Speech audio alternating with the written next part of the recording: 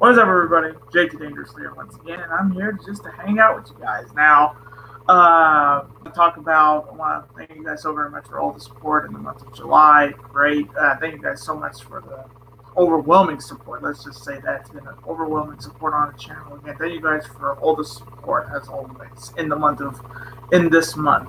Hope you guys are having a fantastic weekend, especially being it's summer and with this heat wave we're getting in Fresno, California, where I'm at. It's just the best time to head to the pool. I mean, if you live in Fresno like I do, 20 plus consecutive days of triple digit weather. So if you live in Fresno like myself, stay cool. Now, this stream is just going to be me hanging out with you guys. Got any questions for me? Hit me up in the chat box. I'm going to be playing some music, see if any of these songs are going to be perfect for some of my future videos for New Japan Pro Wrestling, Ring of Honor, and a couple of the New Japan Pro Wrestling tournaments, like the World Tag League, which is coming up right after the G1. So hope you guys will be, hope you guys stay on, hope you guys enjoy. I'm going to be playing a few new songs that we have just added to the channel that will be used for Ring of Honor pay-per-views and New Japan Pro Wrestling pay-per-views. So I'm going to be starting off by playing the first one that is the newest addition to the channel, and one of my and this one is for the former IWGP Junior Heavyweight Champion. This is his old theme. I couldn't use his elevated theme because somebody's actually singing it. So I thought of using his old theme. So here we go.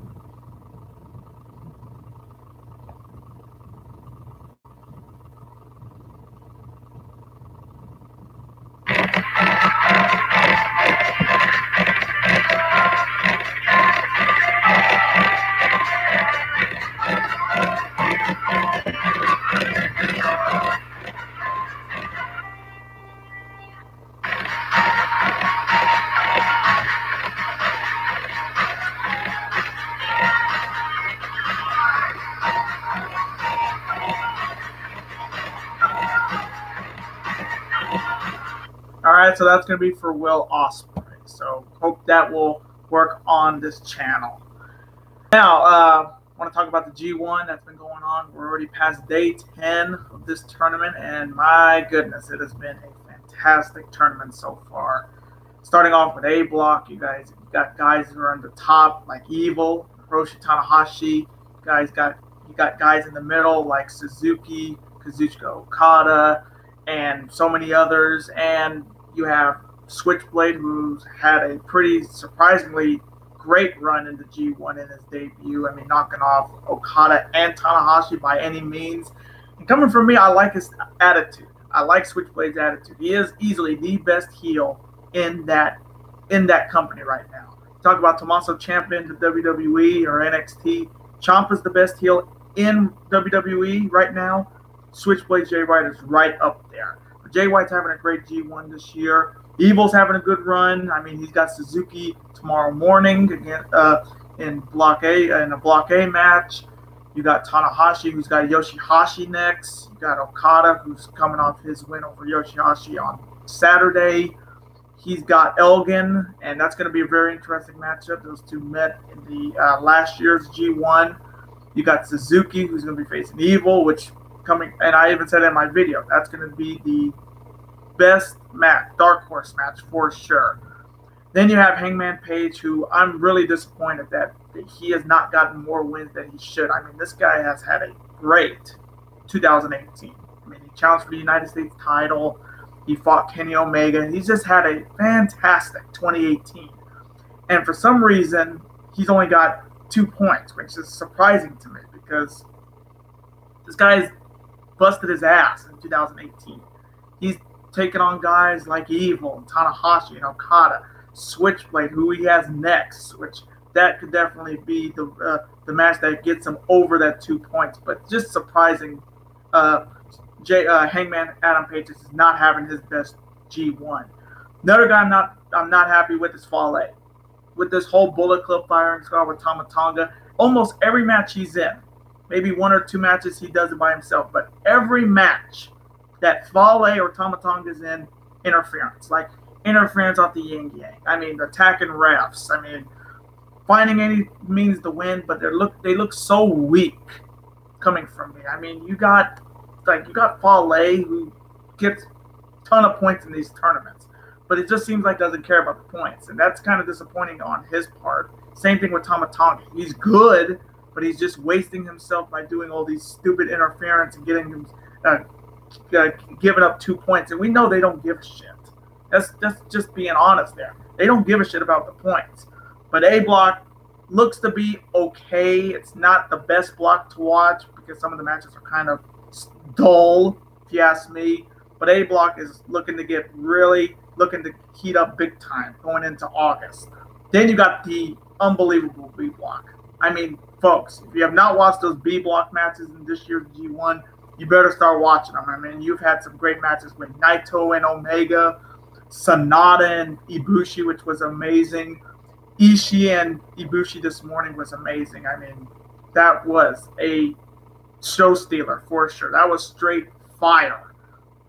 You got who else you got in that tournament? You got Juice Robinson, who has been struggling, but he got his first 2 wins this morning over Yano, but he's got a long month of this September for him because you got 4 different challengers for that belt, like Ibushi, Omega, Naito. I mean, you got so many challengers for the IWGP US champion. But again, he's been any chance he's going to have of holding that belt is going to be a tricky one. Then you have Kenny Omega, who is leading the B block. I mean, he's undefeated. He's looking to be the second man to ever clean sweep the block since what was his name? Masahiro Chono, and he's to be the first IWGP champion to do that in a long time. So the only guys left I think Omega could lose to is if he beat Sonata this morning. So the only logical choice to beat Kenny Omega in the G1 this year is Zack Sabre Jr. I think it makes the most sense. If you have been watching Being the Elite like I have, Kenny Omega is dealing with a small fracture in his heel. And coming from me, he just gave up the biggest injury in this G1 because Zack Sabre Jr. will definitely be working on that leg until Omega just taps out. So coming from me, I think the only man that can actually beat Omega in this G1 is going to be Zack Sabre Jr. Maybe Ibushi, but I still believe he's going to have a draw for sure. Okay, we got another song, another theme that I'm going to be using on the channel. This is for Ring of Honor, and this is for maybe the best thing in Ring of Honor if you watch Being the Elite, because they always say this is the worst town we have ever been in. And here we go.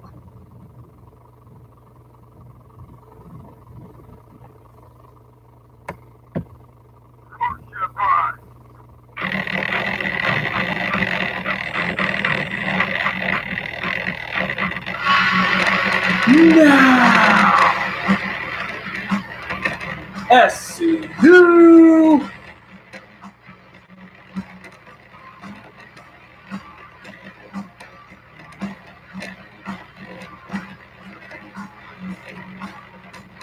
So that's going to be added to the channel. So I can't wait to do any match with SCU, especially Daniels and Kazarian. So that's going to be very fun to watch.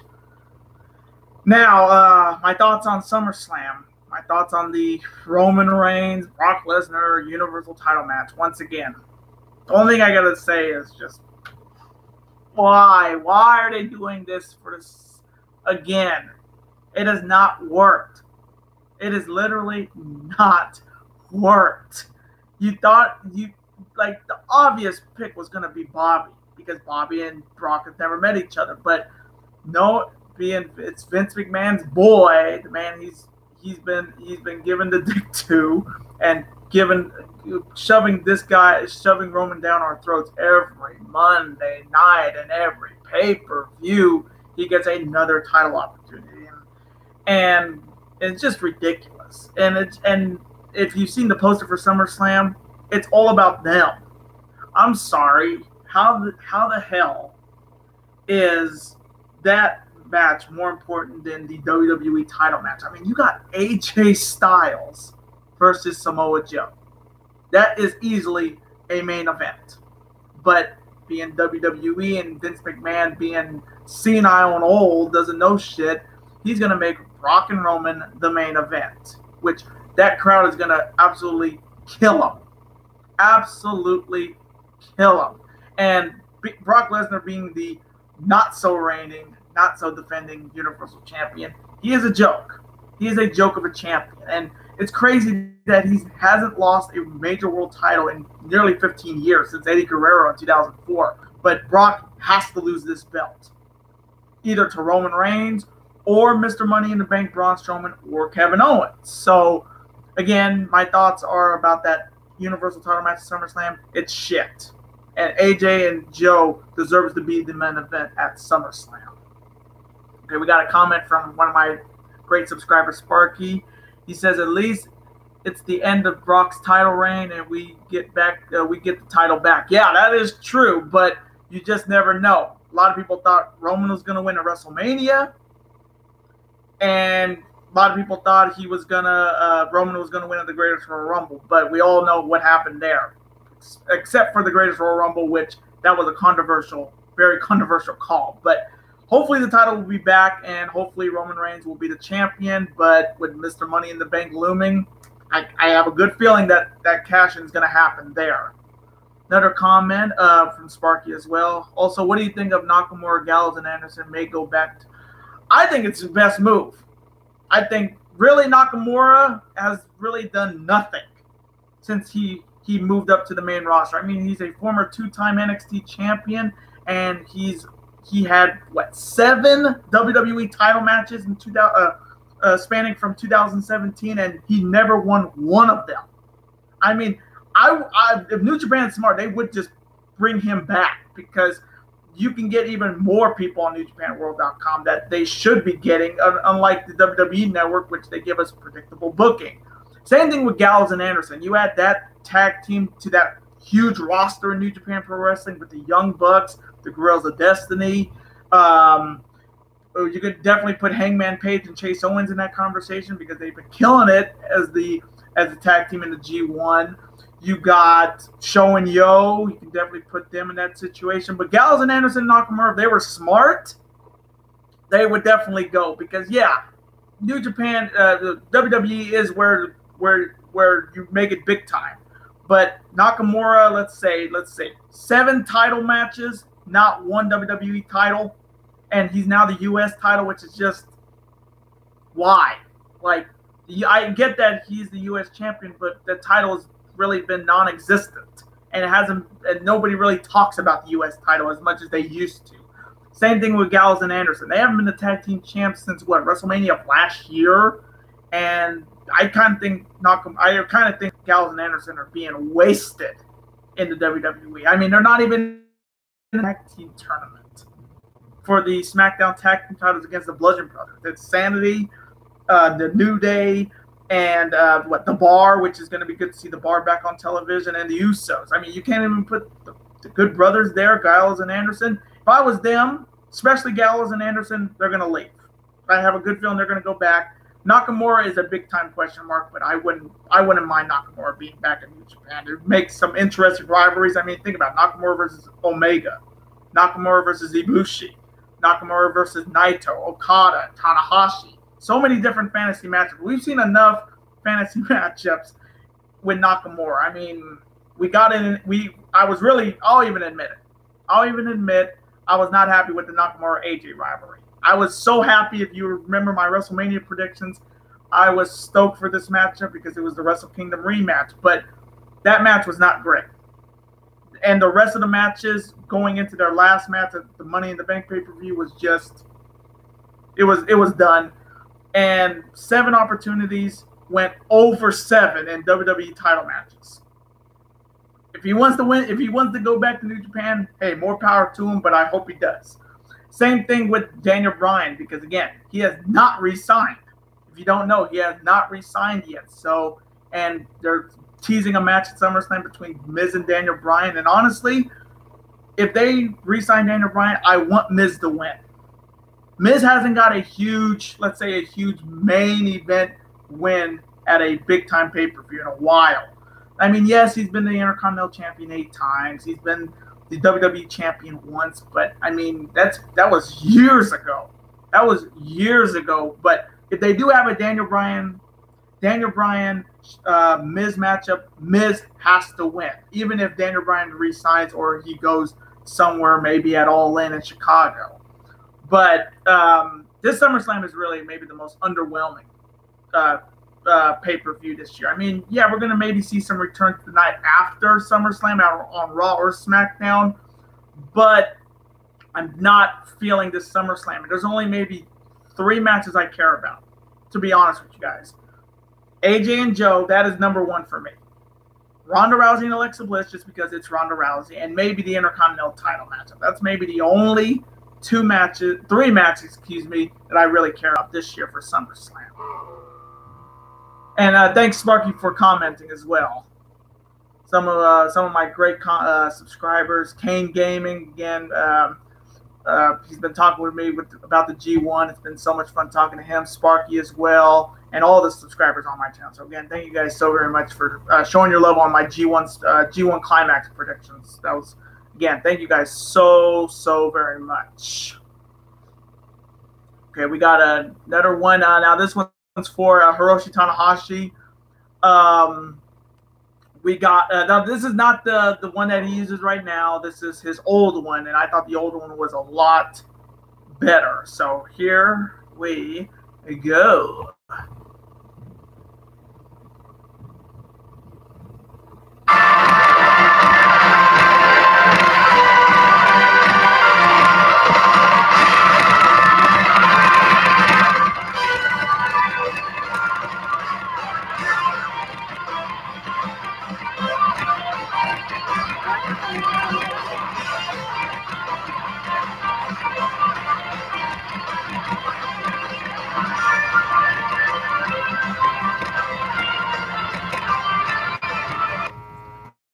So that's going to be the new one for Hiroshi Tanahashi. So, you know, I hope you guys do enjoy that one. That's going to be a fun one to do for sure. All right, give you guys a second here. I'm going to get the next one. I've seen the card for NXT TakeOver Brooklyn 4, and yeah, SummerSlam is going to have a lot. It's going to be a tough shoes to fill because that card is amazing. I mean, you got Ciampa, the new NXT World Champion, defeating Aleister Black a couple days ago on NXT with the Angels Wings, which was great. Thanks to Johnny Gargano as well, which was fun. And Aleister Black looking to regain the gold. That's going to be a great match. You got Shayna Baszler versus Kairi Sane for the women's title, which could be really interesting for sure. Ricochet versus Adam Cole. That's Adam Cole, baby! For the NXT North American title. You got Mustache Mountain versus the Undisputed Era of Riley and Strong. You got the Velveteen Dream versus EC3. That NXT TakeOver card is going to be so much fun to do for you guys, because that easily is the best show right now in August, other than the finals of the G1. But TakeOver Brooklyn 4 is going to be lit for sure. Then we got We got All In with Nick Aldis defending the NWA World Title against Cody. Again, we don't know if that deal with the Ring of Honor title is still in place. You got forget the guy who's facing Hangman. Hangman Page is facing Joey Janela or something. I can't remember his last name, but he's facing him. Marty Scurll versus Okada, which could be really interesting. But All In, hopefully they'll add more matches, and I'll have that video ready for you guys as well.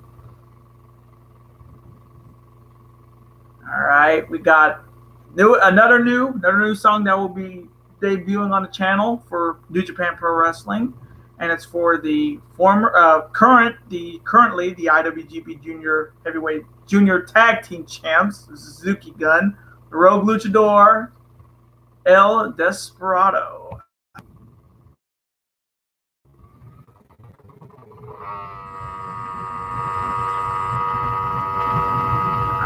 Go.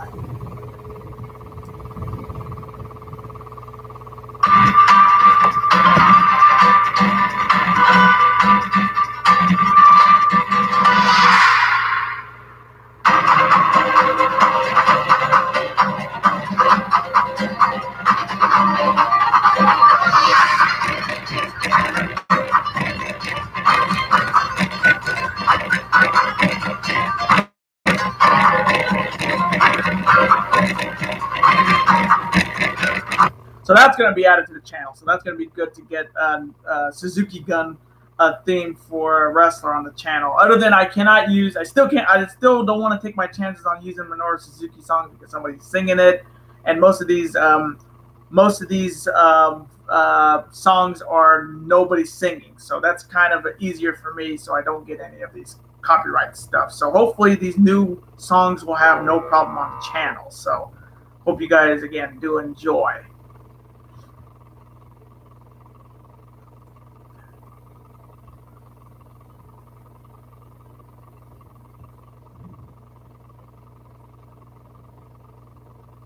Yeah, and I hope you guys are having a wonderful weekend. Hope you guys are staying cool. If you got a pool, jump in it.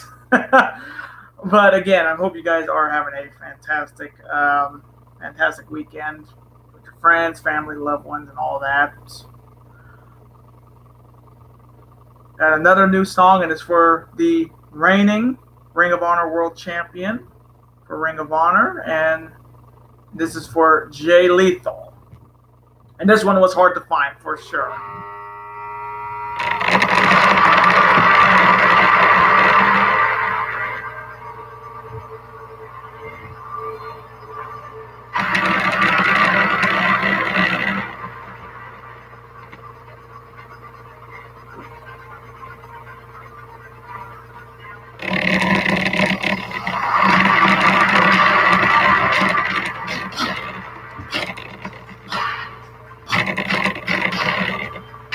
So that one's a great addition to the channel when it comes to announcing the Ring of Honor World Champion Jay Lethal. So that's going to be a good one, a great add to the channel when it comes to Ring of Honor. So that's going to be fun.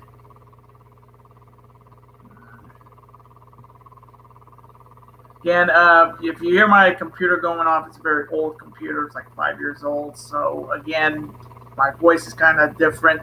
Unlike my other videos, this is just an old computer I'm using to stream. So again, this is like my first stream. So I don't know if I'm going to be doing this. I may just be doing this just to kick back, relax. If I feel like adding new songs, I'll definitely be streaming, definitely be playing them to see if they work. And hope you guys, again, do enjoy.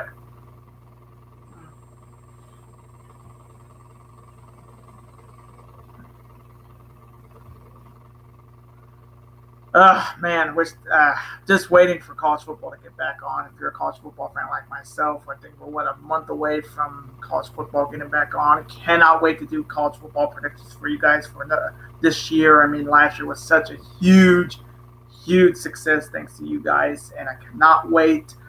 Can't wait to see if Alabama can defend the national championship that they won. See if Georgia can have a slump after making it to the national championship last year. I'm really hoping Oklahoma's going to have a good year. Boise hopefully is going to have a good year, and all the college football teams are going to have a good year. So again, cannot wait to do college football predictions on the last week of August.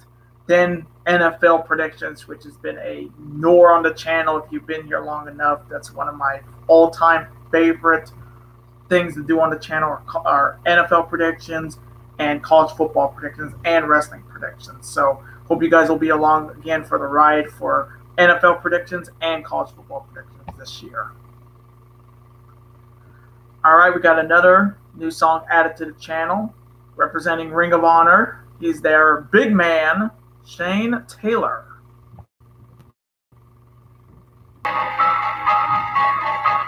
Sound like a Halloween thing, if you can believe it.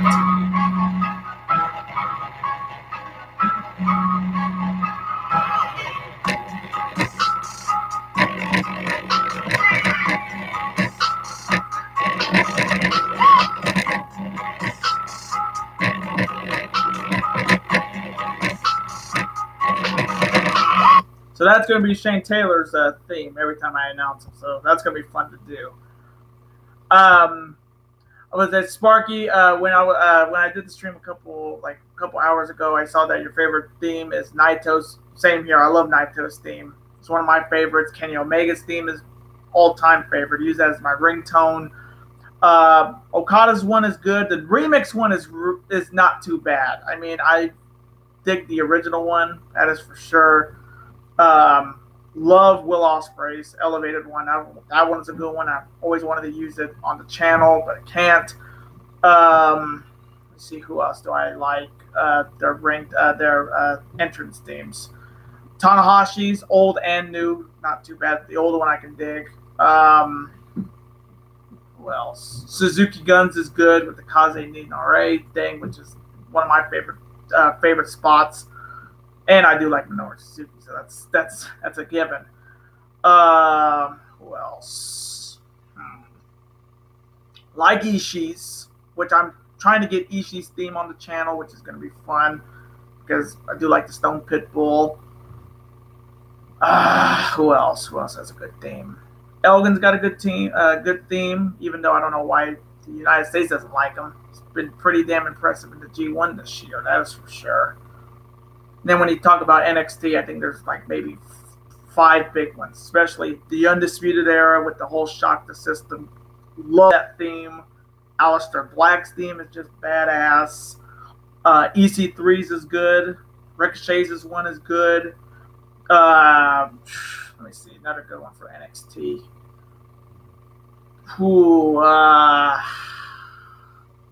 Let's see here. No one going for NXT. I would say it's Tommaso Ciampa, because there is no theme for him. It's just him coming out with a chorus of boos. If you guys did not see Slammiversary for Impact Wrestling, it was actually really good. I'll even admit it. And I've been a TNA fan for years, but I never watched a lot of Impact Wrestling pay-per-views. But Slammiversary this year was actually really good. I mean, Aries is still the world champ. The Pentagon Junior Sami Callihan match was just bloodthirsty, just blood. And type of wrestling fan I am, I like the bloodshed. I'm a bloodthirsty shark. And what do you call it? That was a fun match. The Tessa Blanchard match, I'm just going to say now, Tessa Blanchard is bae.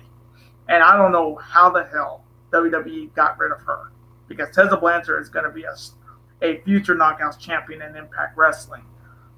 The four-way match to start the show was just amazing with Johnny Impact, Bone Soldier, Taiji Ishimori, Phoenix, and Petey Williams. That was a great match too. But overall, Impact Wrestling, pretty damn fun to watch, especially this year's Slammiversary, and hopefully they'll continue. I mean, they got Don Callis there, and I'm really hoping Don Callis gets back. Definitely he'll be there for the final for the G1, so I'm really waiting for Don Callis to get back and then just berate Rocky Romero, because he's getting his ass kicked by even Okada with the balloons, which was just hilarious if you have not seen. But Slammiversary was a great show for Impact Wrestling, and saying that as a fan of the old TNA when Jeff Jarrett was running it is definitely a plus for me. Same thing with Lucha Underground. I watched a little bit of Lucha Underground with the whole sacrifice to the gods and what they did last week with the pizza guy. And I was like, and I said on Twitter, I said, why that pizza had a family, and I will mourn that pizza. And Lucha Underground is, I was not a big fan of it because I feel like it's a telenovela and it's not really about the wrestling, but it's been pretty fun to watch for sure. But and if you're not following me on Twitter, definitely follow me at Red Sox Dominance. I have my G1 individual picks on my Twitter. I get them up almost every day, so definitely go check that out at Red Sox Dominance on Twitter. All right. Let's try to get another song added to the channel.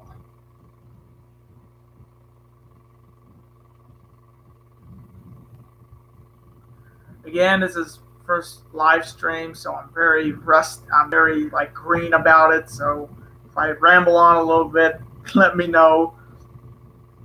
Of course.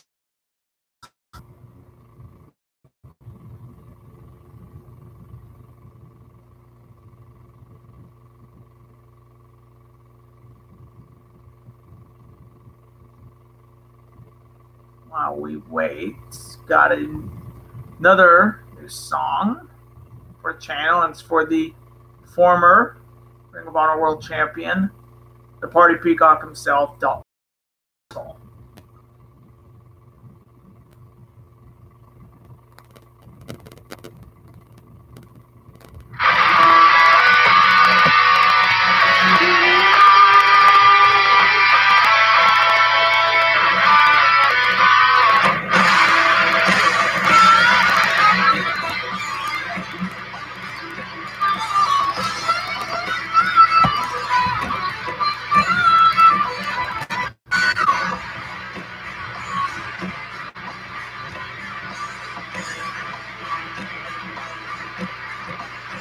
So that one's going to be on the channel as well. So that's going to be really fun to be playing that when I introduce the Dalton Castle. That is for sure.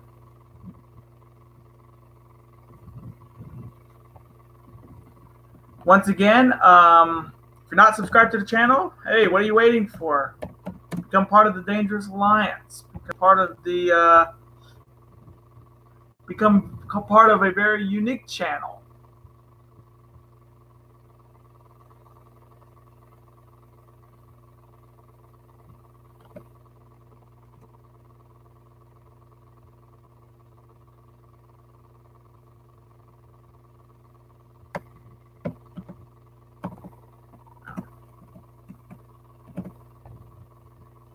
Go.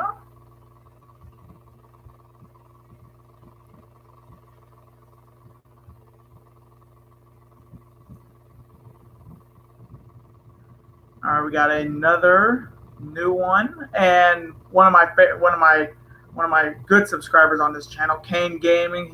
This is one of his favorites, and he did request this, and I kind of got him. I kind of did it before he even asked, and this is for his favorite wrestler and mine, Golden Star Shikota.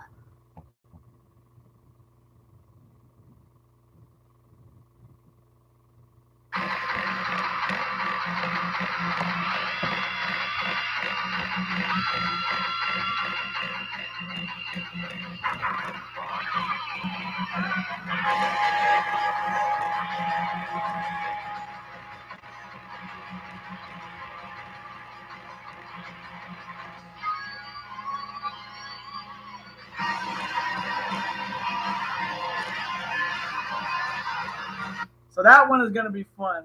Every time I see Kota Ibushi, I'll be playing that music. And again, Kane Gaming, if you can hear me, that one's for you. That is for sure.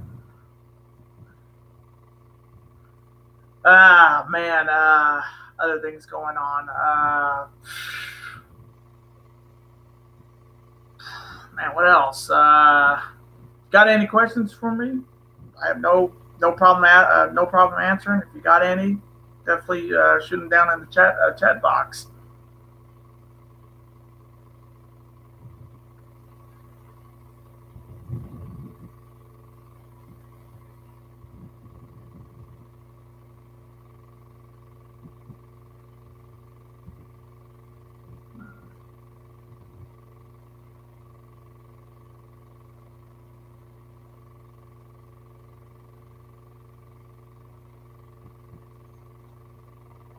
Didn't even realize the freaking second half of baseball's already started. We got to start getting ready to do a video for the playoffs for the road to the World Series. So that's going to be fun to do. That is for sure. Man, what else going on? Got Return of War games in what I think in November and definitely could see the return of the no top double steel cage, and that's kind of my opinion on war games for NXT. It's just a double steel cage. It's not a war games if it's not the top is not closed. So it's just a steel cage match. I can see War Machine being in it, or the War Raiders, or what they're calling them. They're still War Machine to me. They're still War Machine. Maybe against the Undisputed Era, which could be very interesting. The first War Games was pretty amazing. I'll even admit that, even though it was a double steel cage. But War Games coming back, the new the women's pay-per-view, WWE Evolution, October 28th, and not Nassau, which I will be doing on this channel. That is for sure. And I think that'll be my first all women's pay-per-view on the channel. So that's going to definitely definitely going to be a very interesting video for sure. And surprisingly, that may not even have any music other than the Just Too Sweet and maybe just the super kick. That's it. So that's going to be a very interesting video for sure. All right, we got another new song added to the channel, and he's the man I think will beat Kenny Omega in the next Block B singles match in the G1 Climax. And as Taka would say, he is Pro Wrestling Master. He is ZSJ. He is Zack Sabre Jr.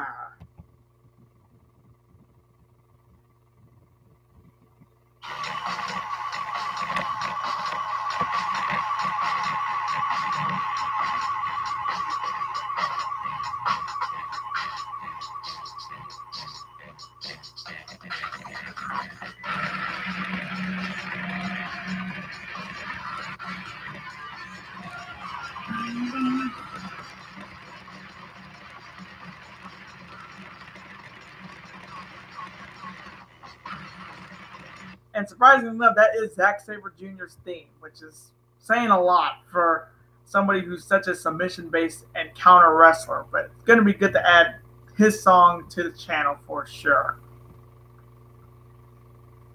Another one we're going to be adding, and this is the one I am very proud to getting. This one's for the former IWGP US champion. He is Switchblade Jay White.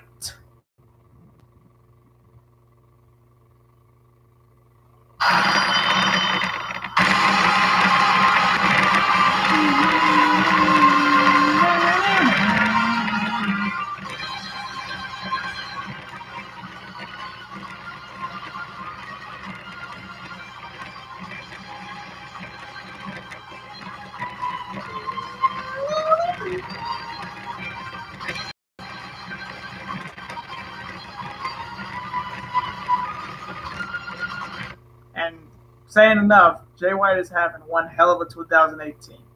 Knocked off Kenny Omega to win the U.S. title. He's knocked off Okada in the G1 and Tanahashi in the G1. What an amazing first year he is having. All right, I will be right back.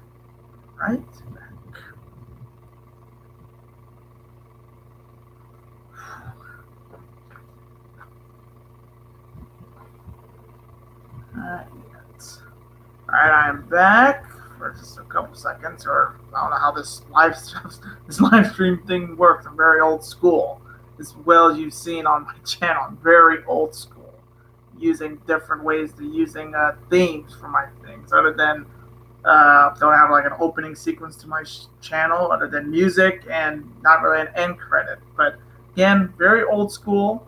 Hope that's fine with you guys. Love your guys' opinions.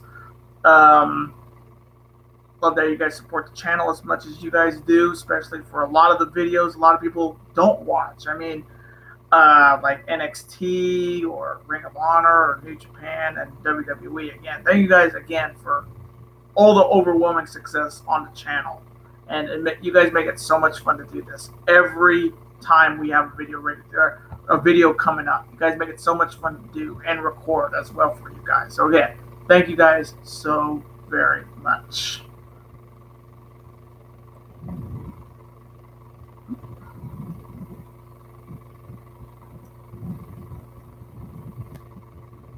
You guys have any New Japan song or Ring of Honor song that you guys would like to hear on the channel? Put it in the chat box. Make sure it does not have any person singing it. Give me the theme of the wrestler. Just have it in the chat box, because I can definitely do it pending any, hopefully no problems on the channel. So definitely comment your favorite New Japan theme, your Ring of Honor theme, WWE theme, NXT theme. Let me know which ones you guys like. Let's have a conversation about it.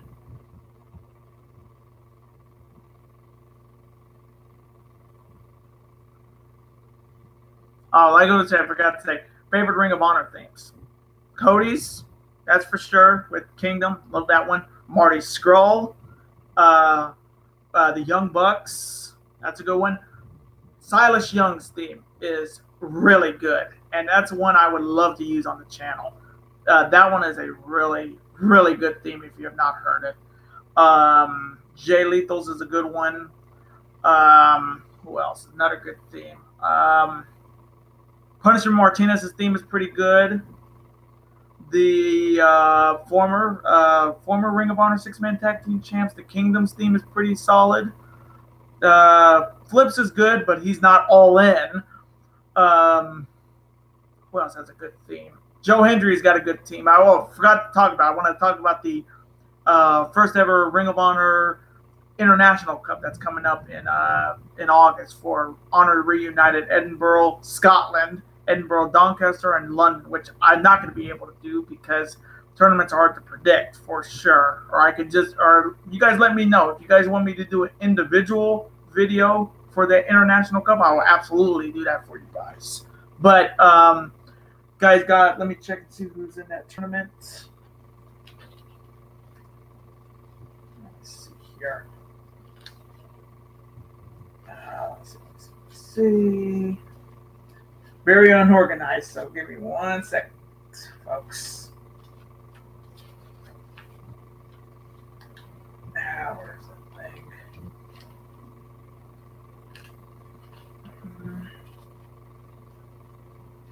I know Joe Hendry's in it. I know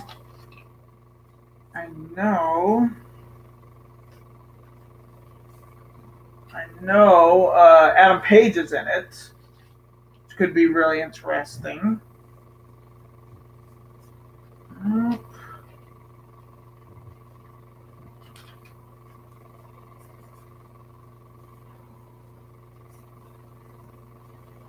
Here we go. You got what? Jonathan Gresham, who had an amazing 2 out of 3 falls match against the Ring of Honor, not 2 out of 3 falls match, a 30-minute Iron Man match that he had against Jay Lethal at Saturday night in Center Stage, the night after Honor for All, where Jay Lethal should have defended the Ring of Honor World title, but he didn't. Again, I don't even want to get into that. That was just ridiculous. But Gresham reminds me so much of Daniel Bryan when he was in Ring of Honor. I didn't watch a lot of Bryan Danielson matches, but he reminds me a lot of Daniel Bryan, like the hoodie and how he looks, very simple, just like Daniel. Gresham is going to be very interesting in this tournament. You got Christopher Daniels, who could be a legit threat to Jay Lethal in that world title. Daniels could be a really interesting pick. Flip Gordon, which he can maybe have a chance to earn a Ring of Honor world title. I mean, he had his chance at the NWA title in Honor for All. Then you have Hangman Page. I think Hangman, I can say right now, on the U.S. side of this tournament, my 2 picks, if I can make a pick now, is Christopher Daniels and Hangman Adam Page. I think those are the 2 best guys in this tournament for the United States. Then on the other side, you have the UK stars like Mark Haskins, who I like to call mini CM Punk, Joe Hendry, Kip Saban, and Jimmy Havoc. Now, you got Hendry, the prestigious one, who has been on Impact Wrestling, who went toe-to-toe with Silas Young. Mark Haskins, who had a match against, I think, Silas Young as well. Jimmy Havoc, who I haven't seen Jimmy Havoc since. Man, Jimmy Havoc, I remember him in TNA with the Rock and Rave infection. If you remember him with Lance Hoyt and Christy Hemme, I think that was Jimmy Havoc. I think. Correct me if I'm wrong. And then you have Kip Saban, which I have no clue who he is. So this UK 2 guys I can say may come out of this tournament from the UK: Mark Haskins and Joe Hendry. I think those 2 are top guys in the UK tournament. And if I had to choose a winner in this International Cup to earn a Ring of Honor World title match against Jay Lethal at Ring of Honor's Honor Reunited in London on that Sunday in August, man. If anybody deserved the world title opportunity, it would be Hangman. I just think he deserves an opportunity. I mean, yes, he's challenged for the television title, but coming off his first G1 to get a world title opportunity against Jay Lethal and could possibly win it. I think Hangman's coming for me, Mike, the top favorite in that tournament for sure. Well, I think I'm going to end the stream right here. Hope you, I want to thank you guys so very much for watching. Again, thank you, Sparky, for commenting as well. And once again, hope you guys have a great rest of the weekend. If I add any new song, oh wait, I've got a quick comment here. Thoughts on the from Sparky. Thoughts on the rumors say Jay White, the Firing Squad, and Jericho to Impact, and Ring of Honor wanting CM Punk. Jay White with the Firing Squad makes a lot of sense, because if you watched his backstage interview on YouTube for Adam for Switchblade, he was talking about where was Chaos when I needed them against Fale and the Firing Squad, and he's not been helping his partner Show in those tag team matches. He's almost left them to just get destroyed every G1. But Jay White to the Firing Squad would be good. I mean, you already have Fale, you already have Tongaloa, Tamatonga, Bone Soldier Taiji Ishimori when he comes back. Then you add Switchblade Jay White. I mean, I like it, but can you trust them? That's the problem, because he didn't go with Kenny's Bullet Club. Do you really think he's going to go with Thomas Firing Bullet Club Firing Squad? And then Jericho to Impact. I doubt that. I seriously doubt that. As much as I like Chris Jericho being the IWGP IC champ, I don't see him going to Impact Wrestling. I mean, they already have enough great talents there. I mean, they'll maybe get some other big time stars. I mean, Neville is still a free agent, which until his contract expires, he's gonna be the top guy to pick up. Neville, easy. If Ring of Honor gets him, big. New Japan gets him, even for sure. And then Ring of Honor winning CM Punk. Yeah, I did hear about that with the G1 Supercard that's coming up in April at Madison Square Garden going into WrestleMania weekend, which I'm so happy when I heard that they're going to be in Madison Square Garden, the mecca of New York City, the show, that arena that WWE for some reason never goes to anymore other than for house shows. But I was happy for Ring of Honor New Japan going to MSG. But them getting Punk, I don't know. That's tough. That is tough because Punk is kind of done with wrestling. I mean, he said it multiple times. I mean, his UFC career didn't really go his way. And with the court thing with the Dr. Amidian and the Z-Pack stuff going in his favor, I kind of think he doesn't want to get back into wrestling as much as a lot of people, including myself, want to, because Punk was easily the best WWE champion in that company other than AJ Styles right now. But Punk and Ring of Honor could be interesting. I mean, he's a former Ring of Honor world champ. And could I see him being there? Hey, if you want to boost tickets and you want to get that place sold out, you bring in the best in the world, CM Punk. And I kind of like it. I would like to see it. I mean, I know one of my good friends, Mitchell Seagull, is going to go to that event in Madison Square Garden, and just to see CM Punk back in a wrestling ring is good for business because he is a fantastic wrestler. He may not be a great UFC star like he thought he was going to be, but he's easily the greatest WWE champion WWE's had in years. Let's be honest, folks. But again, thanks for the comment, Sparky, of course. Yeah, Jay White, the Firing Squad could happen. I could see it happening, but again, I just do not see it. I can see Jay White just do the same thing to Tamatonga like he did to Kenny Omega in January. It's hard to trust Switchblade Jay White, even though you got to breed with the boy because he's talented.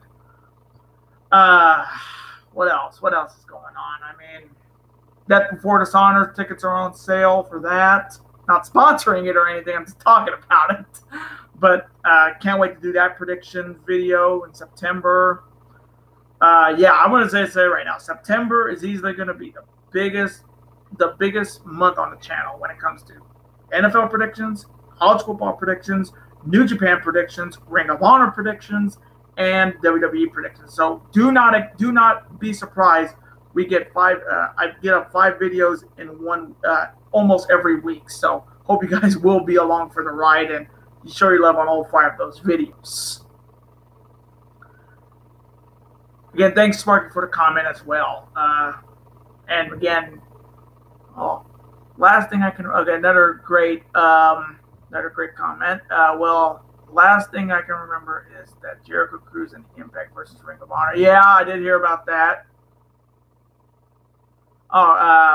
Yeah, I mean, I wish that Jericho Cruz was on an Honor Club because I would easily do that video, and that's going to be a fantastic match. Alpha Club versus Bullet Club with Jericho and the Bucks against Cody, Marty, and Kenny. That's going to be a great match.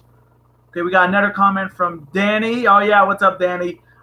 His comment is, Brock Lesnar is the only reason I still have any interest in WWE. He should retain at SummerSlam and drop it to Strowman at Mania.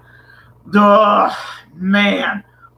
I mean, Lesnar, I mean, the Lesnar I remember 2002 was maybe the best Lesnar. This Lesnar is not all about the business anymore. He's all about himself. He's got McMahon by the balls every time he has a contract on the line. He always has like a little ace in the hole. Hey, I'm holding the Universal title, and he's holding it for what? I think for a year, and he's only defended it what? 6 times? I mean, come on. I mean, if I was you, Danny, I would definitely put your money on New Japan Pro Wrestling because Lesnar is not like those champions. They actually defend the belt. Lesnar doesn't defend the belt, and his matches are somewhat boring, other than the Suplex City and the F5. That's it. That's the only thing Lesnar does is those 2 moves, the 2 moves of doom. Because they just continue to say, oh, Roman Reigns is going to get another opportunity. He may have lost at Extreme Rules, but he'll get another shot at the Universal title. But I can see Roman winning, and then Strowman cashing in on Roman on the same night, which I'm going to just guarantee right now. Strowman is going to cash in that briefcase at SummerSlam and beat Roman Reigns. So they will continue the whole, oh, Roman won the belt, but he lost it. And he's going to say it's not fair. I'm going to whine. I'm going to cry. I'm going to do this. I'm the big dog. Ooh, ah. And I deserve a shot at the title once again. But I can definitely see him. I can definitely see Strowman cashing in at SummerSlam for sure if he wins that matchup against Kevin Owens. So again, thanks Danny for the comment. Again, good to see you back on the channel. See what else. I did hear like they're gonna change a match at SummerSlam, and it's not Lesnar and Brock Lesnar. It's gonna be, I think, what Seth Rollins and Dolph Ziggler, which could be a triple threat, maybe fatal 4-way with Corbin. Got a comment from Philip Roberts. Hey, love your videos. Keep up the good work. Yeah, thanks Philip again. Thanks for commenting, and thanks for loving the videos. I mean, try my best. I'm very old school. Super chat button on your live streams. How do you do that, Danny? Like, again, I'm very new to live streaming. I was just doing that.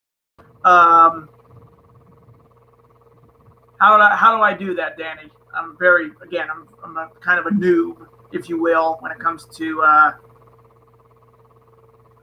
I know Pulse does super chats, like they just like to have the thing on the top of the screen or something like that. Yeah, I know how to do it, but I don't know.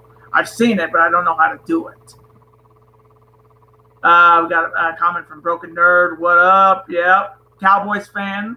Cowboys going to be very interesting this year. I mean, no Dez. I mean, Garrett's going to be, if he doesn't win this year, I'll say it right now, Broken Nerd, he's done. Dak Prescott's got to step up. Zeke's gonna have a monster year, but they don't have a receiving game, and that's the problem. And I don't think they can. I think they can maybe be second, maybe. No, I'm gonna say easily a second place in the NFC East. I think the Eagles are the best team in the East. Coming from me, again, congrats to them for winning the Super Bowl.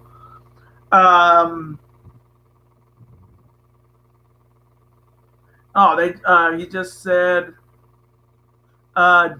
Jerry said Garrett is not on the hot seat this year. He must be an idiot because he should be on the hot seat this year. I mean, come on. I mean, when's the last time they won that division? Like, it's been a while. And how many quarterbacks have passed? Romo. I mean, they have the time. They have the talent, but they need receivers. I mean, I don't know if Cole Beasley is still there or Terrence Williams, but losing Dez, again, I've talked to a few people in California who are Cowboys fans. I say, what do you think of Dez leaving? They're saying, well, good riddance because he was slacker. I can understand that, but now with him gone, who do you have as receivers? And again, I still think the Cowboys are not going to win that division. I think the Eagles are going to win that division once again. And I would say maybe the Giants are going to be third, even though Eli is on his last legs, and Washington is going to be just shit because they got rid of Kirk Cousins and they went with somebody else. Danny said, I'm not sure how that added, but I would definitely contribute if you had one. Yeah, same here. But the world, money does not grow on trees, my friend. But again, if I could, I would. But I mean, again, this is just a trial run. I'm just trying something different.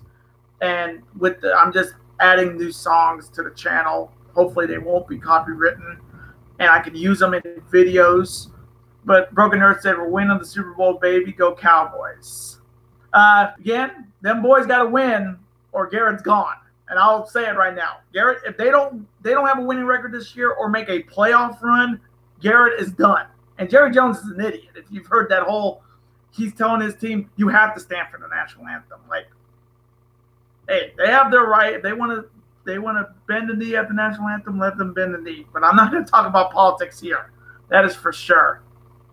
Another comment from Danny. Part-time listener is better than anything else on the WWE roster. Well, that's true, but at least, well, I can disagree with that because AJ Styles is a better champion than Brock Lesnar because AJ Styles actually defends the title every pay-per-view since he won it in November of last year. I just do not think Brock Lesnar is a great champion. He was a great champion when he first came in 2002. Then his priorities are all about the UFC now. We saw that at the UFC event with Daniel Cormier. His focus is now on the UFC title.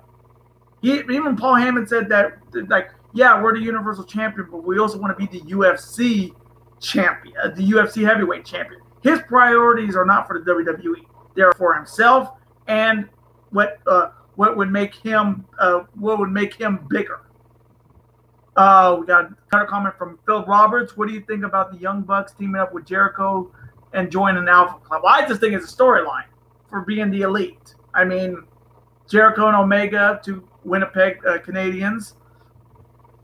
I mean, I like it, but I just think them teaming with Jericho is just storyline. I don't think they're leaving the Golden Elite or the Bullet Club Elite. I just think they're tag teaming with Jericho because it's different. But I do like the move, and I really wish that Jericho Cruise was a Honor Club exclusive so I can do the video for it. Their comment from Sparky, the best thing about WWE is definitely AJ Styles. Yeah, you're damn right. It is the best thing in WWE right now, for sure. And he is the cover boy. He is the cover boy for 2K19. He wouldn't be the WWE champion if he wasn't a cover boy. And he is the best thing in WWE right now. I mean, like, he's better than Roman Reigns. He's better than Brock Lesnar. I don't know if he's better than Braun Strowman because Braun Strowman is just over. Beyond over. Tough with Joe, too, because with Joe and Styles at SummerSlam, that's going to be a fun match. We got a comment from, again, Broken Nerd. Tommaso Ciampa is the best right now on NXT. Oh, yeah. Easily the best heel in that company. The best heel. He has no entrance. He just walks out. And him being the NXT champion was the best thing because he earned it. Now we got two Milwaukee wrestlers with the world title. Austin Aries from Milwaukee. Tommaso Ciampa from Milwaukee. But what do you call it? Yeah, Tommaso Ciampa is the best thing in WWE right now.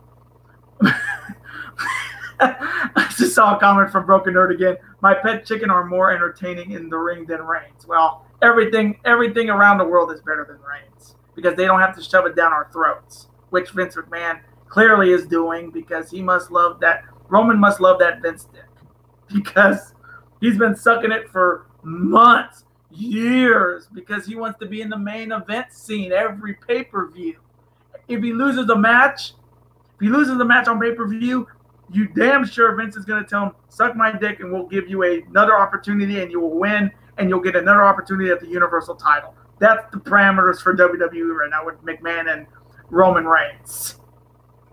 Got a comment from one of my subscribers, Kane Gaming. The last 3 matches of Night 10 of the G1 were amazing. Ishii and Ibushi was just a pure fight. Huh. No disagreements here. That match was amazing. And again, I didn't expect Ishii to lose that match. I thought Ishii was going to win that match. And Ibushi's still in it. I mean, and with Sonata losing to Kenny Omega. And I really think Ibushi's his next big loss is going to be maybe the Naito. I think Naito can beat Ibushi, but what happened last year? Naito beat Ibushi, so we could see Ibushi beat Naito. But yeah, Night 10's, the last 3 matches of Night 10 in the G1. If you have not checked it out, definitely go check them out because Block B of the G1 is amazing. They deliver every freaking week. We got another comment from Philip Roberts. AJ Styles is one of the new WWE cover. You know, I'm kind of happy he's the poster boy for 2K for WWE 2K19, and hopefully they don't have like the whole Madden curse thing, like how the Madden curses went on when you're the cover boy Madden, you somewhat get hurt. Then you have now I don't know if we call it the WWE 2K curse. I mean, you start at what WWE 12. Orton, Punk 13. Austin is not really wrestling. Cena at 15. 14 was The Rock, and then Austin 16. Then 17 Brock, and we know how Brock went through that division. And then 18 was Seth Rollins, who had an amazing 20, having a pretty damn impressive 2018 right now. But hopefully that 2K curse is not really real. Okay, we got another comment from Broken Nerd. I'm at work right now. Lunch break is over. Oh, man, that sucks. But again, I'm happy to have you on the channel, have you on this live stream. Again, hopefully it's not as hot where you're at. I mean, California, if you're living in Fresno, where I'm at, 20-plus days of triple-digit heat. I mean, it is disgusting outside. And if you do live in California, you better run to a pool real quick because it's gonna be a whole hell of a lot hotter this rest of the week. Got another comment from my boy Danny. AJ Styles is great, but he's also a product of WWE's lack of week-to-week creativity. He hasn't had a truly memorable title feud since he won the belt. I'll agree with that. But with Joe, if you watch their matches in TNA, they have never had a bad match. He hasn't really had any big-time memorable title matches. His Nakamura matches were shit. I'll even admit they were shit. The Rusev match was just a one-go, just to end Rusev Day. But I think Joe and Styles will exceed expectations because they have never had a bad match in their career. Even though Joe has owned AJ Styles in that rivalry. He went 16-4 against Styles, and Styles hasn't beaten Joe in 8 years. So I still think I agree with you in a sense, Danny, but Joe and AJ will definitely end that lack of week-to-week creativity, especially in title matches.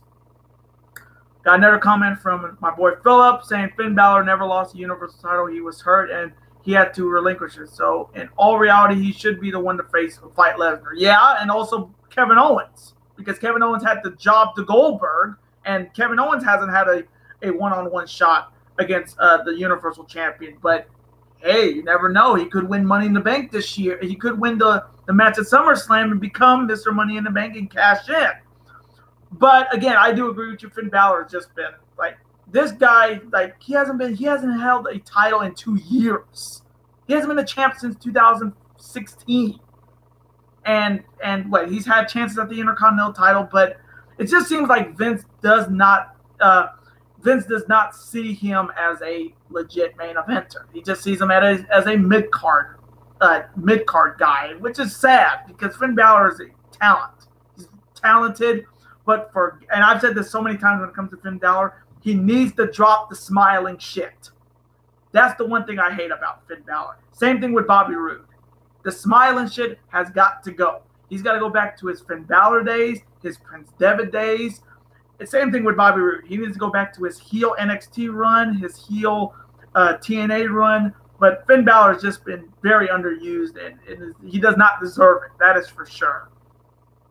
Okay, we've got another comment from my boy Sparky saying, according to Vince, Balor isn't over enough to face Lesnar. Well, who's over for you, Vince? Roman Reigns? Because he's not over.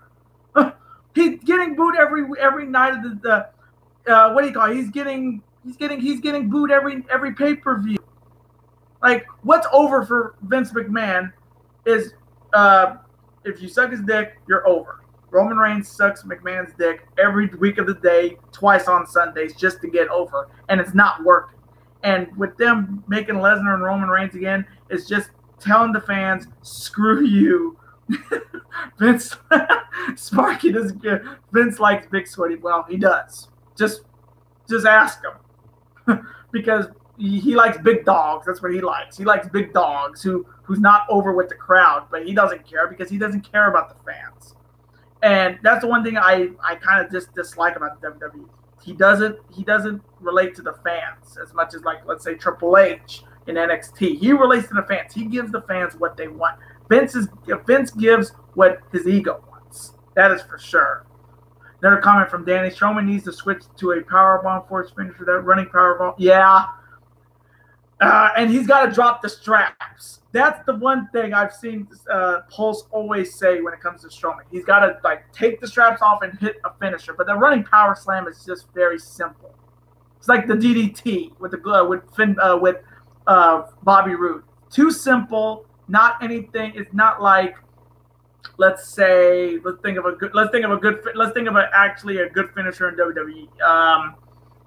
Say the Styles Clash. It's not, what do you call it? It's not, what's the word? It's not awful. It's just a fantastic finisher. Power Slam is very 80s finisher, like a British Bulldog thing. I mean, I like the British Bulldog. I like the Power Slam, but it's old. It's an old school move, like the DDT or the Super Kick.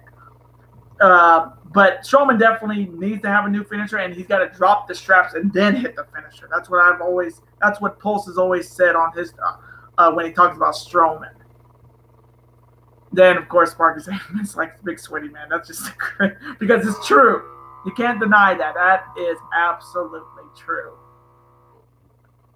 Another comment from Danny. I'm hearing some fans talking about possibly walking out during Lesnar and Reigns, but I doubt it will happen. Well, don't be surprised because they did the same thing at Backlash when it came to Samoa Joe and Roman Reigns. People walked out. And that crowd is going to be merciless. Because if there's there are some hardcore fans in Brooklyn. And the night after pay-per-views or international crowds there, that crowd, if that is main eventing, which it looks like it's going to be eventing, that crowd will tear that match apart. May see a beach ball. You may hear this match is boring or this is awful or let's go Cena sucks. You're going to hear everything in that main event, but hopefully it will maybe be better than some of the other shit matches we're going to see at SummerSlam. I mean, again, like I said, I think AJ and Joe is the main event. Done deal. Because I feel like Vince doesn't give the WWE title a lot of respect, even though he held the belt in '99. That title is the most prestigious belt in that company. Same thing with the Intercontinental title and maybe with the Raw Women's title. But the WWE title is the hottest title in the business right now that's not being shown enough. Another comment from Sparky. Even Lesnar said he wants WWE to add Lashley to the match. Well, it would have been interesting, but you know how Vince is. If it's not his boy, he's not gonna he's not going to give him a shot. I mean, I'll even say it right now. I even said it in the Extreme Rules video. Whoever won that match was going to be the #1 contender. And Bobby Lashley beat him with one spear. But when you're Vince McMahon and you want your boys to win, you gotta get down on your knees, suck his dick, and he'll give you another shot for the Universal title. That's what Roman Reigns has been doing for more than 2.5 years, even though he says he's been screwed.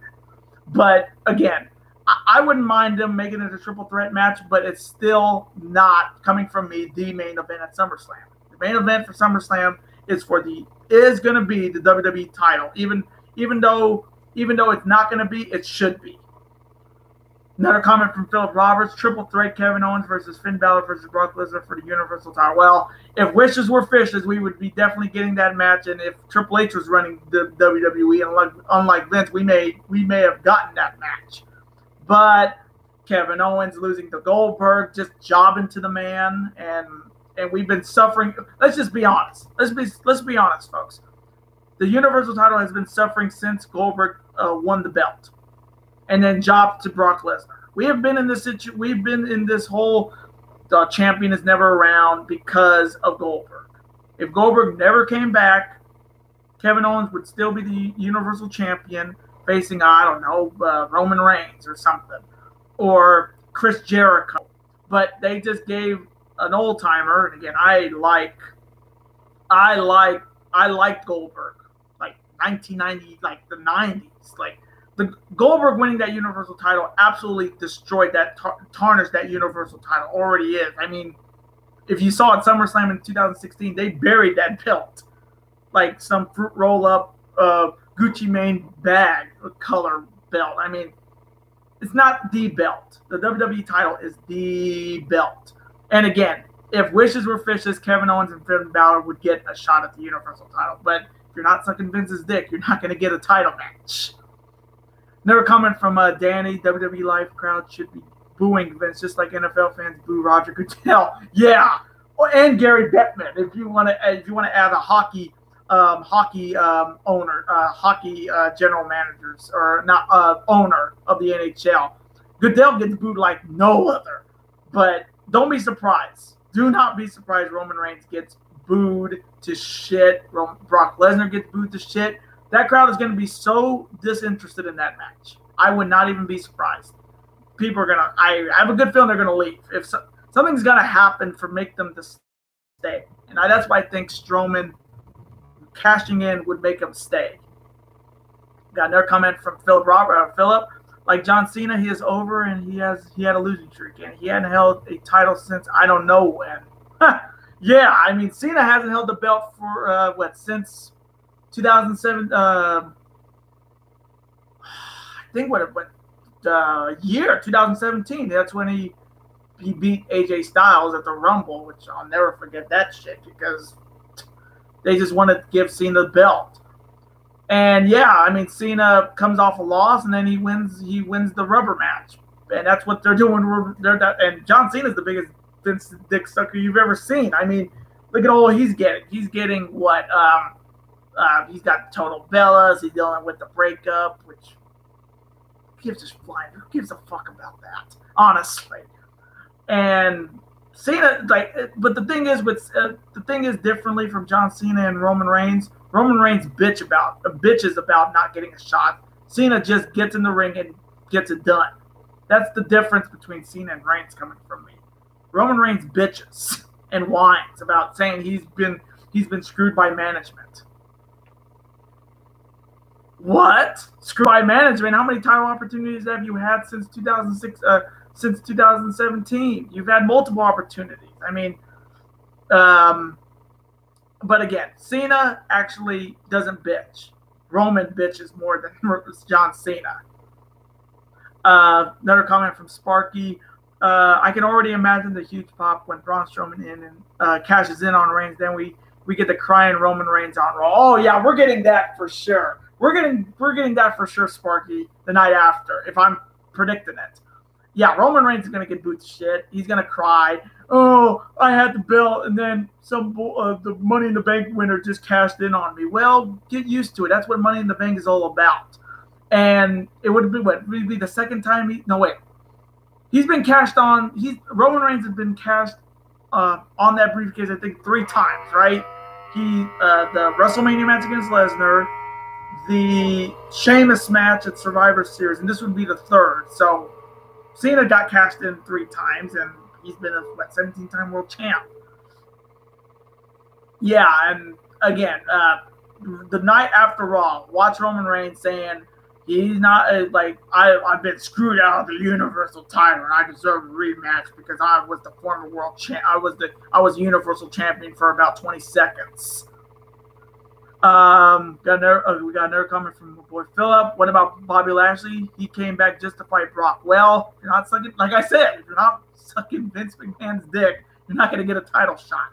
And coming from me, I would have loved to see Bobby Lashley versus Brock Lesnar. Even though Roman Reigns saying, calling him Bob, and brother, better show the man's respect because Bobby Lashley is a former TNA World Champion. He was actually a great MMA star, if I've heard that right. He only lost 3 matches in MMA. He has more wins than Brock Lesnar in MMA.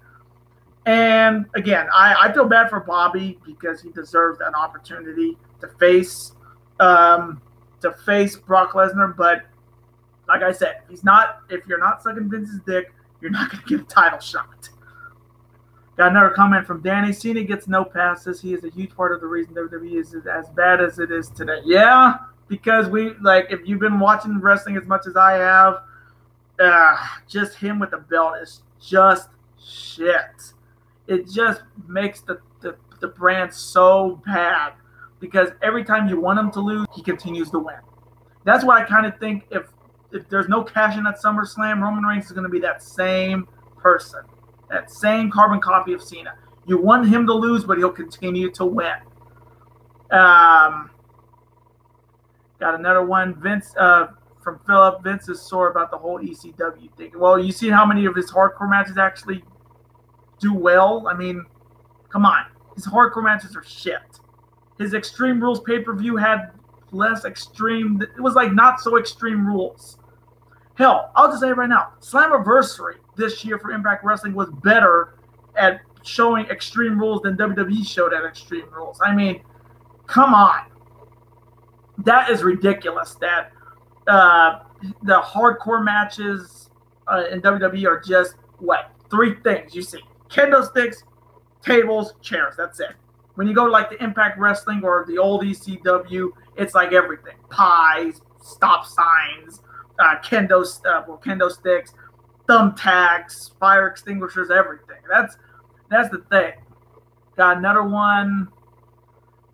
That's why Bobby Lashley and not going to face Brock Lesnar. Oh, that tells you enough right there. It's just stupid. It's just stupid that it's Vince's way or the highway in WWE. It's not like Triple H and NXT. Hey, you get an opportunity, you're going to take it. WWE is almost like you got to get baptism by fire. And again, from Phil Robert, the Universal title is stupid. And that's a damn obvious right there, my friend. Title's a joke.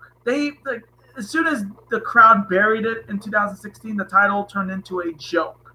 We've only had Finn Balor, Kevin Owens, Goldberg, Brock Lesnar. 4 champions. And you're putting that as the main event of SummerSlam again over the WWE title that's been defended every pay-per-view by AJ Styles. And again, AJ Styles is maybe the greatest WWE champion we've had in years, since the Punk era. But it's just ridiculous that they're putting that belt over the WWE title. And hell, Vince McMahon wouldn't be anything if it wasn't for the WWE title. And you're saying that's not as important as the Universal title? That fruit roll-up looking ass title? Come on. Ridiculous. Got another one from my boy Sparky. He came back and he had the sisters feud with Sami Zayn. Oh God, oh my God, that was just stupid. That was just dumb. That just gave if you watch Monday Night Raw every Monday night like I do, sometimes with these storylines with that gave me just huge headaches because of how stupid it was. And I saw so many stuff on Twitter saying he came back for this. Just very, very stupid. And I will agree with you, Dan. We'll agree with you, Danny. Lashley's return has been awful. Yeah. Who has he beat? He beat Roman Reigns. He beat Sami Zayn. He should be the number one contender, but he's not sucking Vince's dick, so he's not going to be the number one contender. And I kind of feel bad that he's back and he's doing nothing. And hell, he should have just go to New Japan or go to Ring of Honor. He would be actually talented there. I mean, he's just being like when you come back after years, they kind of treat you one way or the other, and they're treating Lashley the one way as a joke, and he's not a joke, and that's kind of disappointing. We got another comment from Kane. So it looks like Sabre will give Omega his first loss. Kenny is 5-0. He's due to lose one, right? Oh yeah, I'm saying it right now. Zack Sabre Jr. is winning that match on, I think it was on Monday. It makes the most sense. Zack Sabre Jr. is a submission specialist. Kenny Omega has not faced somebody who has submission game. And with him saying he has a small fracture in his heel, you just gave up your weakness. And Sabre always exploits a weakness. And let's see, he's tapped out. He's tapped out Naito. He tapped out Ibushi, Sanada, Tanahashi, and Ishii. Yeah, Zack Sabre Jr. is beating Kenny Omega on Monday. That is because there's nobody else in that block that can.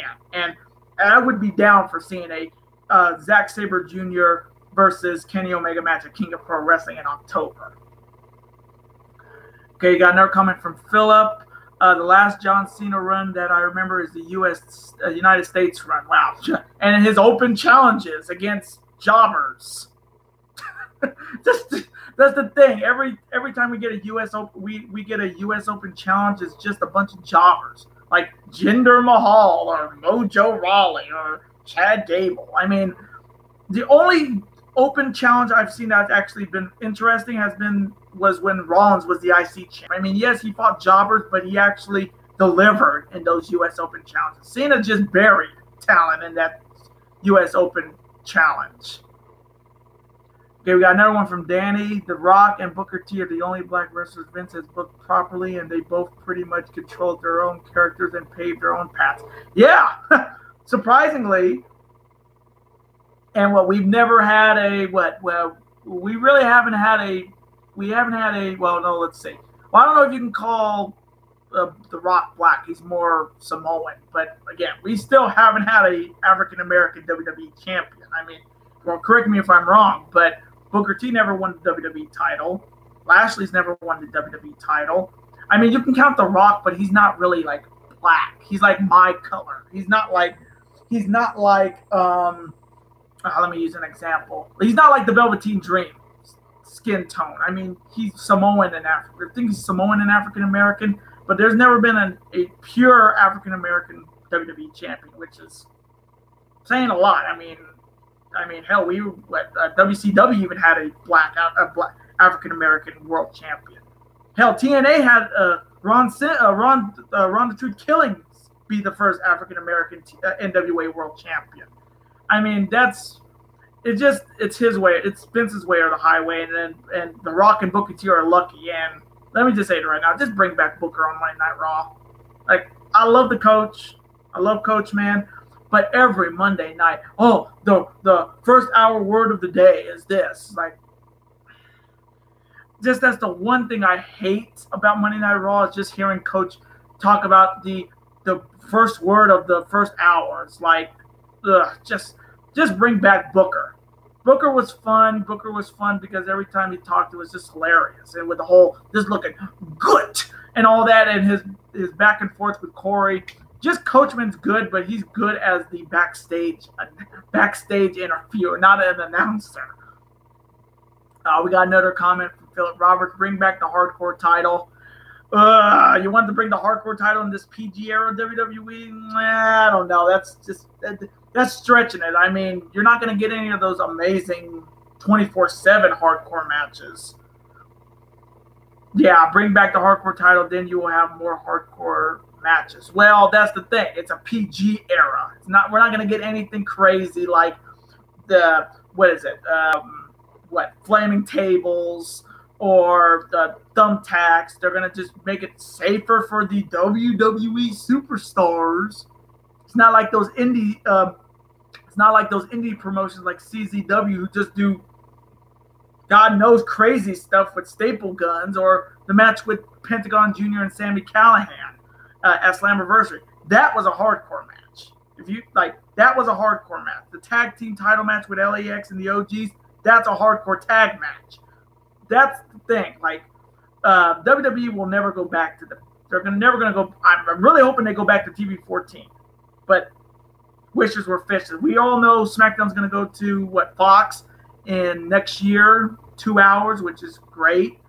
Raw's going to be still 3 hours, just 3 hours of shit storylines and same old 50-50 booking. But it's just the what do you call it? I'm just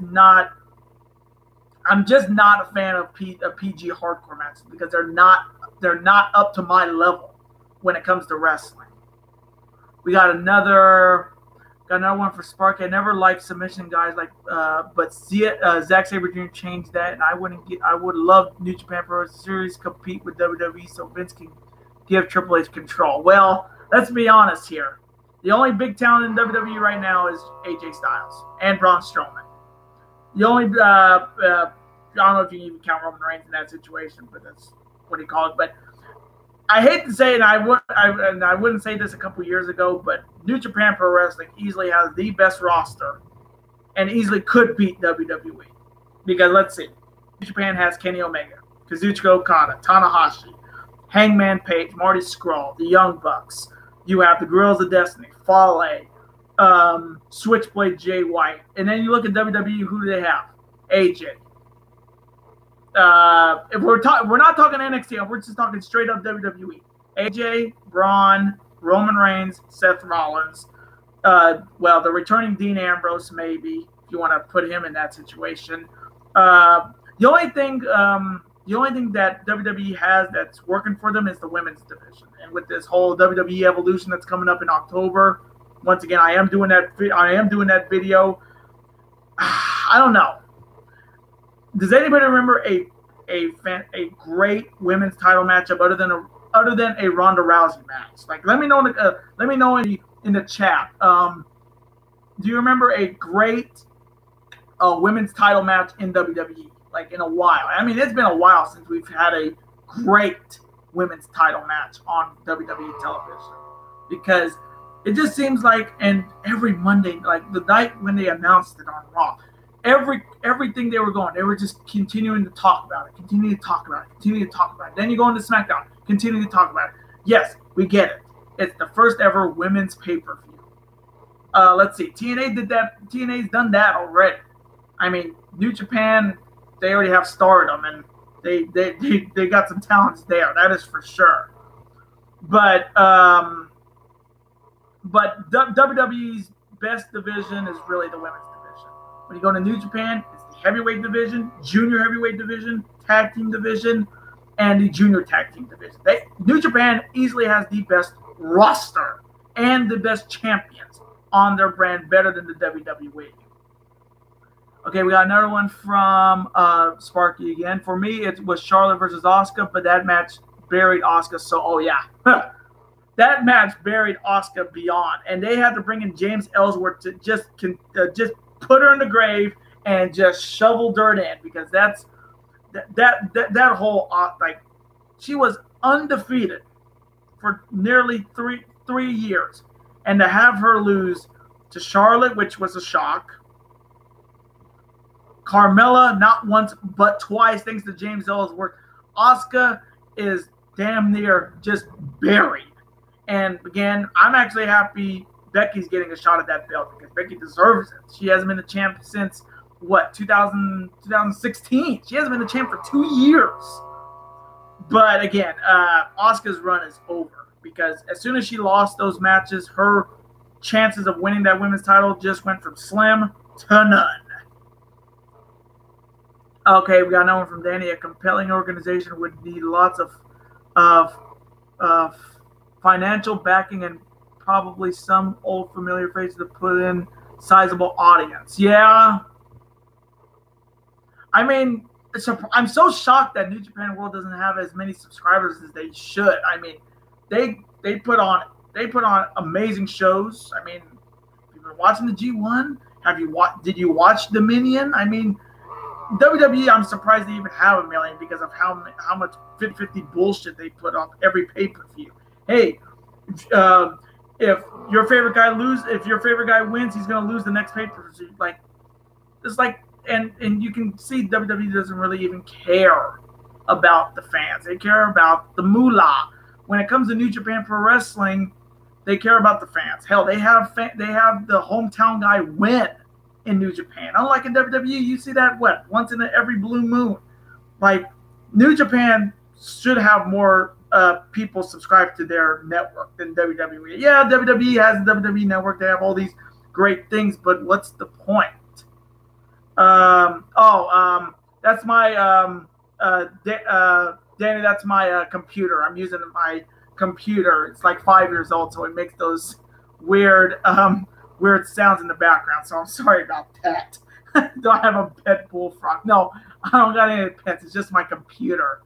It's an old computer. It's like 5 years old. So, you know, old computers, they make all these weird click, click, click sounds. So, but again, New Japan should easily, it's all cool. Yeah, no problem, brother.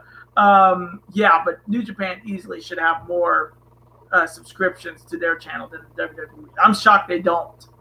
Comment from Philip Roberts: TNA should invade WWE. Well, it would be interesting, but I mean, it would be cool to see, but I just don't see it. I mean, they try to compete with WWE when they moved to Monday nights, but that was during the bullshit Hogan era, which absolutely, coming from me, killed TNA wrestling when they brought in that joker, that racist Hulk Hogan. But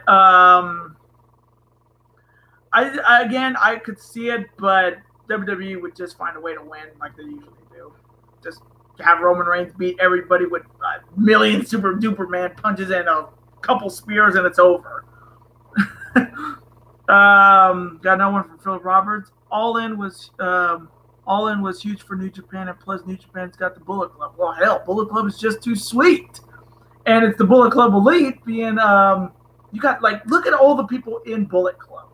Bullet Club easily could, like, that whole Bullet Club organization with Kenny Omega leading, the Young Bucks tag team, Cody, Marty, Chase Owens, who's always on the case, Yujiro, Hangman Page, very underrated.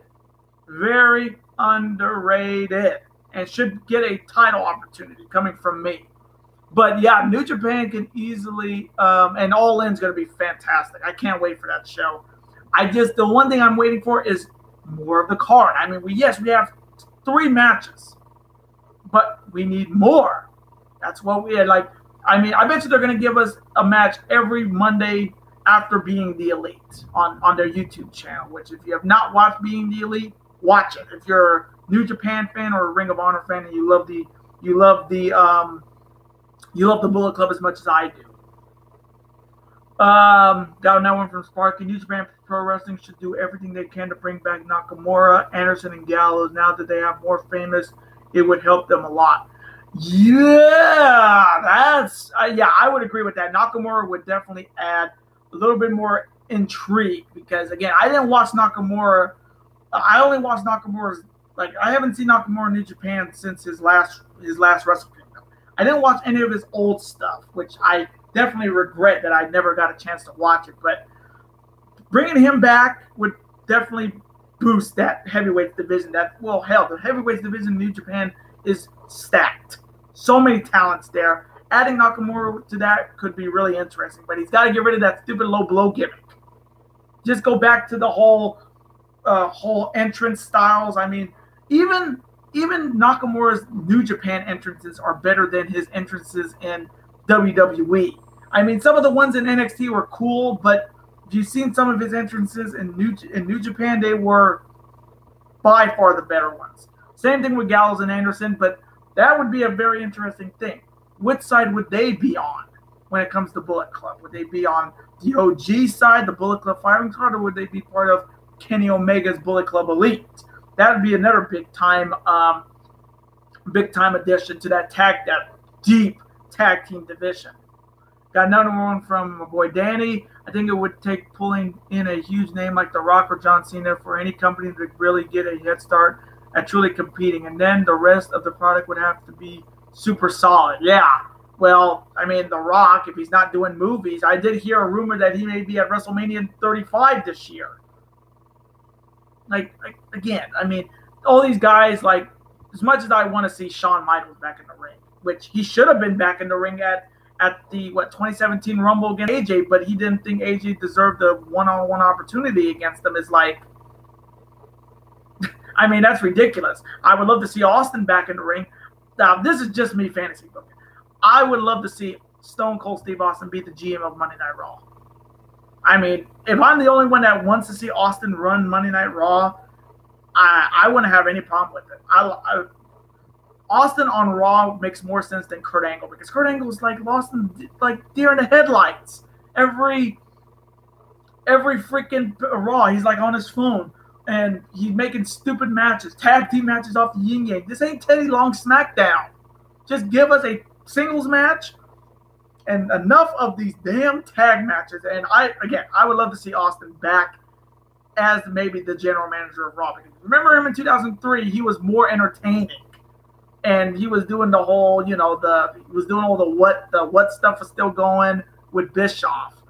But John Cena, I mean, if you want John Cena back, I don't. I mean, but WWE's going to want him back just to break Ric Flair's record of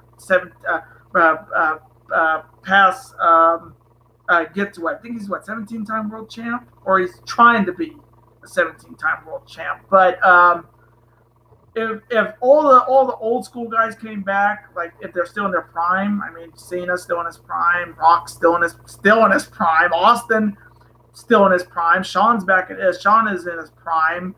I can definitely see them. I can definitely make it competitive, and then everybody's got to be super solid. Well, if you're not Roman Reigns, then you're not going to be solid enough, or AJ Styles. You're not going to be phenomenal enough to keep that roster.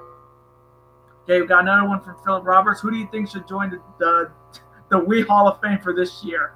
I'll be on. Trying to think, like, who I want to be, who I think should, or who do I want? Because who I want to be in the Hall of Fame is Owen Hart. I'm sorry, like, Owen Hart deserves to be in the Hall of Fame. Brian Pillman deserves to be in the Hall of Fame. British Bulldog deserves to be in the Hall of Fame, even though their whole how they died was, again, drugs. But they deserve to be in the Hall of Fame, especially Owen Hart. Let me think of some other guys. I mean, the Midnight Express deserved to be in the Hall of Fame, even though they put the Rock and Roll in there before them, which was like really? The Midnight Express deserved to be in the Hall of Fame. Let's see who else. Man, I don't know who else would deserves to be in the Hall of Fame. I mean, some of the people that are in it this year, last year were okay. I mean, like guys like I didn't think deserved to be there. Coco Beware, the Bushwhack, like just why? Hillbilly Jim, why? But if I would say, I don't know, Kurt Angle's in the Hall of Fame. I don't know who they put in the Hall of Fame. I would just say if they were smart, they would put Owen in because he deserves it. He deserves to be in a video game. I mean, we haven't seen an Owen Hart character in a video game since the old Super NES. Like, I just want to see Owen in the Hall of Fame. I just think he deserves to be in the Hall of Fame. I got no one from Philip. Bullet Club should invade WWE. I thought they did that already. On that Being the Elite episode, that they invade Raw. But, like, invade Raw literally could happen because they would actually kick everybody's ass. And Kenny would one-winged angel Roman Reigns into oblivion, which I wouldn't have any problem with that. Got no one from my boy Danny. Speaking of Kurt Angle, I still cringe every time I hear those "you suck" chants when he comes out. I get it. It's been a thing forever now, but he really doesn't deserve that type of chant. One of my good friends, Mitchell Seagal, said that the original Kurt Angle music was gonna go angle, angle, angle, but they just went with "You Suck," which is like. And I agree with you. I'm getting tired of the "You Suck" chant. I mean, okay, I may be the only one that actually I do like the "What" chants when it comes to boring promos like Roman Reigns's or certain other ones. But the "What" chants are getting old. I mean, but again, at least they don't like bleep every time they say "You suck" like they used to with Kurt Angle, or they bleep everything. They bleep every "what" because that would be just like every promo is going to be like bleep, bleep, bleep, bleep, bleep, bleep, bleep, bleep. But again, Kurt Angle just cringes me every time he's on television. I mean, it's like I would rather see him in the ring and just have somebody else run Monday Night Raw, not Stephanie McMahon. Maybe, like I said, I would rather have Austin run Monday Night Raw every Monday because he'd make it interesting.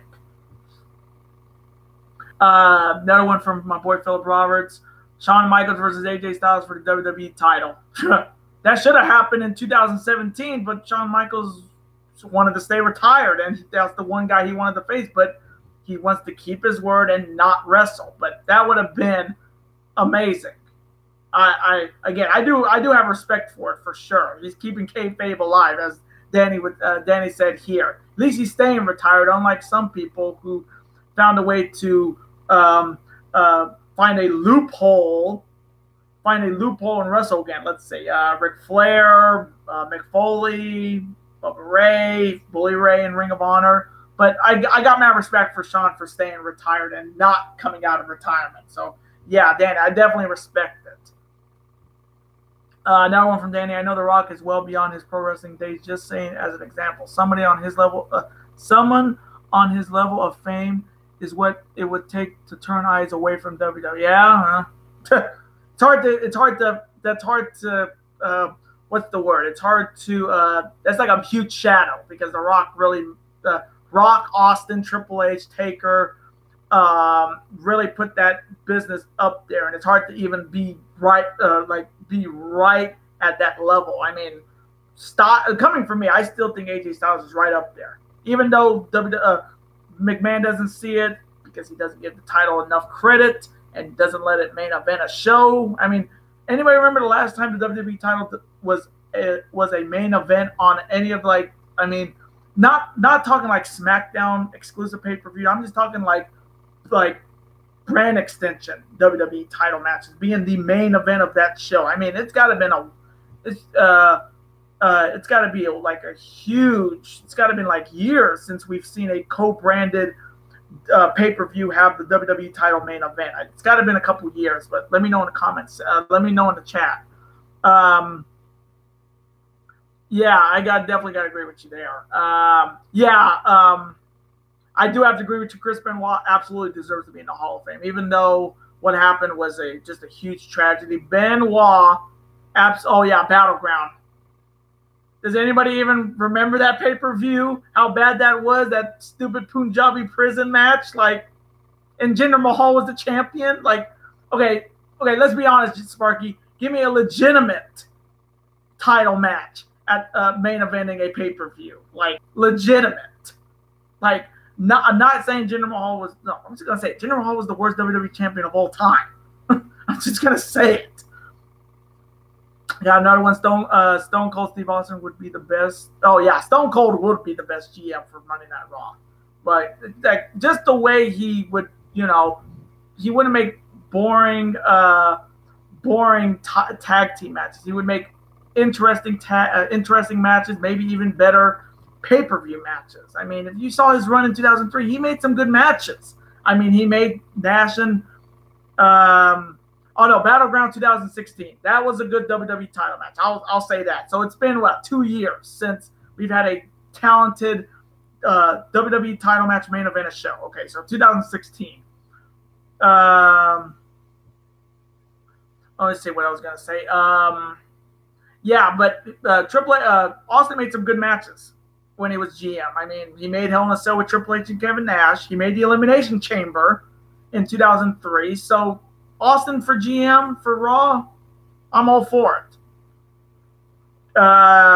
Danny, think it's cool that Shawn Michaels hasn't wrestled since Taker retired him. At least somebody is still keeping kayfabe. Yeah, like I said, yeah, absolutely, absolutely. Mad respect for the showstopper, the icon, the main event, the most resilient champion of all time, HBK, Shawn Michaels. Got another one from Phil Roberts. Chris Benoit should be in the Hall of Fame. I don't care what he did at that Vengeance pay-per-view, and it sucked. Chris should have been in the WWE for. Yeah, absolutely. 18 years to win the world title. I mean, WCW US champ. I think was he. Let me see what else. I know he won. I know he was a Grand Slam champion as well. So, I mean, Benoit absolutely deserves to be in the Hall of Fame, even after what happened. But they'll never acknowledge it. Hell, they don't even think he exists. Oh, they keep saying that only Shawn Michaels won the Royal Rumble at number 1. True wrestling fans know Benoit was the second guy to win the Royal Rumble at number 1, but they'll never admit it. They'll just absolutely never admit it, and that's the sad part. Another for Danny. I heard a theory that Benoit was actually murdered. Yeah, I've heard that too. I've actually heard that theory too. But again, I do miss Chris Benoit. Same thing with Eddie Guerrero, another guy who's in the Hall of Fame. But again, I do miss Chris Benoit in the ring, wrestling. Easily the most technical wrestler in that company. And I wish he had more title opportunities, only being a one-time world champion. Again, I do miss Chris Benoit. Got another one from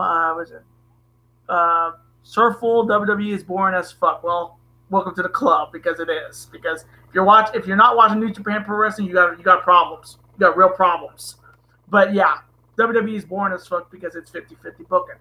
There's nothing but 50-50 booking, and it's predictable. Unlike New Japan, unlike Ring of Honor, because they actually they don't make it as predictable as you think. Oh yeah, you think you got this pick right, you think you're making a pick right, but they kind of flip it. And WWE is saying if you get it right, we're gonna just make it so predictable, make it so easy for you to get W's. I can say that because WWE pay-per-views on my channel have been getting better. But when it comes to New Japan and Ring of Honor, it's always trickier because it's not as predictable. But yeah, WWE is boring as fuck, especially Raw. But SmackDown continues to kill it every Tuesday for 2 hours. We got no one from Philip. Ed started that "You Suck" chant. Yeah, I also remember him shaving Kurt Angle's head. But yeah, the Angle thing could have been Angle, but they went with the "You Suck," which again, I liked the "You Suck" chant, but it was just to get it was just to get in the Angle's head. But now it's just a running joke. I don't understand it either. Same thing with another one from Danny. It worked when Kurt was a heel, but out of respect for one of the greatest, I think fans should stop chanting that crap. Yeah, I definitely agree with you, Danny. I mean, multiple time world champion and TNA and WWE. Hall of Famer, just getting that "You Suck" chant every time he comes out. My God, that's the same thing with the "What" chant. I mean, the "What" chant is now like a norm in WWE. Every time a promo hits, "What?" Another promo, somebody says something, "What?" Like that's the whole that's WWE for you. They don't give you you want to have a straight fire promo. First thing you're going to hear in the crowd, "What?" Or, you're not. The worst thing about this is when you want to chant for something like saying "Let's go Roman," "Roman sucks," or "Roman sucks." They're going to mute. They're going to turn the volume down in the arena so they don't want to hear "Roman sucks." They just want to hear you cheer for the man, but not saying "You suck" and "Fuck you, Roman," or they could say it in NXT. It seems like because they were saying "Fuck you, Ciampa" and all that stuff, but. I definitely agree with you, Danny. They need to stop the "You Suck" chant when it comes to Kurt Angle, or just get Kurt Angle off TV and just bring somebody else, like Stone Cold Steve Austin. Now one from Philip. Here's my picks for the Hall of Fame. Owen Hart, Taker. Yeah, I agree with that. Owen Hart, absolutely. Benoit, yes. The Horsemen, I think, are in the Hall of Fame. I think the original ones are in the Hall of Fame. Jim Cornette, Eddie Guerrero is already in the Hall of Fame. Cornette, yeah. Especially, I don't know why he had to introduce his rivals, the Rock and Roll Express. They could have just bring in the Midnight Express, Dennis Condrey, Bobby Eaton, Stan Lane. And I like that is just like, what do you call it? But I already know now the Horsemen and Eddie are already in the Hall of Fame right now. Philip Roberts, but Cornette definitely deserves to be. I know a lot of Ring of Honor fans don't like him. I'm not a big fan of him. I mean, what he said about Ring of Honor stars like Kevin Owens and a few others. Cornette's got something stuck up his ass when he doesn't like things like Daryl versus Kota Ibushi. He's an old traditionalist, and that's what I don't like about him. He's got something stuck up his ass every time somebody does something crazy like a spot monkey. I got another one from Sparky. The problem with Raw isn't only Reigns, is that it's 3 hours and we get a good promo or a match, and then we have Mojo Riley versus No Way Jose, and that filler. So 3 hours of Raw is painful. Like we get some good promos, but it's kind of overshadowed by the what chance. We may get a fire promo from Alexa Bliss, which she finds a way to, use the what against them, which is a lot of people can't do that. But the filler matches, No Way Jose versus No Way Jose. Yeah, Adam Rose called. He wants his gimmick back, and Carlito wants his hair back. Mojo Rawley is just. What else can you say? He don't stay hype. He don't get hype. He is hype or whatever. He's remember his NXT days? Like he was on crack or something. Just stupid. Just absolutely stupid. How, what do you call it? They're pushing Mojo versus Bobby Roode. Like, are you kidding? You're gonna have Mojo Rawley, that hype guy from NXT, even facing the Ed Factor Professional Wrestling? That's just this stupidest stuff I can ever see. And yeah, it's just 3 hours. It's 3 hours. Predictable matches, predictable turn into tag matches, and just boring filler. I'll just say this right now: the filler that they're going on Monday Night Raw, the Sasha and Bayley thing.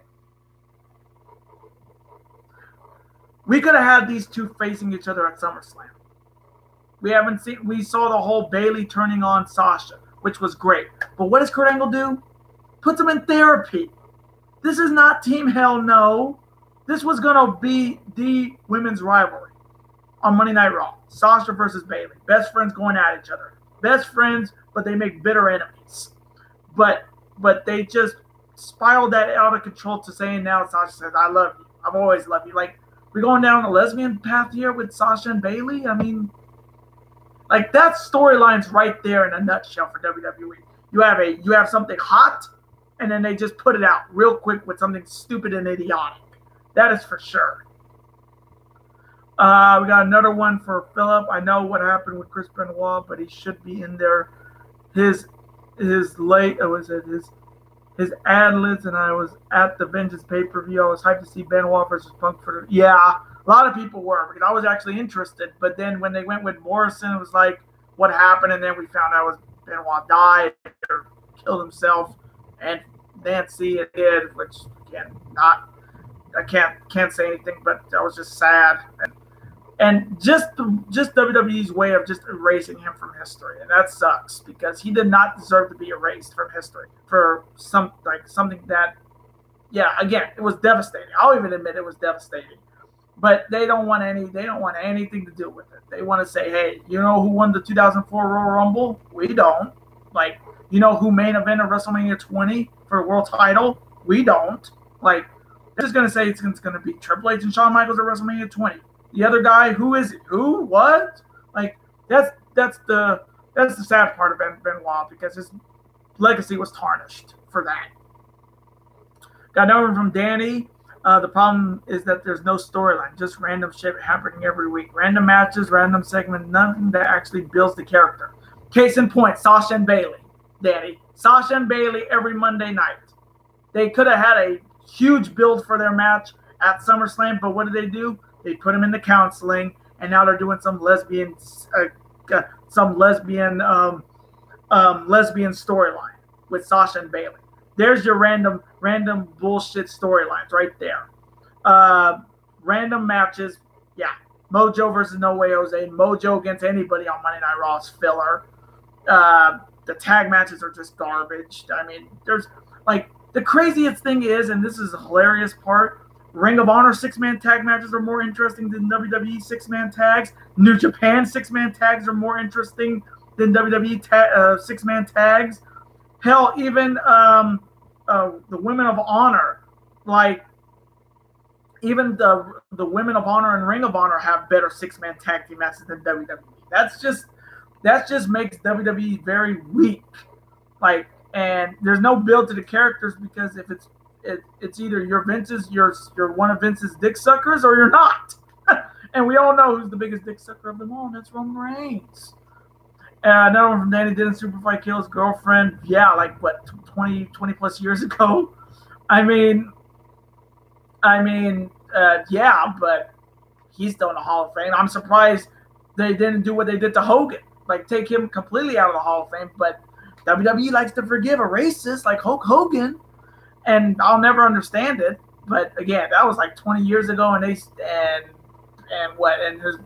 daughter's just reaping the benefits of what, being injured every month or every year, and being used to absolute shit. Let's be honest. Tamina Snuka has been just a bust, a complete bust. She is nowhere near her father's level at all, ever. But again, you telling me? I mean, but again, I was born in '89, so I only heard about that Superfight killing his girlfriend. But again, WWE doesn't care because he's a legend. He main evented He main evented WrestleMania 1 and all that. Got over from Sparky. Braun Strowman bullies Kevin Owens. They have a steel cage match, but Bayley and Sasha goes to therapy. Kurt Angle is the best GM. Yeah, right. Yeah, exactly. Braun Strowman bullies Kevin Owens. He does the old flip the car, throw him in a porta potty with the blue shit, which was like, wow, okay. So an alien was in that toilet the whole time, and he just blue shit. He throws him off. That may have been the only good thing that happened at Extreme Rules. Maybe the oh my god moment of the year. Braun Strowman throwing Kevin Owens off that steel cage. But Kurt Angle wants to put their the two top women's stars on Raw to couple to therapy. This is not Curb Your Enthusiasm. This is not Dr. Katz, that animated show Dr. Katz therapist. Like, I mean, it's just Kurt Angle is easily the worst GM of all time. And I'm talking Mike Adamle bad. And if you remember the Mike Adamle GM days in 08 and then Vicky Guerrero ones in 09, like, oh. But I agree with you, Sparky. Yeah, he's a great GM, all right. Like, I got no one from Philip. Remember whenever Brock and the Big Show broke the ring? Yeah, I actually watched that live when I was a kid. That was great, but we haven't seen that happen in what? We've only seen that happen 3 times. And the funny thing is about that breaking the ring part, I remember at Vengeance in 2011, they actually wrestled after they broke the ring, which is kind of cool to see. Which was kind of cool to see because they would never do that in WWE, but they actually did it. But breaking the ring is one thing, but Brock Lesnar being over and being a great champion is another. Got another one from Danny. Don't blame Kurt. I blame Vince. Kurt is just following his script. Well, his script is shit, Danny. His script is absolute shit. Hell, everything on Monday Night Raw, script-wise, is shit. It must have been trained by monkeys. Typing on the typewriter. It was the best of times. It was the worst of times. And, you know, the whole Mr. Burns thing with the monkeys and typewriters. That's WWE's writing team for Monday Night Raw. SmackDown, however, has good writing. Let's be honest. SmackDown has every week it's something good. I mean, look at Miz and Daniel Bryan. AJ and Samoa Joe, which is going to start next week. What do you call it?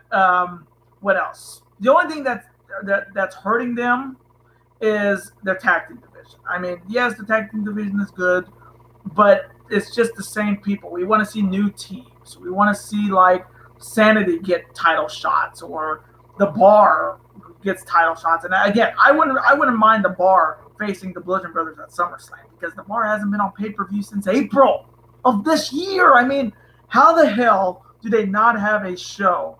They do not have a match since April on pay-per-view. It's crazy that the Bar has been so underutilized for being 3-time Raw Tag Team Champions. Insane. Freaking insane. I got another one from Philip Roberts. Jim Cornette is just old, and I agree. Yeah, well, he's old, and he's an old bitter. Like, he's, what do you call it? It's his style versus like Kenny Omega's style, or he doesn't want to deal with the sports entertainment. He wants to deal with the old NWA 80s wrestling, which is just headlock, and couple leg limb targeting, and that's it. That's Cornette for you right there. You got that one from Sparky. I think WWE did that in 2011. Mark Henry and Big Show broke the ring, and then it was that was the one. That was the one that I didn't expect them to actually have the match after they broke the ring. That was definitely unique to see, and I don't think we'll ever see that one again for sure. Got that one from Philip. Mojo and No Way Jose should team up. Well, I still wouldn't say that Raw tag team division, because the tag team division on Raw is shit. Even with AOP, like who? Oh, okay. Look at this Raw. Look at the Raw tag team division. The B team, who hasn't lost since being a team. Matt Hardy and Bray Wyatt. The Authors of Pain. Titus World Slide. And then you add what? Mojo and No, like, they already have a filler team. Don't they have the Ascension on Monday Night Raw? There's your filler and shit team right there. Oh, Philip. Okay, got another one from Sparky. Also, Sanity losing clean to New Day. What are they doing? I don't know. That's ridiculous. They must want the New Day to face the Bludgeon Brothers at SummerSlam, because the New Day haven't been in that tag team title scene since what? Last year in October, when they were the tag team champs. That just tells you enough that, like, I still think Sanity will take those belts, but I kind of feel like they're going to just give it to a face team, because the Bludgeon Brothers are heels. So it's either going to be the Usos or the New Day going to be facing the Bludgeon Brothers at SummerSlam. But that's a match I care less about. And when we get to that SummerSlam predictions, there's going to be a lot of matches I'm going to just say, I'm just going to make them quick. Make them quick. But again, if it's any team, it's going to be the New Day winning that tournament, because they want a face team that everybody loves, but they still won't win the tag team titles. The one thing I don't like about the New Day is, like, you remember when the New Day was so damn popular with the Bootios things, but now they're so bored. Like, they're like, okay, I ain't a man to hate on pancakes. I'm always down for IHOP or IB or whatever. The pancakes are cool and all, but New Day makes me just not want to eat pancakes, because they're just shoving pancakes every week. And Byron Saxton every week getting all giddy and excitement like he's gonna come in his pants. Like, that's just, I'm so tired of the New Day, and Byron Saxton. Just, there's another guy that sucks the New Day right there. And that's everything. He gets all excited. Oh, it's the New Day, and just shut up, fuck up. That's the problem. I just don't like the New Day. I like the New Day when they were the Bootios and they were just killing tag teams every week. They were the tag team champs. But the New Day where I'm seeing now is just shit. They're clowns, and that's what I feel bad for them. Phil Roberts, Bobby Roode, Crush Motor. I mean, Bobby Roode. I wish Bobby Roode, another guy. I wish stopped shit smiling. Just go back to the it factor. Be the guy I saw on NXT. Be the world champ. Have amazing promos. Have amazing entrances with his glorious thing. Monday Night Raw is just like Rude. Just looks like a joke on Monday Night Raw every week, like every freaking week of the day. Got no one from Philip. Kurt Angle is bad for business. Yeah, well, again, like Danny said, definitely could be the script that he has to follow, even though I just want to see him wrestle. I just want to see Kurt Angle wrestle. That's all I want to see. Maybe we'll see it at SummerSlam because he's been butting heads with Constable Corbin. But Kurt Angle's bad for business when it comes to being a GM, but he's best for business when it comes to getting back in that ring. Another one from Philip, and John Cena should be a heel. Well, we've been saying that for decades. Oh, when is John Cena going to turn heel? When is he going to do the Hulk Hogan of '96 and Bash at the Beach? Again, I still don't see that's going to happen. I honestly do not see that happening. Like, because he's the guy. He's the guy of the kids. He's their Hulk Hogan without the racism involved. He's the one that does all the Make-A-Wish stuff. You really can't turn somebody like John Cena heel. Like, you just can't. As many times as I want him to turn heel, he won't ever turn heel. Unlike Roman Reigns, who is a heel, but they don't portray him as a heel. Like, you get what I'm saying? Randy Orton should be good again. I mean, if you watch that promo on SmackDown on Tuesday, yeah, he's back in that heel. I remember 09. Like, that promo was fire on Tuesday. That promo with Randy Orton was absolute fire. Like, that was the old Orton, the old 2009 Orton that didn't give a damn, just wanted to just punt people out of commission and just be a sadistic SOB. That was the Orton I want to see back in that ring. I don't want to see this whole, oh, I'm going to hit the RKO out of nowhere. No, you're going to be a sadistic SOB who's pulling what he did to Jeff Hardy's ear was just like, okay, yeah, he's back to being that sadistic SOB that I love. But I do like the Orton heel turn. I'm waiting for something big to happen with Orton. I just hope they don't give him the WWE title. No, don't give him back the belt. Another one from Philip, and I would love to see the Elite versus New Day. Well, we saw that at the we saw that in that Street Fighter things, and we all know who won that, and we already know the result if they ever fought each other. It would be the Elite defeating the New Day and their pancakes and Mr. Booty Swerves and all that stuff. Got another one from Danny. Orton has become a huge disappointment in the last few years. All he does is get into feuds with up-and-coming stars and guys who are getting momentum and stomps their fire out. Wish he would go away. Well, I would say that a couple years ago. Like, well, hell, anybody remember his last WWE title run in 2017? I sure don't because it was so weak. But Danny, if you have not seen the promo he did on SmackDown, like he's going back to that heel Orton. That you remember that 2009 Orton that was like just sadistic SOB style. Definitely, Danny, watch the promo from last week's SmackDown with Orton. That'll make you a little bit. That'll maybe change your mind a little bit. But I understand not liking him for last few years. I can respect that. Same thing with me with Cena. Same thing. Another from Sparky. WWE booking is so bad they even ruined Daniel Bryan's return. Wow, we could have got Cody versus Bryan at All In because that was the plan. Huh? I didn't even know that was going to be the plan at All In. But yeah, like the Miz said on SmackDown, the Daniel Bryan return has been a bust. I mean, how many people? Think of the people that he's beaten this year alone, like one-on-one, big Cass. This run has been shit. It's been a bust, and that is the god honest truth. Daniel Bryan's return has been a joke, and he still has not resigned. So we don't know if he's going to stay. We don't know if he's going to go. But knowing them, they're going to keep him to continue to be a joke. And again, I still think Miz will beat Daniel Bryan if they have a match at SummerSlam. I really do believe they need to have Miz beat Daniel Bryan because Miz easily is the best thing on SmackDown other than AJ Styles, and he's not even a champion. And if you watch Miz and Mrs. Debut, they actually got better numbers than Total Bellas or whatever they're putting on the E Network. But I definitely go. Daniel Bryan would have been amazing if it was going to be Cody and Daniel Bryan. That would have been awesome at All In. But guess we're getting the Dealer versus the American Nightmare for the NWA World Title, which again I have no problem with because we know Cody's not losing. Another one from Philip. Shawn Michaels is staying retired, unlike Ric Flair. Yeah, unlike Mick Foley, unlike Bully Ray. Let me see who else didn't retire. Who else? Who else hasn't retired from wrestling?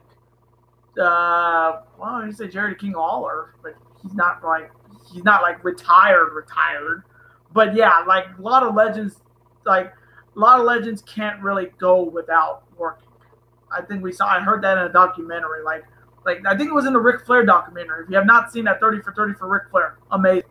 But I remember them saying that Ric Flair has to work. He can't just stay home and do nothing, which I can definitely understand with guys like Flair and Foley and a couple other legends.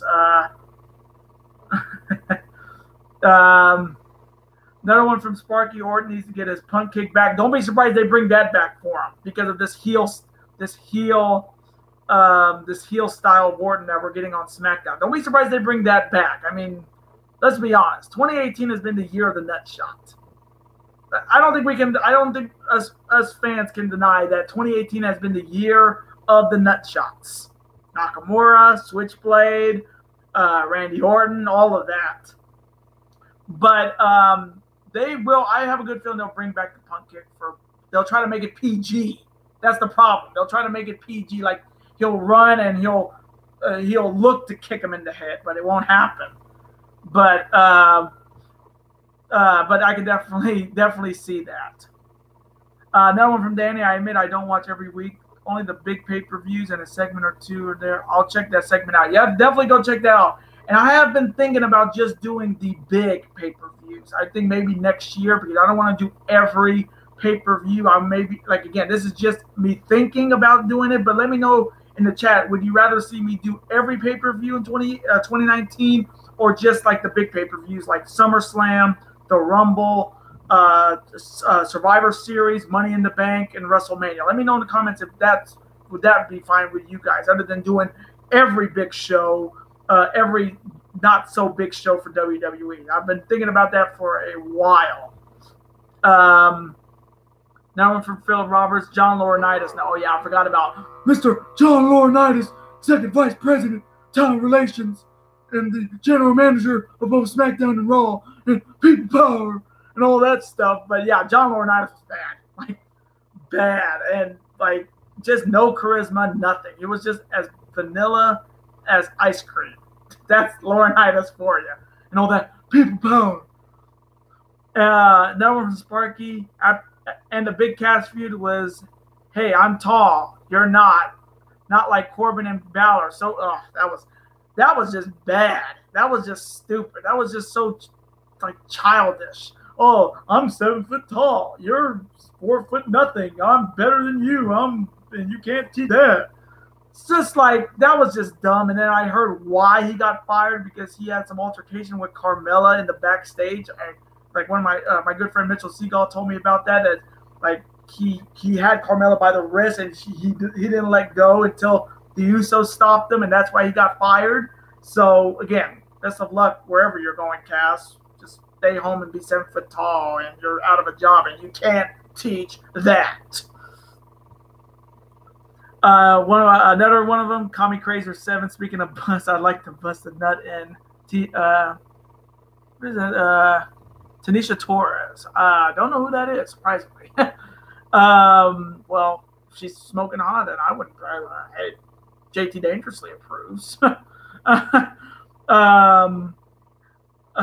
Philip Roberts comment, at least Kurt Angle is a better GM than John Laurinaitis. That's true.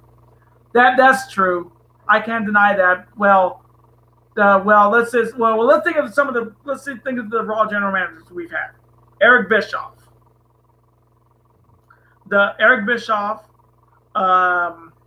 Can you count Coach? Coach was a GM of Raw in 2007. Okay. Mike Adamle, Vicky Guerrero, John Laurinaitis, Mick Foley,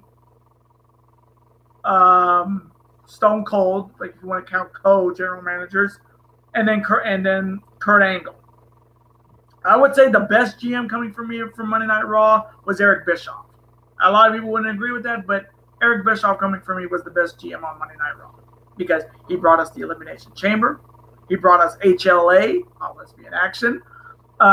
He brought us Raw Roulette, which they haven't done in a long time.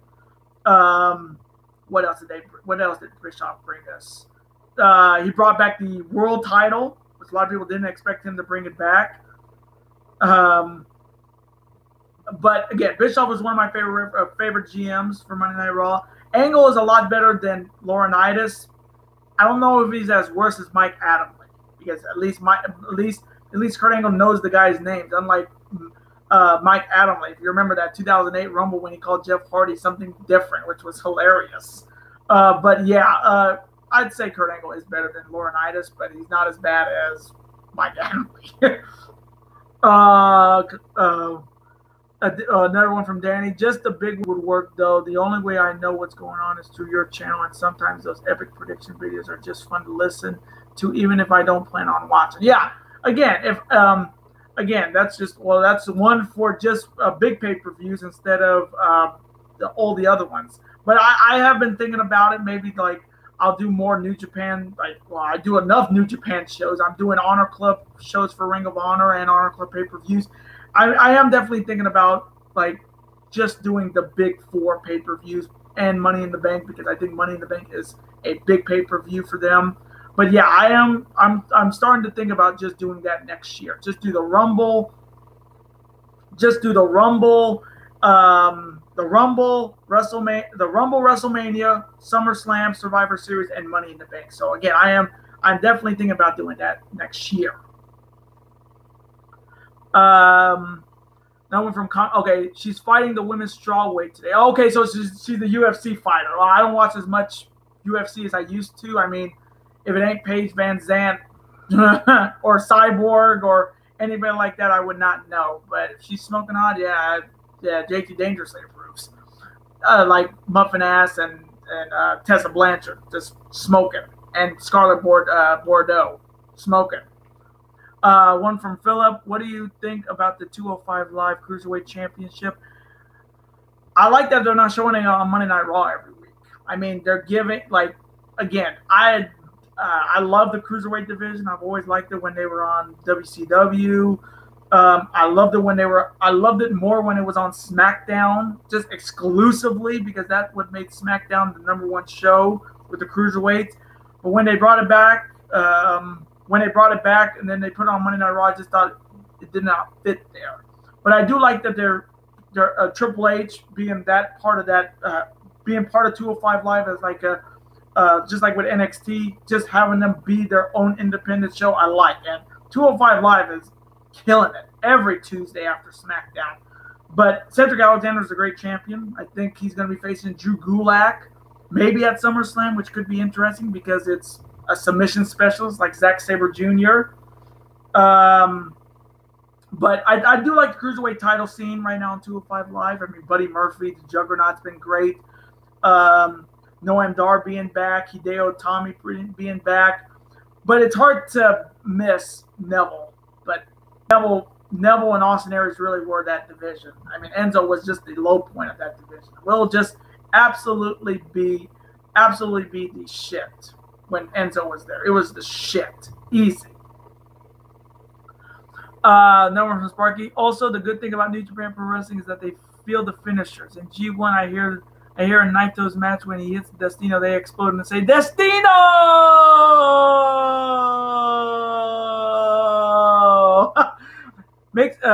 So they make it feel more. And yeah, Kevin Kelly has been killing it. Kevin Kelly and Rocky have been killing it in the G1 English commentary. They have been killing it every G1, and he always puts so much emphasis on it because of how important that Destino is. I mean, you saw it with Kenny Omega and Okada at Dominion when you see Don Callis just saying hook the leg, hook the leg, hook the leg, and just going crazy. I mean, that's what makes New Japan Pro Wrestling so much fun to watch. English, even the Japanese commentaries are pretty fun to listen to sometimes. Not often, but sometimes. But yeah, they make it more in the English commentary. Rocky Romero, Don Callis, Kevin Kelly make New Japan even more fun to watch. And if, again, like I said, If you're not watching New Japan Pro Wrestling, you should, as a wrestling fan. Take it from me. I've been watching New Japan for around 2 years, since 2016. It's the best regular wrestling organization in the world. They are Ichiban, baby, number one. Another one from Philip Roberts. Bobby Roode have a good NXT run. Oh, yeah, he had an amazing NXT run. You can call it glorious if you wanted to. But, yeah, his WWE run has been shit. He's had, what, one U.S. title run, and that's it. And he was not even a great U.S. champ. But yeah, he's just being very underused. If he went to SmackDown, well, he was on SmackDown, then he went to Raw, but he's like lost in the shuffle. Guys like, there's like so many guys on Monday Night Raw that are absolutely lost in the shuffle. Like Bobby Roode, like Finn Balor, guys that they deserve to be in the top spots in the company, but they seem to be just lost in the shuffle with Roman Reigns, Braun Strowman, and Seth Rollins, and Dolph Ziggler, and all of them. Another one from Danny. Have you seen Incredibles 2 yet? Yes, I have, and I liked it. And it was a great movie. I thought Incredibles 2 was a great movie. I saw Jurassic World. I'll just say this right now, and I don't do a lot of movie reviews. It was shit. I'll even admit that. I'll even admit Jurassic World, The Fallen Kingdom, and I'm a huge Jurassic Park mark. I own all the movies, but Fallen Kingdom was just god awful. It was so dumb. They almost watered down the movie to shit, and it was bad. It was just really bad. But Incredibles 2, another classic for Pixar and Disney. Just another huge step in the right, definitely in the right direction for sure. Another one from Philip. Is it the perfect time for John Cena to be a bad guy? Well, I think it's, what do you call it? I think he's had, like, I still think maybe when they did the whole embrace the hate thing with Kane, that would have been a great time to do it. They could have done it with, like, can't remember any other years that they tried to turn Cena heel, but I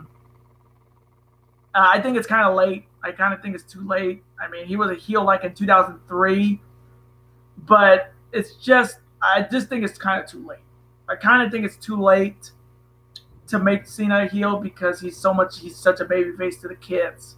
And if you turn a guy who's a big fan favorite with the kids and family and, you know, Make-A-Wish stuff, it wouldn't work. It would not work for sure now, like with this PG stuff. If it was working like Ruthless Aggression era 2000, like 2005, 2006, it would have worked. 2018, nah.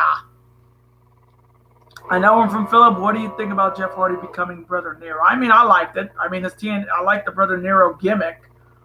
The only thing I don't like about Jeff Hardy is that why aren't they using his old 2009 music? I mean, his old 2009 music, that whole when he won the WWE title, like that's the theme I want to see him come out in when it comes to singles. I'd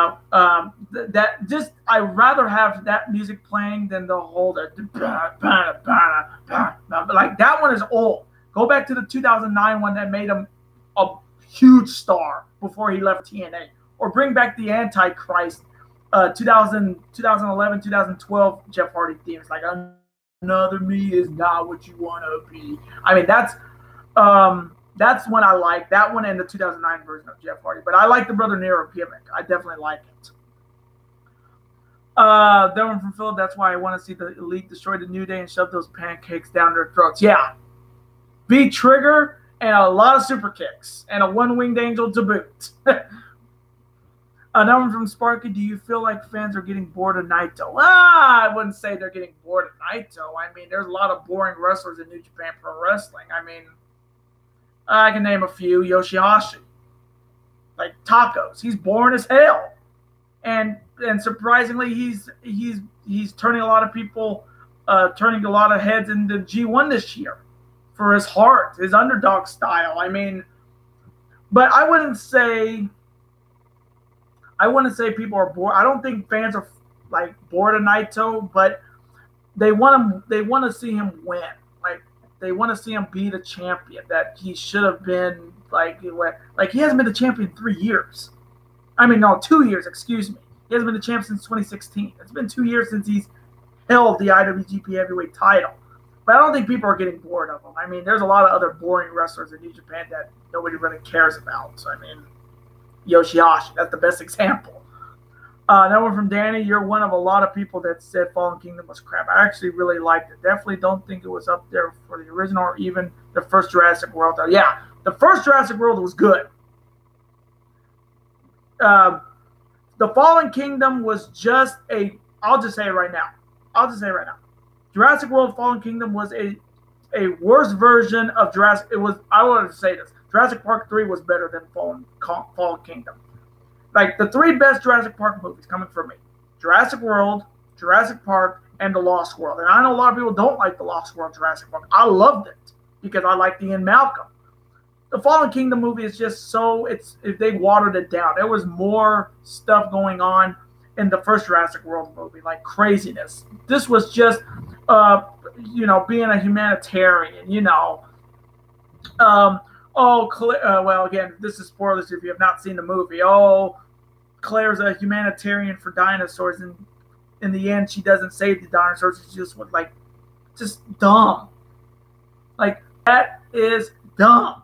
And again, it's the Fallen Kingdom movie was, I would even say it was not as good as the third one. The third one was better than that. It actually showed crazy stuff happening. And Fallen Kingdom, what was crazy? The giant volcano. And an Indoraptor that got killed the same way a raptor got killed in Jurassic Park. But just the raptor killing the Indoraptor other than a T-Rex killing the Indoraptor. It's like, again, minor spoilers if you have not seen it, but I just saved you some time.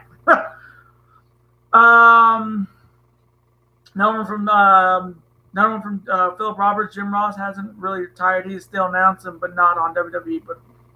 But Ring of Honor and for New. The thing was with Jim Ross. I mean, if you watch his stuff at the G1 special in San Francisco, he's not what he used to be. Let's be honest. His announcing stuff has not been crisp as it used to be in the WWF. And it's hard to watch a G1 special with Jim Ross and Josh Barnett. I mean, I love JR, I love Oklahoma Sooners because of him. But the English side of New Japan Pro Wrestling and Ring of Honor events should be Don Callis and Kevin Kelly, not Josh Barnett and JR, because Barnett's not a college commentator. He's a former UFC fighter. Like, who did you? That's the problem with that commentary team. They're not fun to listen to. It's like, if you remember the first G1 special Long Week, hell, JR didn't even know half the guys on the show. It's like, and the G1 special in San Francisco, it was great, but he's not. That mojo that he had in the 90s is gone. It's not fun anymore. And if I was Access Television, just put Don Callis and Kevin Kelly and Rocky Romero in that spot every United States show for the New Japan Pro Wrestling.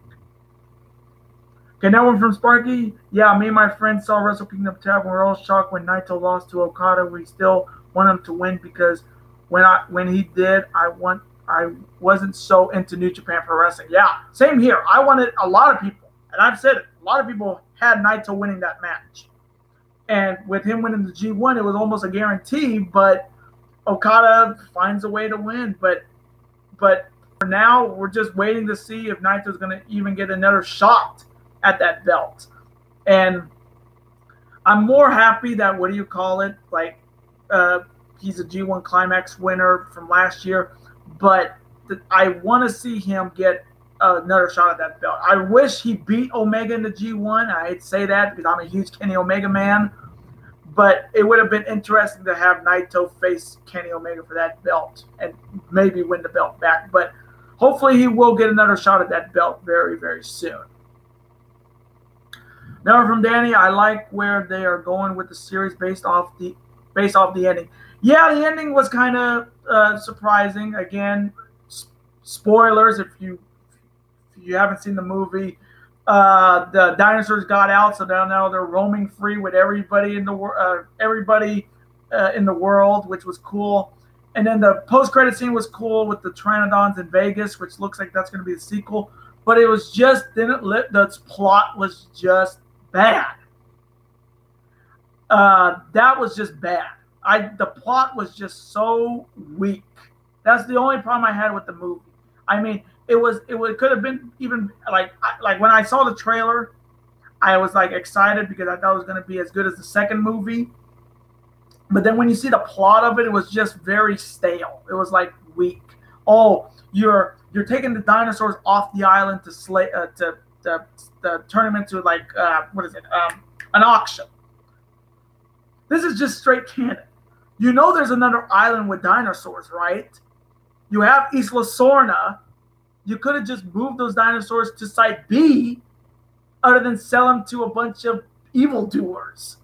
And, like, that was the problem. Like, you had one chance to actually, hey, why don't you reveal there's another island?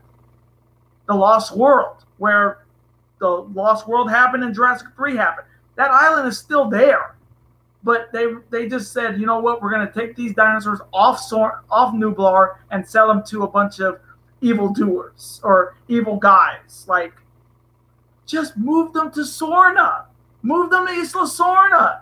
There's the Site B right there. You can have another movie in Isla Sorna. Nublar's gone. Just move all the dinosaurs to Isla Sorna. Because but it's not part of their universe, but I kind of think they missed the boat there. They absolutely missed the boat by just saying, hey, we're going to just move them to Isla Sorna. Now from Danny, how do you feel about LeBron James signing with the Lakers? Well, I guess he doesn't like to win anymore.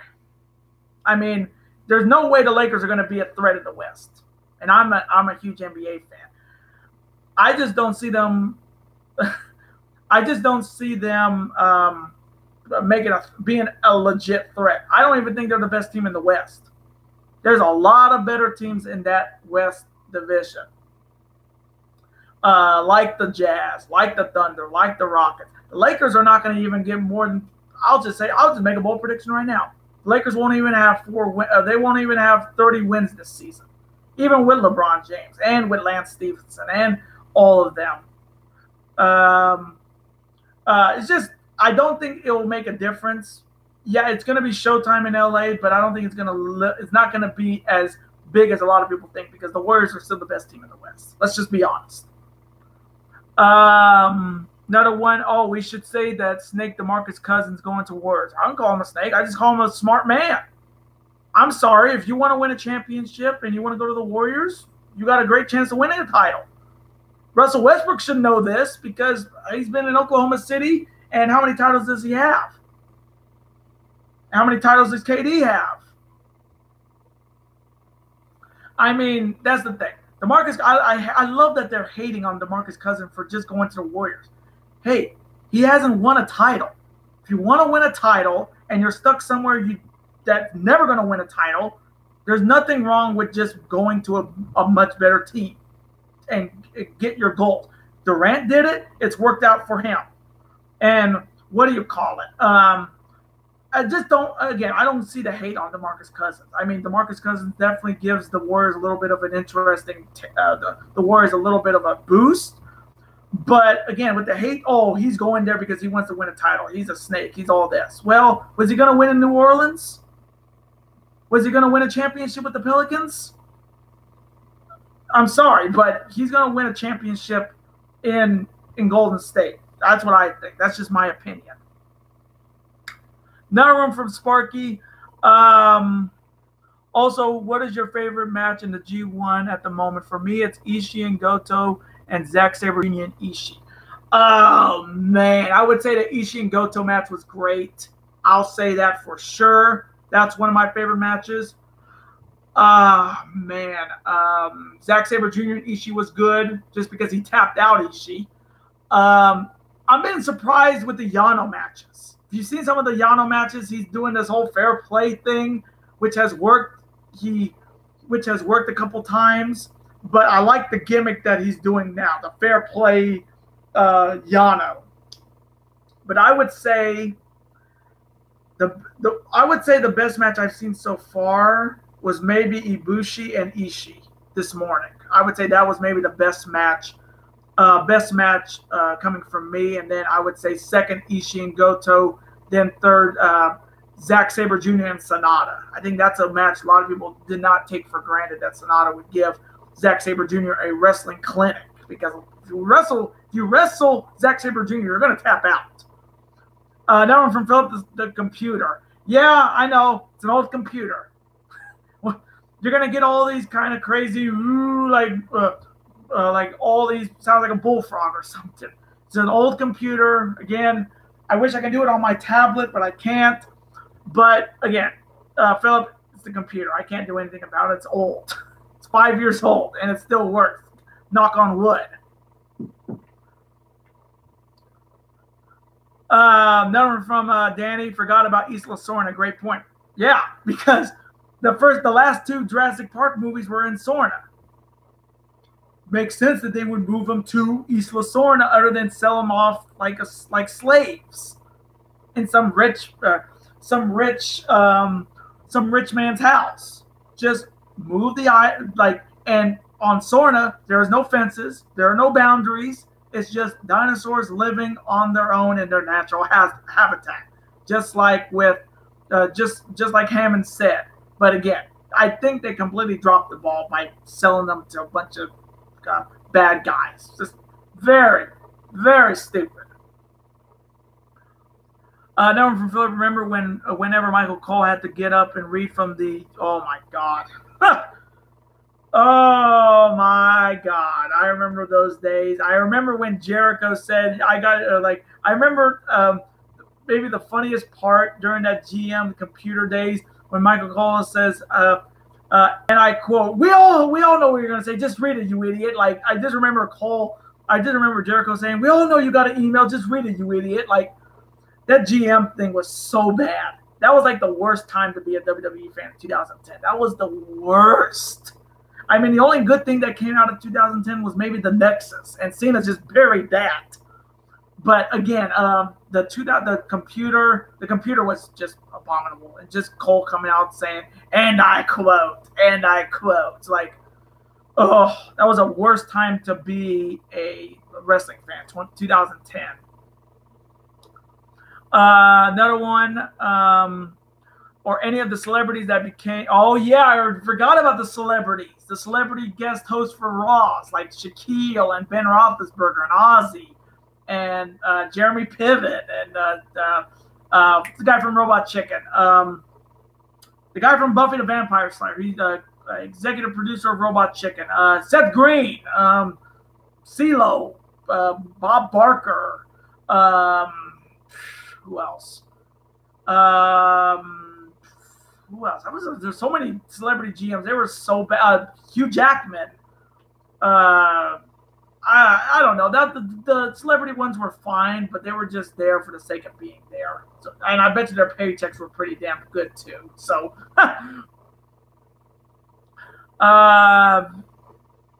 oh yeah, and Phil Roberts is a GM. I thought you were talking about my computer. I was talking about the computer GM. Sorry about that, Philip.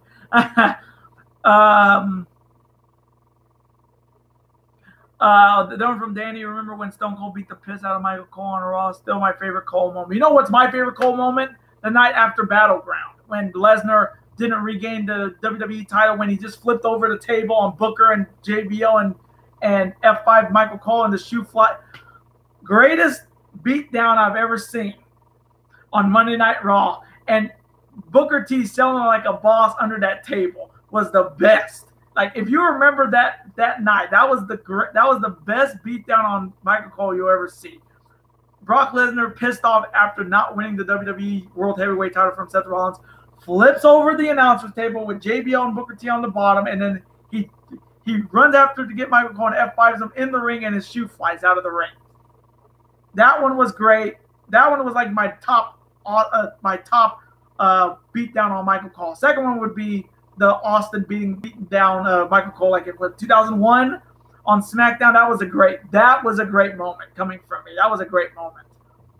Um, Another one from Sparky, Stone Cold would be an awesome GM if Stephanie was on TV. It would be funny and it could help Raw a little. Yeah, I'm like we've seen it, but like Austin and Stephanie, you can completely drown out Stephanie with what's. Well, they already drown her with booze every Monday. Wouldn't it just be better every time Stephanie comes on the screen, Austin says something, what? Like she says something, what? Like makes compelling television, and Austin can make some interesting matches on Raw. And that's why I think Austin would be a better GM than Kurt Angle, because I feel like Kurt Angle is on a leash, and he's got his ball, and Steph's got his balls in his purse, just like Stephanie has Triple H's balls in her purse. That's the best analogy for Kurt Angle. His balls are in Stephanie's purse every Monday night, and his dick is in McMahon's mouth with the writing. Another one from Sparky. Also, I remember the disrespect Jericho on Shaq saying he expected. Yeah, I actually remember that. That was good. That one was a good one. Like that one, and then the whole. I remember the one with Ben Roethlisberger and his whole offensive line when DX was like the whole DX and Jericho thing was going on. That was fun. Mike Tyson one was good with. They thought, well, Mike Tyson and DX had some bullshit stuff. That was good. But there were some good moments from those celebrity GMs. Like, let me know what your favorite celebrity GM moment. I would love, because that one was a good one.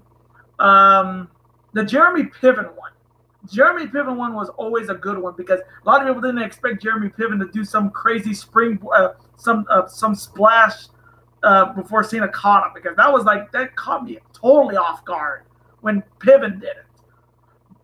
So again, comment if you remember those celebrity GM days, your favorite moment. Another one from Philip Roberts. I would love to see the Shield versus the Bullet Club. Yeah, I would love to see the Shield get their asses kicked by the Elite and Bullet Club and just get destroyed. Well, let's see. Tama Tonga has been killing Roman Reigns on Twitter lately, or we like to call him Roman the Rat. But the Shield versus the Bullet Club, and Roman will still get booed. That's the best part. Roman Reigns, like I said this so many times when they were bringing back the Shield. This was WWE's way to getting Reigns over, and it didn't even work. And that's the best part about it. It didn't even work. And if we do the Shield thing again, it still will make Roman Reigns look like a joke and get booed every night because people love Ambrose and Rollins more than him. And that's funny. That's hilarious that they try so hard to get Roman Reigns over and it's still not working. I was going to say something about the, let's see. Let me know where you guys' weather and where you guys are at. What's the weather where you're at? Like here, it's like, let me check what's the weather here.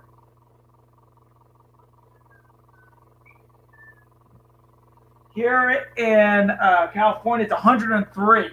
And we're getting multiple days of hot weather. So let me know what's the weather where you're at right now. Love to know. And I was just gonna say how lucky. I'll go good one from Philip Roberts. Chris Jericho should be the Raw GM. He put everybody on the list. If that happened, that would be great. That would be another good one. Austin Jericho. I could see that. I like that. I endorse that. I would watch Raw every Monday if it's Austin or Jericho. Jericho's doing his own thing in New Japan, and I'll just say this right now. New Japan Jericho is a hell of a lot better than WWE Jericho. Agree with me or not, but I do like New Japan Jericho more than anything right now because he doesn't have a restriction, if you will.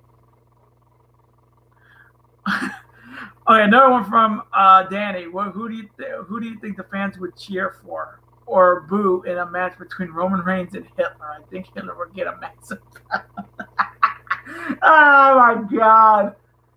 Oh man, that's the match of the century right there. Who would get booed the worst, or who would get cheered the least? Hitler would get cheered. Hitler would do one move, and everybody would just say, "Yeah, screw you, Roman, screw you." Oh, that's a match made in hell. Like, That's a good one. I like that one, Danny. That's a good one.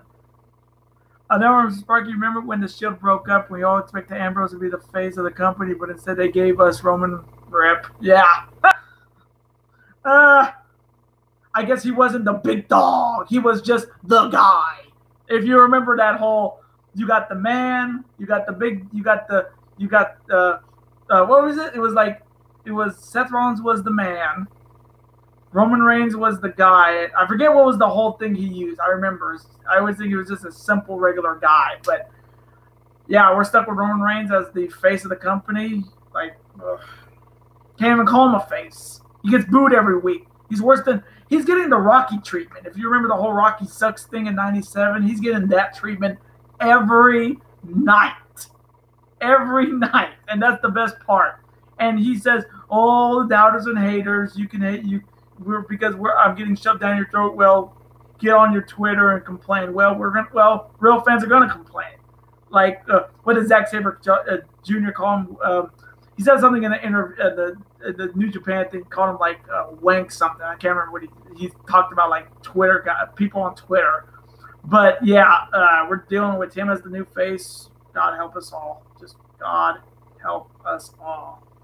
Once again, if you have not followed me on Twitter, definitely follow me at Red Sox Dominance. I have my individual picks for the G1. I do that. I think I did that last year and this year. So if you have not followed me on Twitter, definitely go follow me at Red Sox Dominance. You'll know my picture being it's the Golden Elite. And if you're not subscribed to the channel, hey, what are you waiting for? Become part of the bigger and dangerous alliance with me, JT Dangerous, stay at the helm, and you sure won't be disappointed. Then from Phillip or Chris Jericho could be SmackDown's GM, and Austin should be Raw. I think SmackDown is doing good with Paige. I think Paige is a great GM. She makes some interesting matches. I mean, a couple tag matches, but that's fine. I don't have any problem with that. But I think Paige is doing a fantastic job on SmackDown. A lot better than Raw. I don't think Jericho needs to be on I don't think he needs to be a GM of SmackDown. I can see him being a co-GM of Raw, but I think Paige is doing fantastic on SmackDown. Put Austin and Jericho as co-general managers of Monday Night Raw, just like with Bischoff and Austin. Jericho the heel, Austin the face. Never, I saw Fozzy live, and I agree. Jericho in New Japan is way better than WWE. Yeah, because he doesn't have restrictions. That's the thing about New Japan. You can say whatever the fuck you want. You hear it all the time with Fale. Fuck him. Like, you know, like you can say whatever the fuck you want in New Japan. That's what makes New Japan awesome, because you can just be you. Look what Juice is doing. Look what Juice is doing. And then look what he was doing in NXT, being that CJ Parker. And I heard WWE wants to get Juice. There ain't no way in hell Juice is going to go back to WWE and just be buried. He is doing fantastic in New Japan Pro Wrestling. And look what Jericho's doing. He's the Intercontinental Champion in New Japan. And he can say whatever the fuck he wants, because there's no Vince McMahon telling him to say this, keep it PG, all this stuff. Then now from Sparky, that's why he should turn him heel. First thing they did with Rock. Also, your thoughts on Tama and Roman Reigns' Twitter beef. Yeah. All the haters and the red hot, what is it? I forget what he said. Tongaloa said something funny. That was when he introduces Tama Tonga. I can't remember what it was. But yeah, it is Twitter beef. But they're going to make it sound like, oh, well, Roman's Samoan and Tama Tonga's Samoan, but Roman Reigns is the big dog, and big dogs always win. Just that. That's just Roman Reigns in a nutshell. Just that. And Sparky, Okada pants, fuck him too. Oh, the ones that his mom made, yeah, fuck him. Yeah, that's the one thing I like about Fale. Everything he says, fuck him. The one from Alex, what's up, sexy? I don't know about me. Me sexy, nah. I'm just regular. I'm just a regular guy with regular thoughts. but thank you for the compliment. Yeah, but to say Roman Reigns, fuck him. Vince McMahon, fuck him. Oh man, oh man, oh man. Man, what else?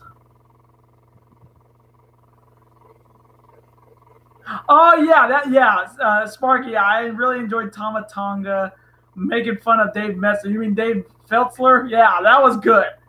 That was good because that was like they may not win their G1 matches, but their backstage interviews are the best. Especially that Dave Meltzer one yesterday, Dave Feltzler, and I'm gonna give you 6 stars. And the following 6, like, fuck up, just amazing, just amazing. But it's fun that they make fun of Dave Messer because Dave Messer is such a 6-star monkey, which is great, and I do. But the one thing I don't like about Dave Messer, everything all the rumors he said never come true. Like that's the funniest thing. Anything that Dave Messer puts on Twitter, and this is not against him, are usually not true. And a lot of people just say, "Oh, it's just Dave being Dave." It's not. But the only thing I kind of respect Dave Meltzer is how many stars he gives Omega matches because Omega deserves all of those stars in every match. Now from Alex, how are you doing? I'm doing good. How about yourself? Just getting through this heat wave we're having in Fresno, but doing good. Hope you're doing well. Hope you're having a great weekend. One number from Philip, Eric Bischoff should be in the WWE Hall of Fame. He should. That's another name that should be in the Hall of Fame. I mean, he ran one company, nearly put it to the ground. He went to TNA, nearly put that into the ground. Then he comes back to WWE. He does some good stuff, and I kind of think he deserves to be in the Hall of Fame. That's just me. Number from Danny, do you think the new XFL will be successful? Well, oh man, I'm thinking of doing XFL games next season. When the XFL season starts, because it'll be a different football picks on the channel. But do I think it will be successful? I mean, I had no problem with the when it first came out in 01. I didn't have a problem with it. It just didn't make a lot of money. That's the problem. I mean, nobody really watched it. But if Vince McMahon is backing it and he's backing it fully, it's going to be fine. But if he doesn't and he just backs out and just lets some yahoo run it, it's going to hit rock bottom like the first season of the XFL. But I think it's going to be successful, and I am thinking of doing XFL picks when the XFL season starts. I think next year. But I will be doing it for sure. If I feel like it, I'll definitely do it. Now from Sparky, I laughed in the end when Folly was confused and said, "Who the fuck is David David Fletcher?" Yeah, it's like that was so good. Like again, they may screw up the G1, and they have been screwing up the G1. Let's be honest, they've been screwing every G1 match they're in. But the backstage stuff is the best. I remember one with Tama Tonga. Every time, like you say, "You mad? You mad?" Like we're mad. It's like it's just the stuff backstage are the best, especially that one where it's like, who the fuck is Dave Fletcher? Who? What? Fuck him! Like it's just great. It's just the best stuff when it comes to them. Even though they're G1, just I like the backstage stuff. That is for sure, Sparky. Woo! I will have to say, I want to say, okay, if you have not seen it, I want to talk about a few movies. If you have not seen Avengers, go see it. If you have not seen it yet, I would say almost everybody saw Avengers Infinity War. If you haven't, what are you doing? What are you just sitting around? Hit the theaters. If it's still in theaters. But Avengers Infinity War, fantastic movie. I'll even admit it was a fantastic movie. Ant-Man and the Wasp was a good movie. If you have not seen it, definitely go check that out.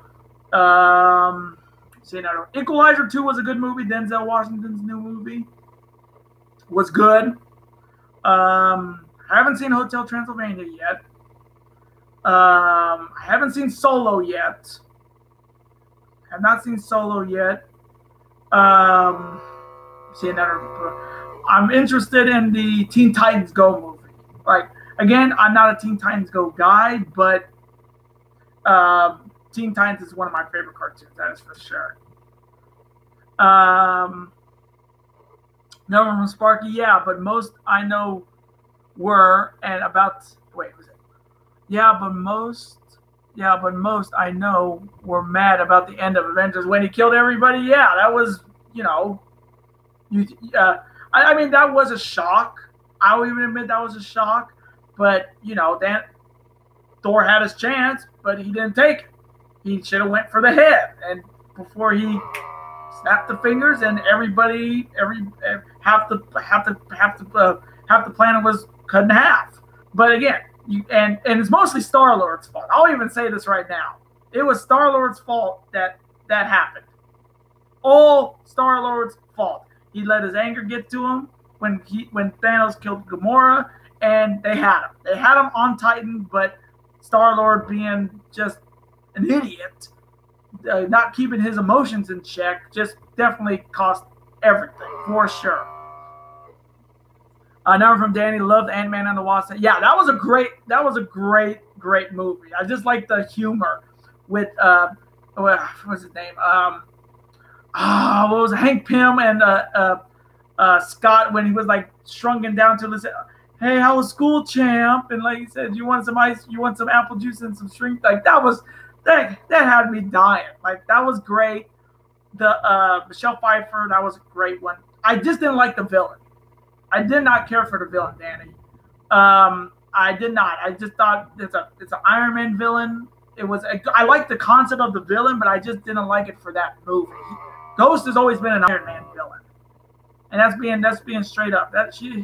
Ghost has always been an Iron Man villain, not an Ant-Man villain. But again, Ant-Man and the Wasp was a great movie, and the post-credit scene was even more just shock. Like, if you haven't seen it. Number from Philip, I'm waiting for a Venom movie.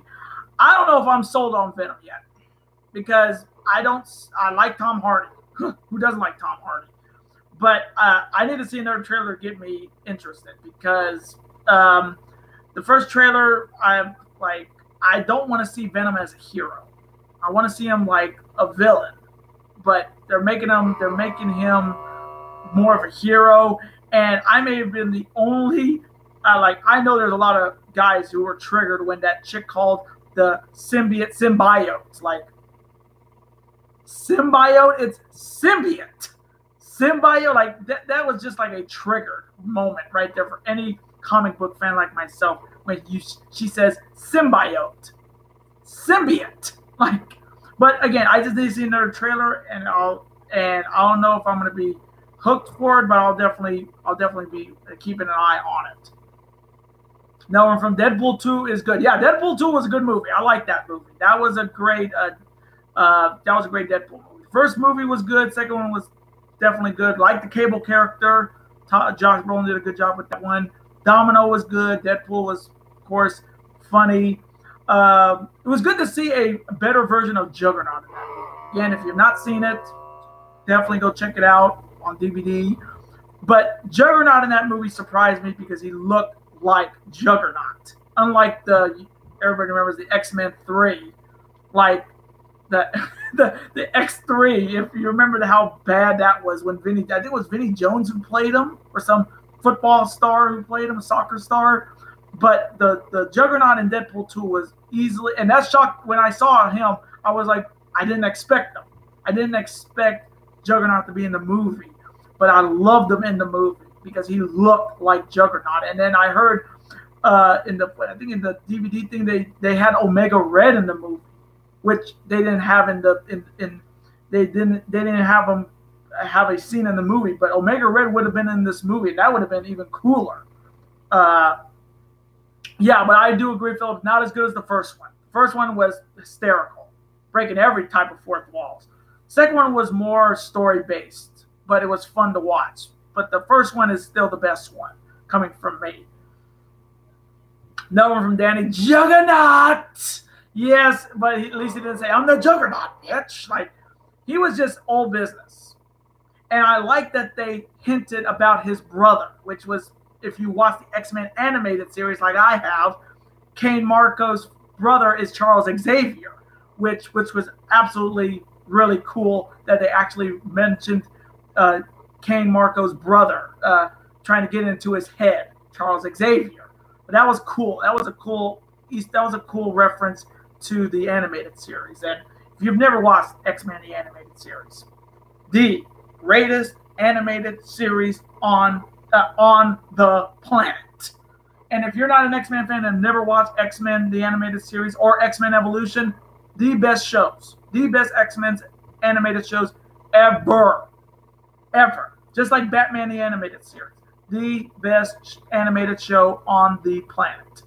And you can count the Batman, like that one was good. Beware the Batman, garbage, didn't like it. Batman the Brave and the Bold, 260s base. DC animated movies have been pretty solid. I'll even admit that for sure. They've been pretty damn solid. I mean, Killing Joke was just why? Like, you have Barbara and Bruce. Like, really?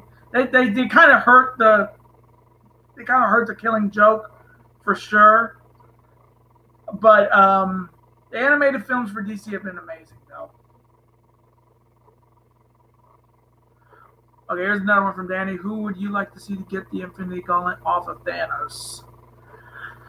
Well, who was the close? I think Spider-Man and Iron Man were the closest ones to take it off him before Star-Lord broke Mantis's concentration. I'd say maybe I agree with that, Philip. Maybe Deadpool. Iron Man would have made it interesting, being he's such a tech-savvy kind of guy.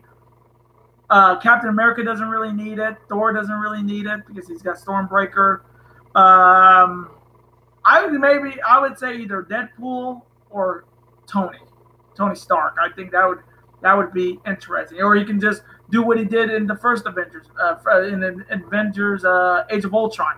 Oh, he just makes an artificial intelligence that's made of the Infinity Gauntlet with all the Infinity Stones on the chest and make a new Ultron or something, like an what is it, Infinite Ultron or something. But I get that would have been. I would say Deadpool and Tony would be would pretty be cool with the Infinity Gauntlet, because it's like Tony's not like super powered. He's just a guy in a suit, which is pretty cool. And Deadpool is just Deadpool. That's the best way you can describe it. Let's see what else. What else can we talk about? Let me know. Comment. What do you want to? What do you need? Got any questions for me? Like anything? Comment them in the chat section. Check something.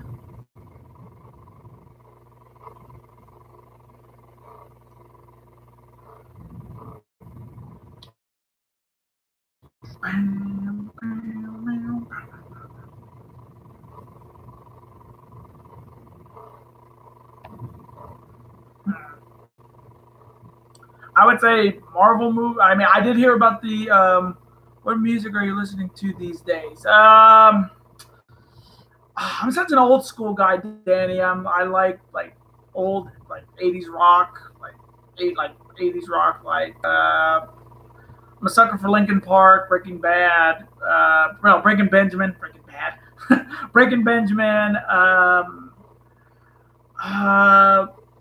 me think.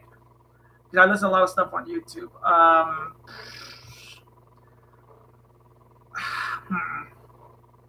I like listening to themes, opening songs to cartoons or animes. That's kind of what I like to do a lot. Rock songs, I go with Linkin Park again. Breaking Benjamin. 80s rock. That's kind of my forte. That's kind of what I like to listen to these days. I like your question. Thank you for that.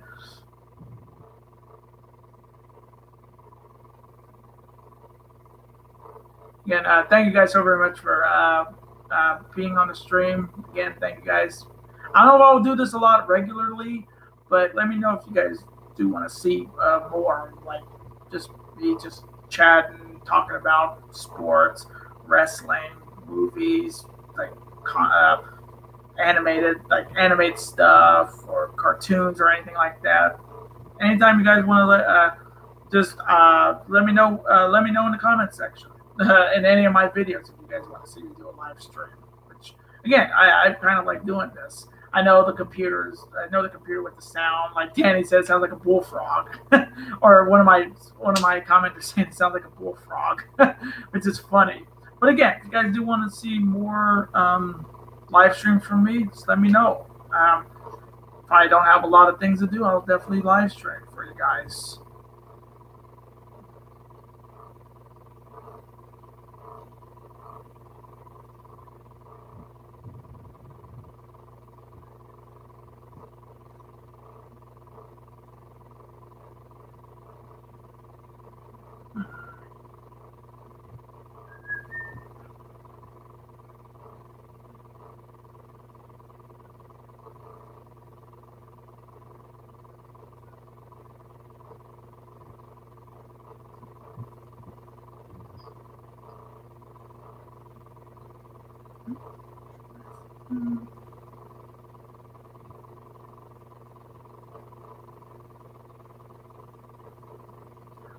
No, I'm all about the old school, 70s, 80s, 90s. Yeah, same here. Somebody's only like 28, 20 years old. I'm always down for the new stuff is not like up my alley, like Kanye or like other ones. Like I'm more old school. I've always been an old school guy. Like old school movies when it comes to 80s, Beverly Hills Cop or Highlander.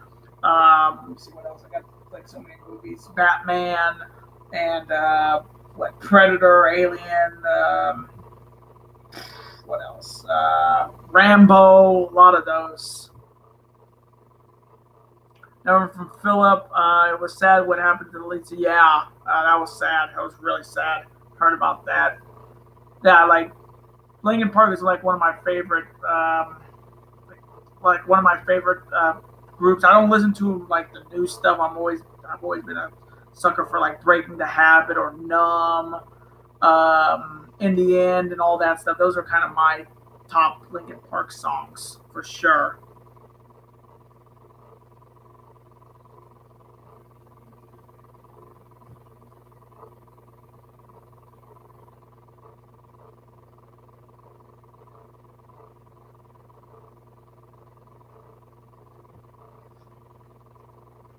I also am like a big fan of like Rev Theory, being voices for Randy Orton and let's see, I think CM Punk's was Rev Theory, yeah. Listen to you one more life.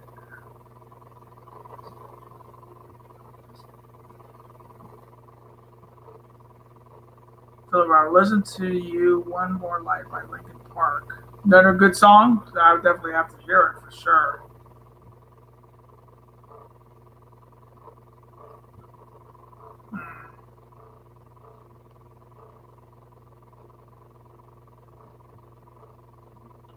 Christian's theme, Chris from Sparky. Christian's theme was cool. I liked Christian's theme when he was in TNA. If you remember his old TNA theme, that was good. His one in 2005 was good. If you close your eyes, that one was a good one. But with the woman singing it, but the one like when he came back in like 2009, 10, 11, it was just okay, but it was not as good as like the 2005 version.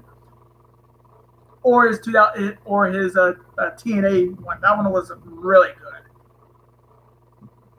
Oh, Philip Roberts is the last voice. Oh, is the last voice of the lead singer. Oh, wow. Huh. Definitely got to hear that. Definitely got to hear that song for sure.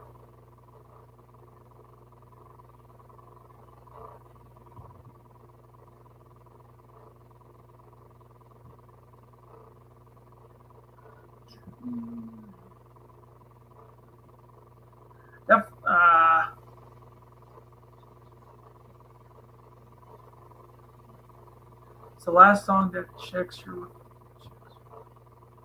Oh wow, huh? Man, those kind of ones like before, like right before they died. I was like, those ones are those ones got to be really good ones. I remember If you remember the movie The Crow, when that actor died before the movie, like, and The Crow is one of my favorite movies. I love The Crow. It's like give you that whole.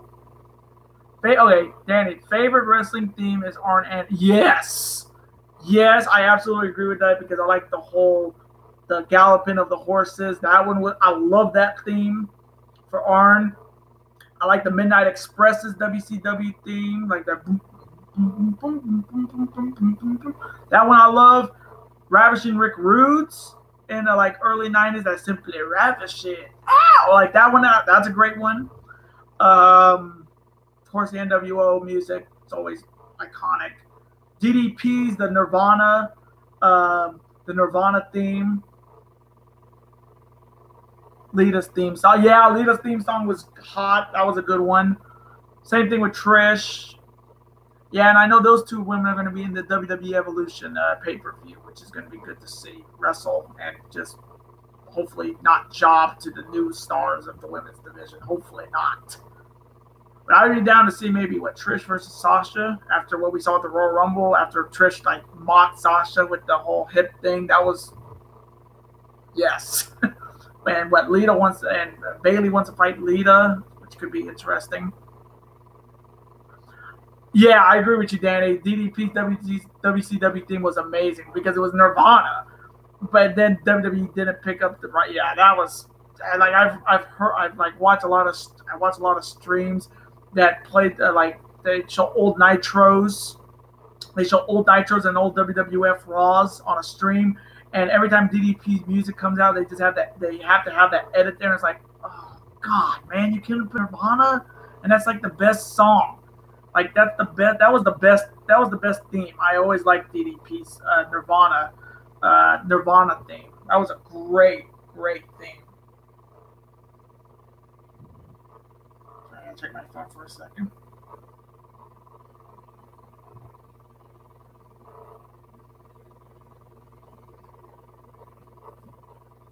I mean, there's some. I mean, if we're talking like some great themes. I mean, there's. I like the Sandman's theme. If you remember the Sandman theme, like the Enter Sandman from Metallica, that's a good one.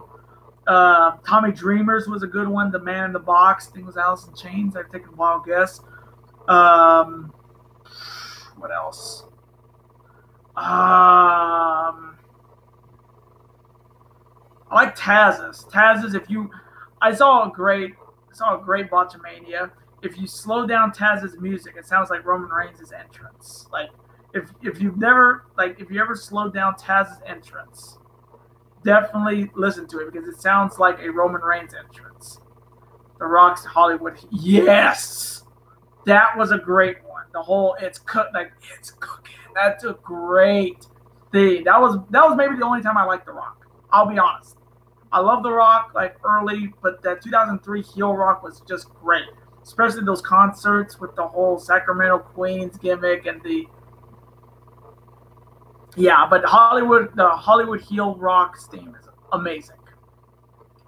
Who is your favorite divas, past, present, or future?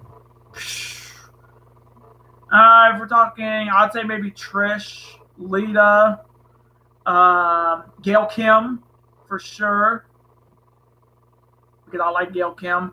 I like Sasha's. Theme. Charlotte's a good one. Man, there's so many. Say Mickey James. Mickey James is right up there. Yeah, she's like smoking hot still. If we're talking like future themes, I'd say Kairi Sane, Pirate Princess. I like her theme because she's an anime chick, which is kind of cool. And the whole Pirate Princess gimmick is just perfect. The one person I don't like, and I'll be honest with you, in NXT is Lacey Evans, the first lady of NXT. The gimmick is shit. Like she's just dressing up like she's Captain America. Like she's dressing up like she can do it the whole like again, I have nothing against it, but I just don't like the gimmick she's got. But I'd say Philip, I'd say Trish, Lita, Gail Kim, Mickey James, Sasha Banks, Charlotte, and Becky. And Bailey, if you want to put her name up there too. Sparky. Y2J's theme is one of my favorites. Yeah, Jericho's theme was actually really good. Like in the beginning, and then it changed in like 2009. 2000, like started like changed in 05, then 09. For some reason, his New Japan theme with him, his Fozzy, is a lot better, and that's crazy. That New Japan's Jericho's theme is better than a little bit better than WWE's theme. If disagree or not, Sparks. Then on from Philip. Oh, and the Brandon Lee Crow is a good movie. Yeah, you get that Sting reference right there. But yeah, that Crow movie is great. The sequels are just shit. No, there's no way they should never have done sequels for that movie. They ruined. I kind of think they ruined the mystique of that movie when they made sequels to it. And like, you have the Crow. That's it. Don't make Crow City of Angels, and then there are other Crows trying to replicate Brandon Lee's Crow. It didn't work, and it will never work. And hopefully they won't do another Crow remake. Now we're from Chris. Chris Jericho's theme music in New Japan is good. Yeah, it's really good, and that's the surprising thing. It's a lot better than a WWE theme. I mean, because it's him singing it. It's his rock group, Fozzy. Now we're from Sparky, and it's smart from New Japan Pro Wrestling, letting them have his own song as his theme, so more people can start learning about Fozzy. Yeah, I love I'm not a big fan of Fozzy. I just know Chris Jericho is a singer on Fozzy. But that kind of shows the difference between WWE and New Japan Pro Wrestling. New Japan Pro Wrestling, you can do kind of whatever you want if you've earned it or you've deserved it. WWE, you have to work within the system.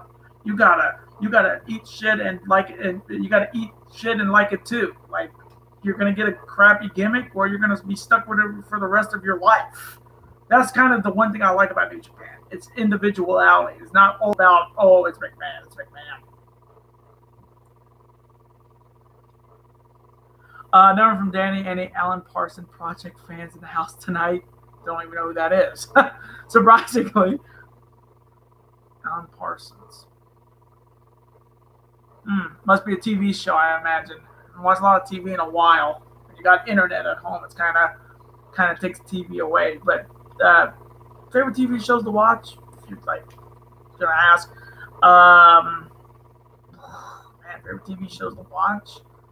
I'd say Hell's Kitchen. I'm a sucker for Gordon Ramsay, just screaming at these guys, "Hey, it's fucking raw!" Like, that's I do like Gordon Ramsay, like Hell's Kitchen. Not a big fan of MasterChef because he doesn't scream. Kitchen Nightmares, I like. Kind of great show. Just finished season 2 of Luke Cage, which was not too bad. Not too bad.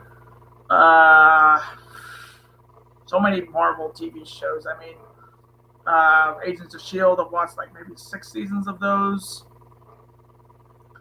I watched maybe like 2 seasons of Supergirl, but I just lost interest. Same thing with The Flash. I was so cool with The Flash, but now it's just like Arrow. Haven't watched in a while, but I do like Arrow. Legends of Tomorrow, same thing. Gotham, as a Batman fan, I like it. Dan, is that like a show? Alan Parsons Project sounds like it. Does sound like a show, that's for sure.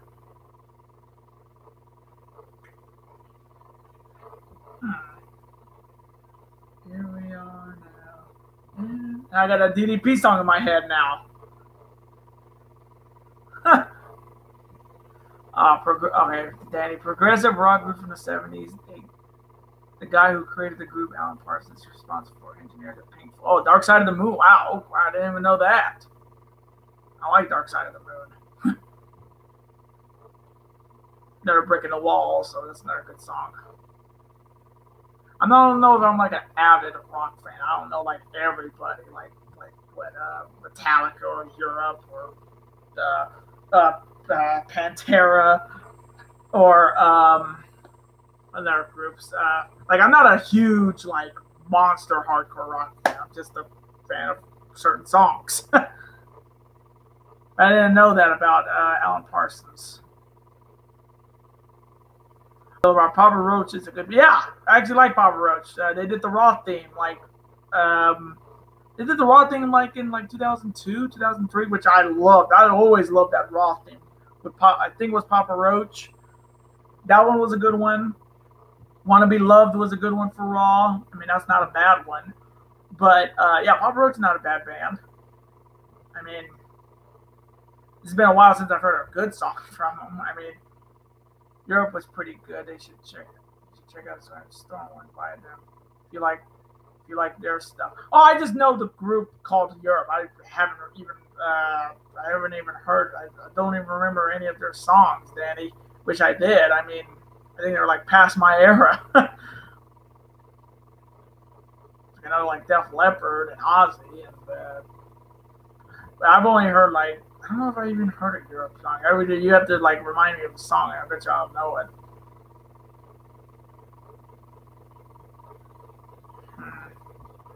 Green Day, they did SmackDown, I think. Oh yeah. Well, let's just hope it doesn't go back to that on and on and on and on. Like just that SmackDown thing was just it gets stuck in your head and you just want to shoot yourself with a bullet. I mean, I still think. Okay, I'll just say it right now. SmackDown's greatest theme song was Marilyn Manson's "The Beautiful People." Point blank. Period. That was the best theme song for SmackDown. Was Marilyn Manson's "The Beautiful People." That was the best one. The Final Countdown. There we go. That's the song I know. That one. Then yeah, Europe's most popular song is "The Final Countdown." Yeah, now that's the song I know. So I have heard one Europe song. It's "The Final Countdown." That's the final countdown of Roman Reigns being the top face in the WWE.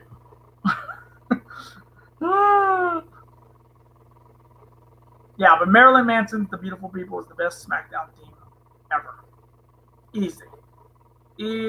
That's like saying SmackDown Here Comes the Pain is the best video game for wrestling. And that's the truth. SmackDown Here Comes the Pain is the best video game wrestling game in the world.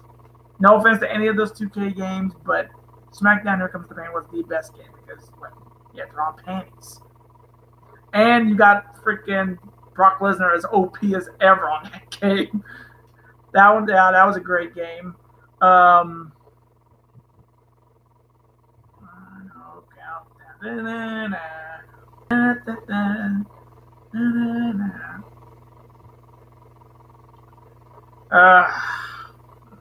Man. So yeah. I would say you have. I don't think anybody can say that Marilyn Manson's "The Beautiful People" is the best SmackDown theme ever. Sparky, we all complain about WWE, but still have New Japan. Let me read this right here. We all complain about WWE, but we still have New Japan Pro Wrestling. Imagine if New Japan Pro Wrestling wasn't good either. Well, again, I've only been watching New Japan for 2 years. I mean, I don't remember all the other stuff that was happening, like 2015 and so on, because I was very WWE. But if WWE New Japan wasn't good either, I mean, we still got Ring of Honor. Ring of Honor always delivers sometimes, almost every pay-per-view they're always putting something good on. I mean, so Sparky, hey, WWE's not good, New Japan Pro's good. Hey, you got Ring of Honor, you got PWG, you got Evolve, you got NXT. There you go, NXT's right there. Another one from Danny. The Marilyn Manson SmackDown theme was awesome. WWE themes suck nowadays for the most part. Yeah, I mean, like wrestlers' theme songs have been better, but pay-per-views, if you're real wrestling fans, you remember all the great theme songs WWE had for their pay-per-views. I get this name off the top of my head. You're Going Down from the Sick Puppies in 2009 for Extreme Rules. Saint Anger for SummerSlam 03. Highway to Hell 98 SummerSlam. Devour from Shinedown and Night of Champions. There were so many great songs for pay-per-views. Now it's just a bunch of people who? It was a bunch of guys we don't a bunch of rock groups we don't even know or barely even heard on the blimp. So yeah, but theme songs for pay-per-views have been shit. WWE themes lately have been kind of generic. I mean, there's only been a few good WWE themes. Bobby Roode's, Seth Rollins, that's for sure. AJ Styles, Aleister Black's. Aleister Black's has a great theme. The Undisputed Era has an amazing theme, though. Philip, number from Philip. I miss whenever John Cena used to have those rap battles. Yeah, those were maybe the only good times I liked John.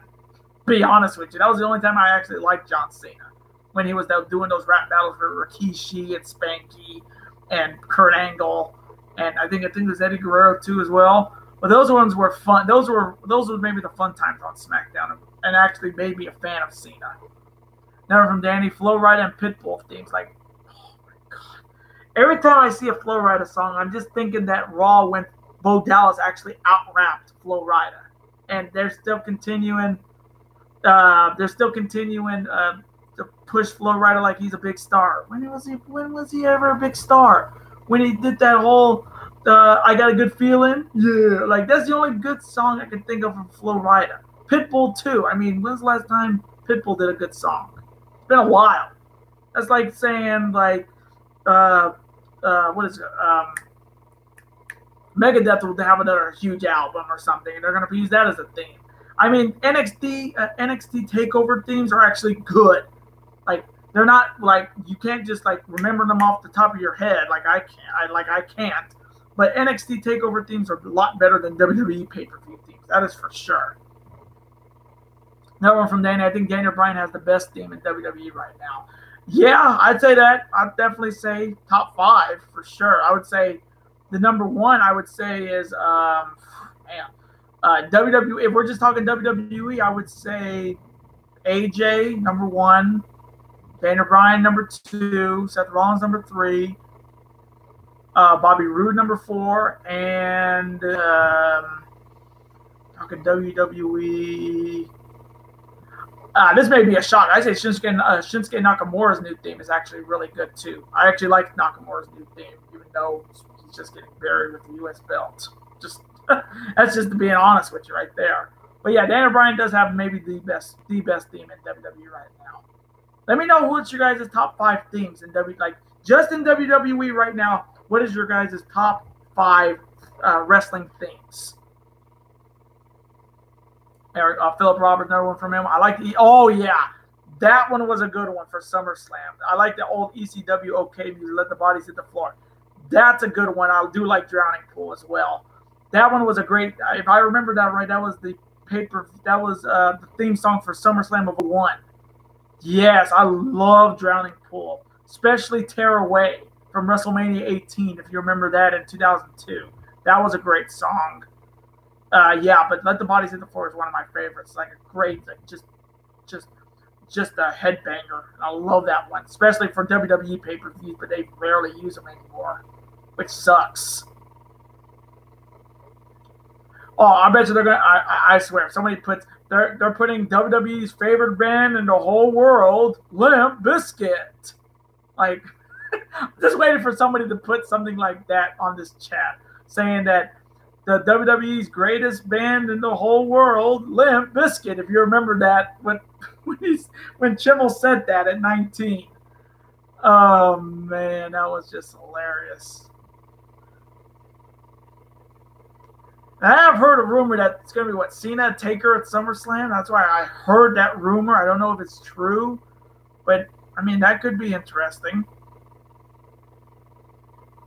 Danny, I love all the Limp Bizkit themes, especially when Takers, especially the 2003 Takers was good, or no, not 2003 Taker, like 2001 Taker was good. Kid Rock's, I'm still going to say it right now. Kid Rock's American Badass was the best one for Taker. Taker's best theme after like the whole Ministry of Darkness thing was Kid Rock's American Badass 2000. Best Taker theme ever. Yeah, exactly, Philip Roberts. Kid Rock. That was the shit when it comes to Taker in that 2000 era. Limp Bizkit was good in 01. Crack addict. Oh, that's right. I'm a crack addict. Yeah, that's another good one from WrestleMania 19. I thought, wait, I thought WrestleMania 19. I don't know. I was thinking, what was the one for 17? 17, Austin and Rock. I remember that being. I thought that was the theme. I didn't think it was 19. But I may be wrong. I've watched so much wrestling in my lifetime. I bet you I forgot. But I remember Crack Addict being. I think it was 19. I just can't remember which one was 17. 17 was good too. 17's theme was good too. For some reason, I'll just say this here. I'll just say this right here. The best WrestleMania theme I've heard, and this is a very, I don't think a lot of people would say this. I would say WrestleMania 15. If you've never heard the WrestleMania theme for WrestleMania 15 Rage, listen to it because it's actually really good. I thought it was really good one for sure.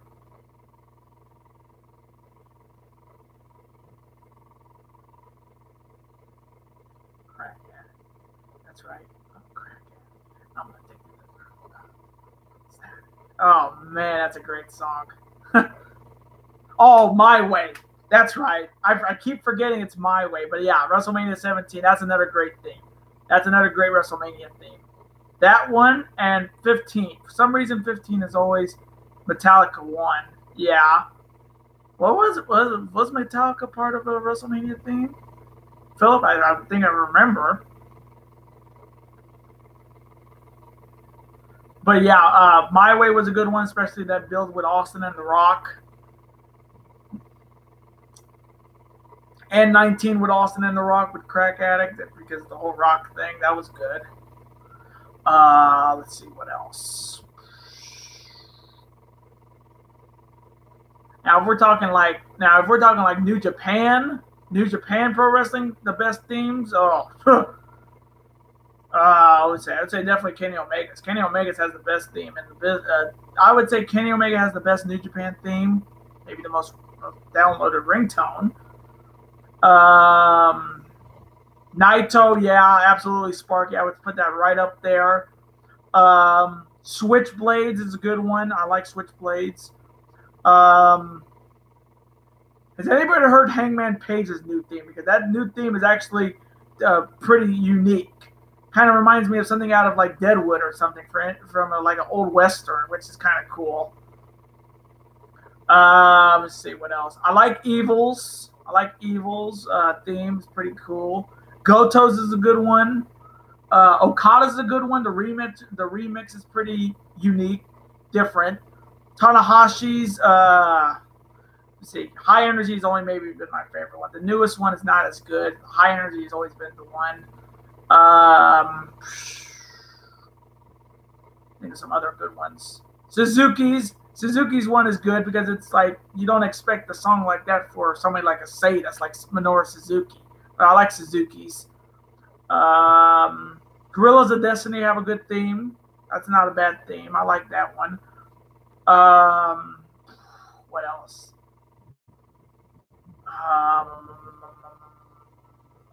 Kota Ibushi's. That is for sure. Kota Ibushi's theme is really good. Try to think of some other good ones. What else?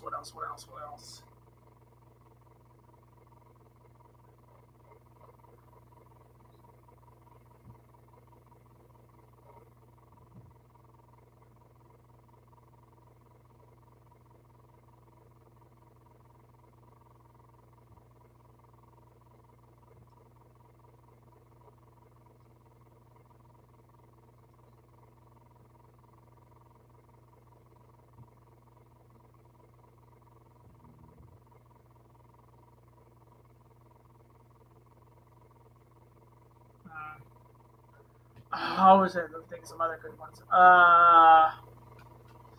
I'd say Cody's. Cody's theme is really good. I do like Cody's theme. Will Ospreay's.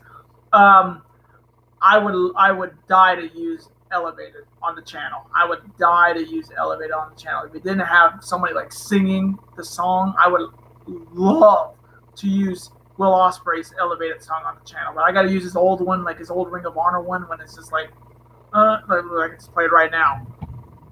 This is played right now, but I use it. Like I wish I could use Elevated because it's one of my, it's like the best.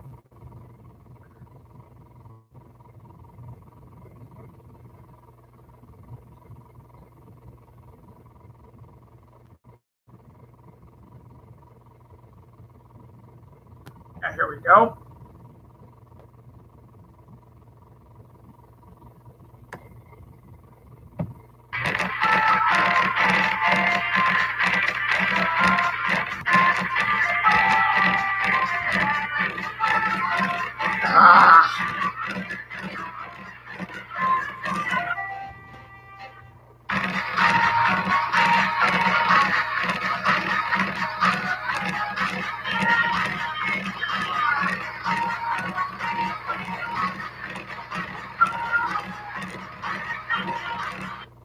That is a good one. That is a good one for that's a good one for Sparky.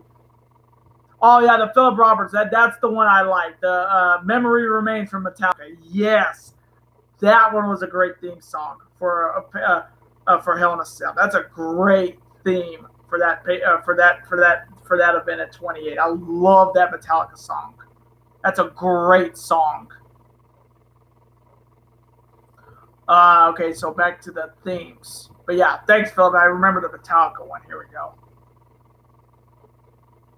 Okay, Danny's got his number. He's got his WWE themes at number 1. He's got. Oh, I'll do it like this. At number 5, he has Charlotte Flair. He's got. Oh no, he's got a tie for 5th for Charlotte Flair. No, never mind. I'm wrong. Blah blah blah. Number 4, he's got Seth Rollins. Number 3, he's got Brock Lesnar. Number 2, number 3, Bray Wyatt. Wait. 1, 2, 3. Okay, never mind. Let me do this. Let me do this one again, Danny. I'm sorry, like reading it differently. Okay, number 5, you have Charlotte Flair. I like that one. Number 4, you have Seth Rollins. The Burn It Down one, I would imagine, because that's kind of the best one. Number 3, Brock Lesnar. Simple, but I like it. Number 2, Bray Wyatt. And number 1, Daniel Bryan. I mean, that's not a bad list. That is not a bad list. Charlotte Flair's one is kind of Flair-esque, but I do like it. Seth Rollins' theme is fire, especially Burn It Down gimmick to it. Brock Lesnar's is good, but it's been like we've heard it so many times, like ridiculous so many times. Bray Wyatt, if he only got pushed, and Daniel Bryan, number 1. I definitely can agree with that. Daniel Bryan being number 1 on your list. Definitely mine would be definitely different for sure. But I do like it. I do like your list, Danny.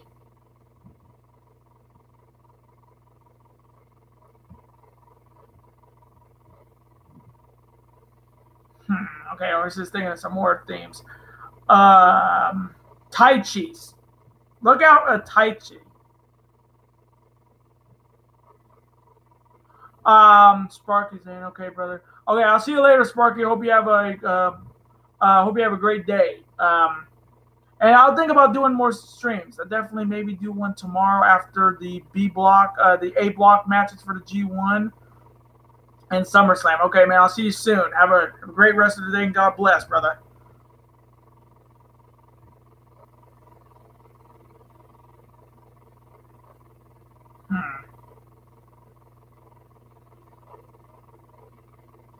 Hope you guys are enjoying the stream again. First time doing this on the channel, so I hope you guys do enjoy. If you're not subscribed to the channel yet, definitely go hit that subscribe button and become part of this bigger, dangerous alliance. And again, don't know my Twitter. My Twitter is at Red Sox Dominance on Twitter. And be sure to follow me. Keep up with my individual picks for the G1 Climax and so much more.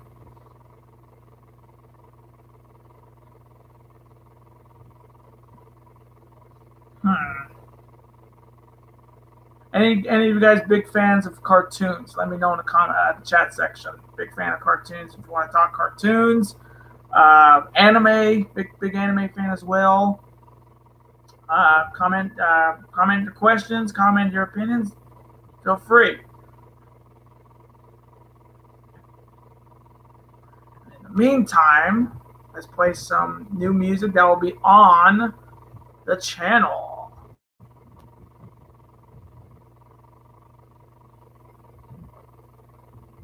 This one's going to be for the former Ring of Honor television champion. And I don't have to continue to call him the King,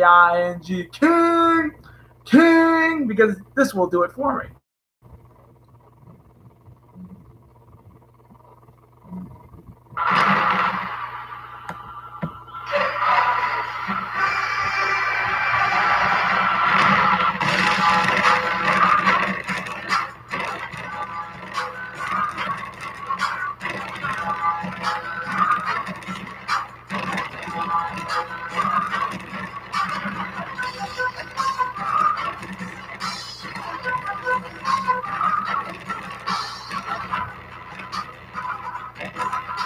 So that's going to be a new one for Kenny King.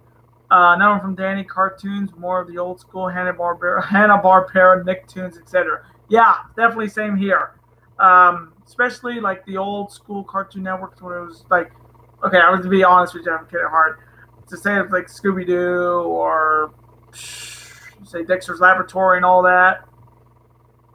For sure. Oh, one last sparkling one thing I'd like to say that the anime I grew up with was Yu-Gi-Oh! Now watching Naruto and One Piece. All right, yeah, agree with you. I love Yu-Gi-Oh! As a kid. Do watch Naruto, a lot of Naruto Shippuden, and One Piece as well. And again, hope you have a great rest of your day, Sparky, and hope to see you again soon. God bless, brother. All right, now one from Philip. RVD, Edge, DX, Bullet Club, and CM Punk. Those are the ones that I picked or my favorites. Those ones are a good one. Van Damme's has always been a good one. Edge is a really good one. DX, common, very common. Bullet Club, that's not surprising. And Punk's, yeah, Punk's is maybe my favorite. Like honestly, like Danny, when it comes to Nicktoons, like the trying to think of some Nicktoons shows. Man, there's so many. Oh man, there's so many good Hanna-Barbera. Trying to think like great shows on Nicktoons.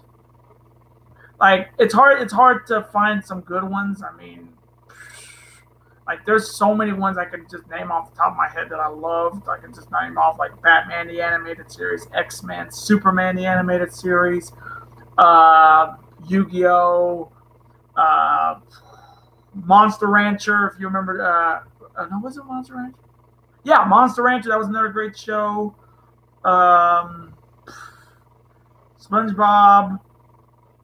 Not like maybe the old episodes, not the newest ones. What else? Teenage Mutant Ninja Turtles. That's another that's kind of my childhood right there. And I got that old school pizza stuff. There we go. Doug, yes, love Doug. It's one of my favorite shows. Rugrats, yeah. I heard that they're bringing back Rugrats. Danny, surprisingly, they're actually going to reboot. They're going to actually do a live action version of Rugrats, which is like really like Rocco's Modern Life, great show. Yeah, I remember that great show. Hey Arnold, I love Hey Arnold, the whole football head game. I love that show. That was a great show. Yeah, but Danny, they're actually doing a remake. They're actually doing a reboot of I think Rugrats. I don't know when they're going to bring it out, but they're actually doing a remake of it, which is weird, and a live-action movie to boot. So pray to God that doesn't ruin your childhood, because I know a lot of reboots have ruined a lot of kids' childhoods. I mean, the Duck. Okay, I will admit I love DuckTales. If you ever watched DuckTales, that was like the best Disney show. And then they did the reboot version, which was good. The one show I pray to God they do not touch is Gargoyles. Now, if you watched Gargoyles as a kid, that show was the shiz. That was the shiz. Another from Philip. I love X-Men cartoons. So, yo, that's the one, boy. That gives the best goosebumps when you hear that.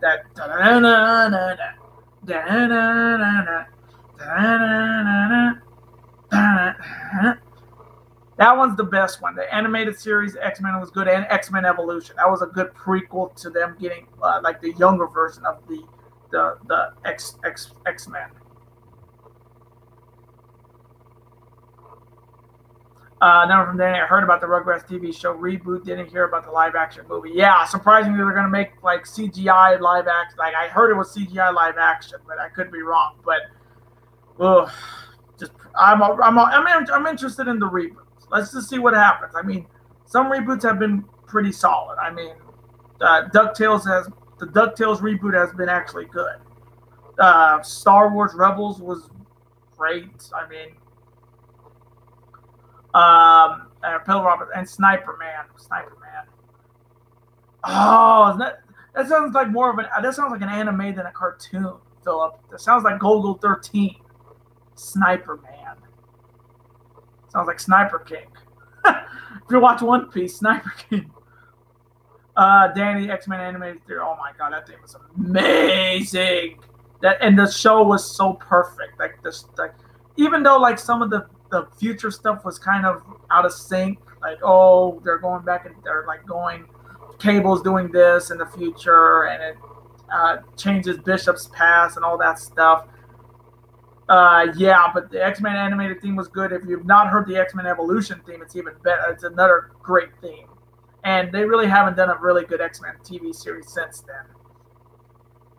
Ed and Eddie, another great show, definitely for sure, Robert. Hey there, Ed boy. Like, it's a go double day. Like, you know, just the great. That's a great show, and I just hope they don't do a remake of that. Please don't make a reboot of that. Maybe I mean I would be interested to see them like an Ed and Eddie reboot that if they were like teenager, like maybe like mid-teenager, a little bit adult. That would be kind of cool.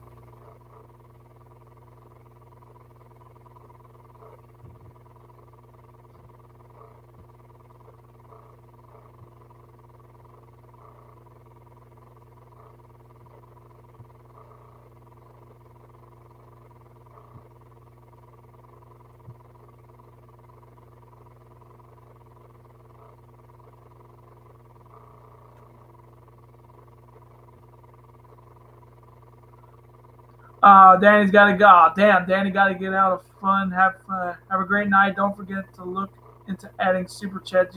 Yeah, again, yeah, definitely adding super chat. Yeah, if anybody knows how to do that, definitely hit me up in the chat box. Danny, hope you have a great day. Have a good rest of your day. Have a great weekend. Stay cool, and God bless, my friend. And also have a great night as well.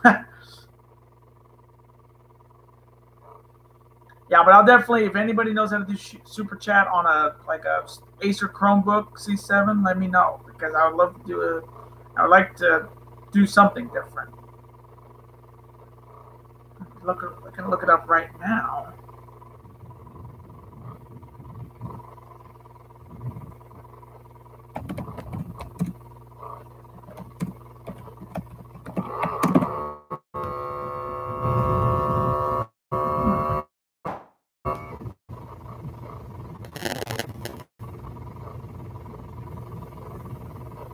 Couple seconds, guys. I'm just gonna see where I can find how to do the YouTube super chat.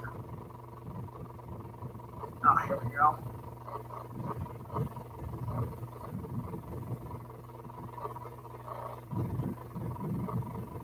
Super chat is a new way.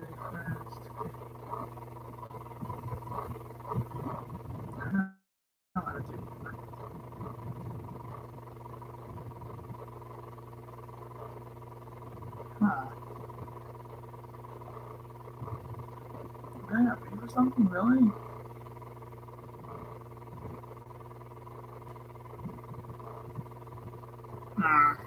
Weird. Phil Roberts with the question: who is your favorite X-Men? Oh, I've been a big. You seen the T-shirt? I'm a big whole Wolverine fan. I'm a big Wolverine fan for sure, Philip. I'd say him, Gambit, Rogue, Storm for sure, Beast, McCoy, big time, Jean Grey, another good one. But like my top three are Wolverine, Gambit, and Magneto for sure. Those are like my top three guys. Well, who's your favorite X-Men, Philip? I'd like to know that too.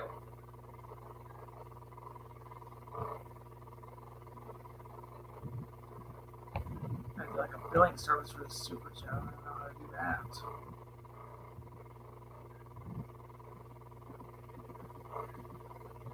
Let's see.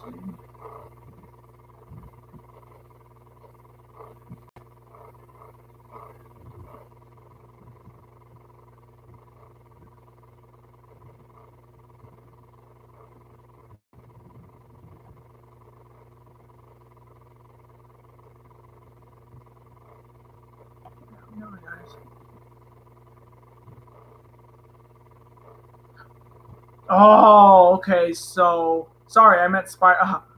Who's your favorite? Okay, Philip Robert said, "Sorry, I meant Spider-Man." Oh, my favorite hero in Spider-Man, other than Spider-Man. Well, I'd say there's more villains in Spider-Man than anything, really. I'd say my favorite villain. I'd say definitely Norman Osborn. Uh, Not a big fan of Harry. I'm more of the fan of Storm and Norman. Kingpin, Wilson Fisk, badass. Venom, Carnage, Black Cat, Silver Saber.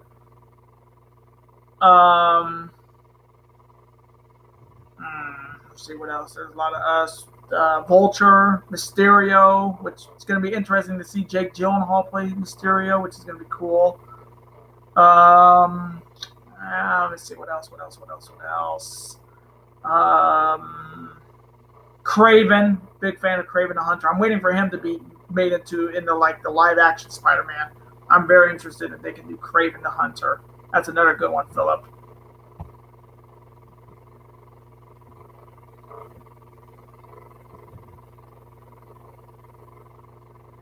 Super chats can be YouTube.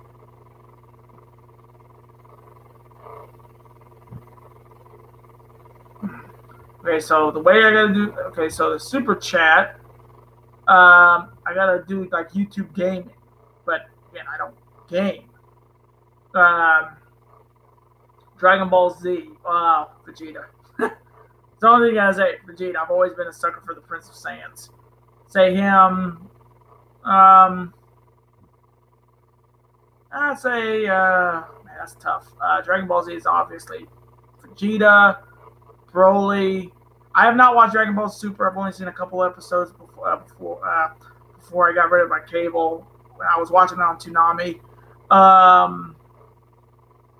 Like I like Goku, but he's like, I'd say he's dumb as fuck. But I'd say like he's dumb as fuck, but he's, what do you call it? But yeah, definitely Vegeta, Philip. I'm a big Vegeta fan. Even if you've seen the Funko, if you've seen my videos, I have that little like a Funko Pop of Vegeta, like the Saiyan Vegeta, which was pretty cool.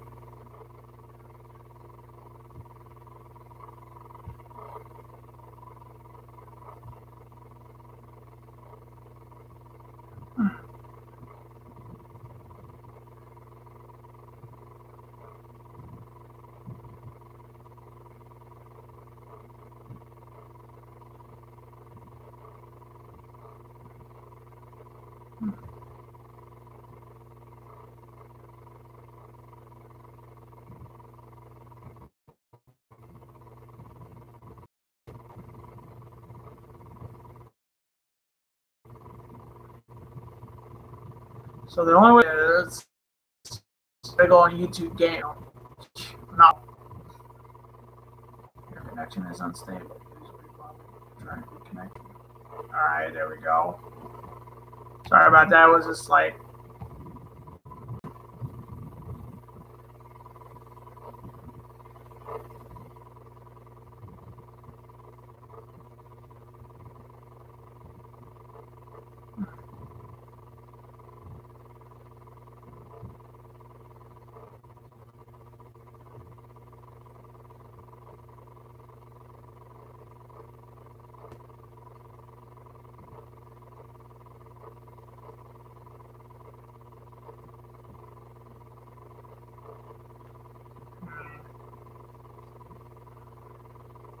again, hope everybody's having a great Saturday evening, afternoon, morning, where you're at.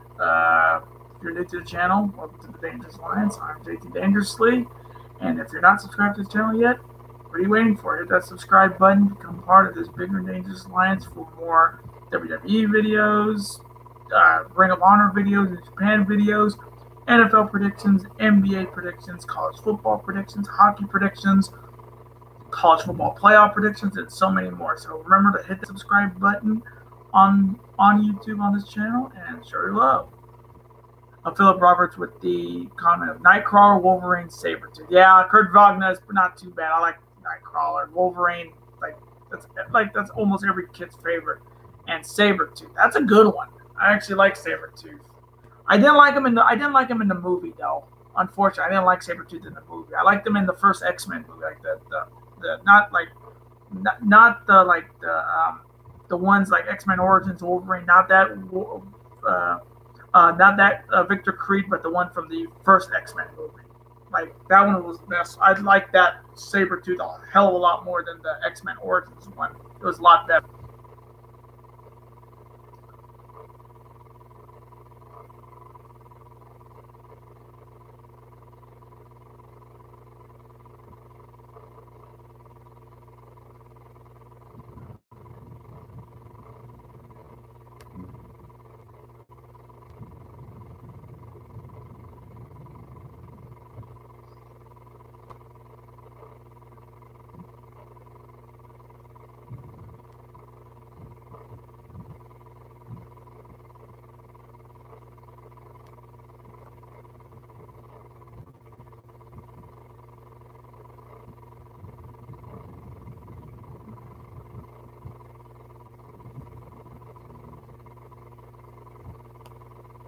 Oh,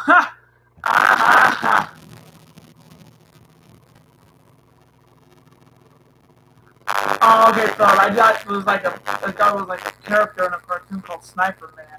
Oh, you just made a mistake of saying you put Sniper instead of Spider. It's alright, Phil, no worries.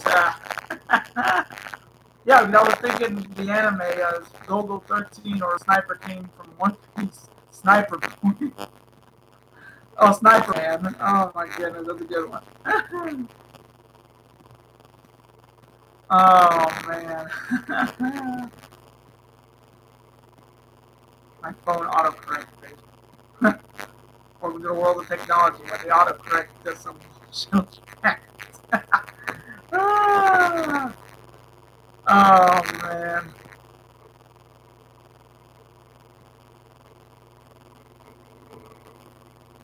You guys got any plans for what do you call it? Again, I don't know if I'm gonna be on live stream tomorrow. Maybe. Yeah, I feel like it for sure. If there's nothing else to do, I'll definitely do it.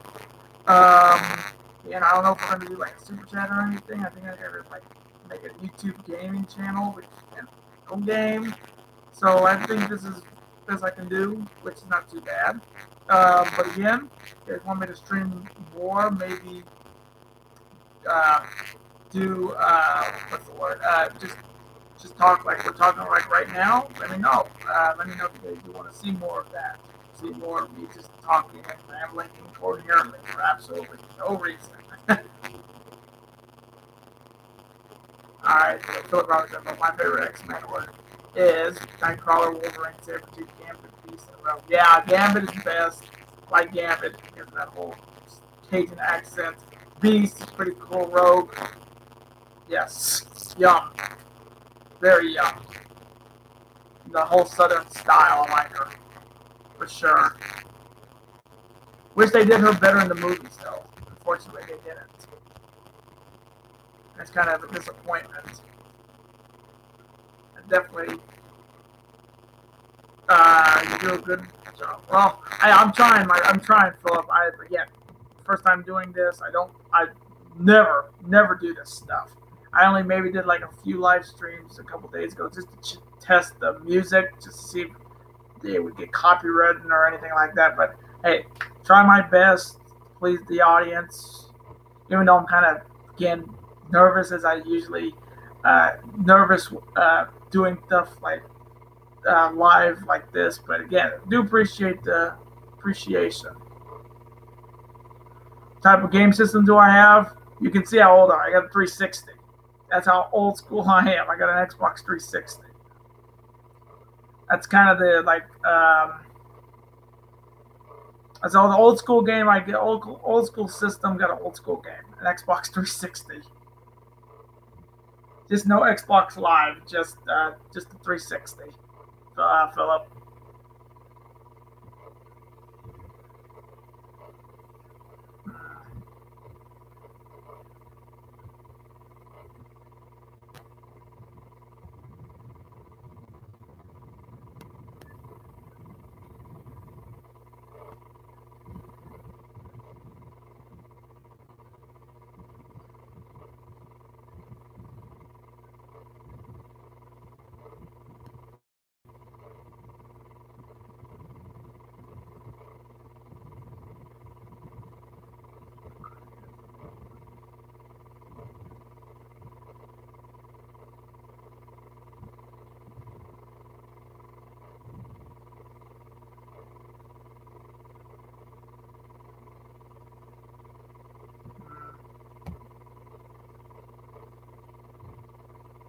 I've had different gaming systems. I think my first gaming system was a Nintendo GameCube, like big console. Then the PlayStation 2. Then now the 360. So kind of old school at that. I mean, first think handheld was Game Boy, Game Boy Advance, and then GameCube was like the first big console I've had. I had. Then the PlayStation 2. Then the 360.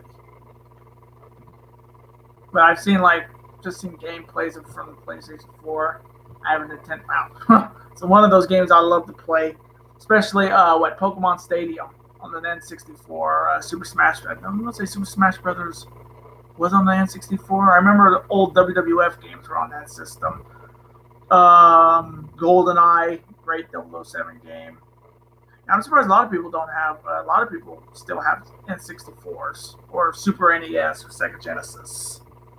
But it's a great system. Old school, but I like it.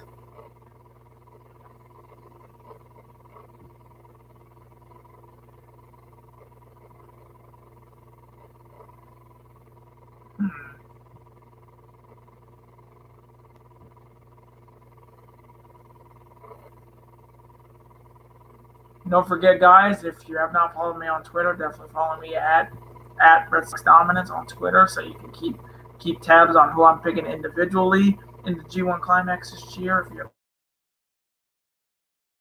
follow me on Twitter.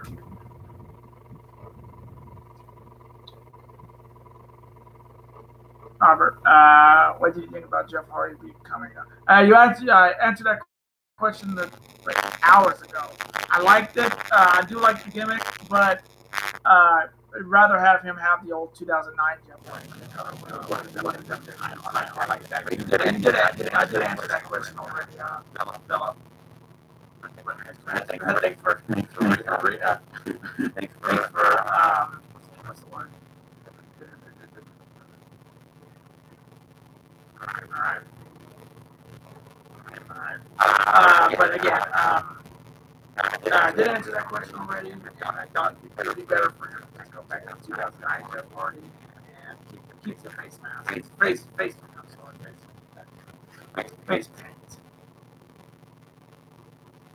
Okay, well, I think I'm going to end this stream right here. It's been a long day. All of you guys for showing up. Like Sparky, Gaming, Danny, Philip, Alex, and a lot of others. So, you guys so very much for joining me on this stream. And yeah, I don't know if I'm going to be on tomorrow, but you'll see me on when you least expect it. So be sure to hit that notification button when shows up for a live stream from me. So I hope you guys have a great rest of your day, great rest of your evening, morning, afternoon, night. God bless.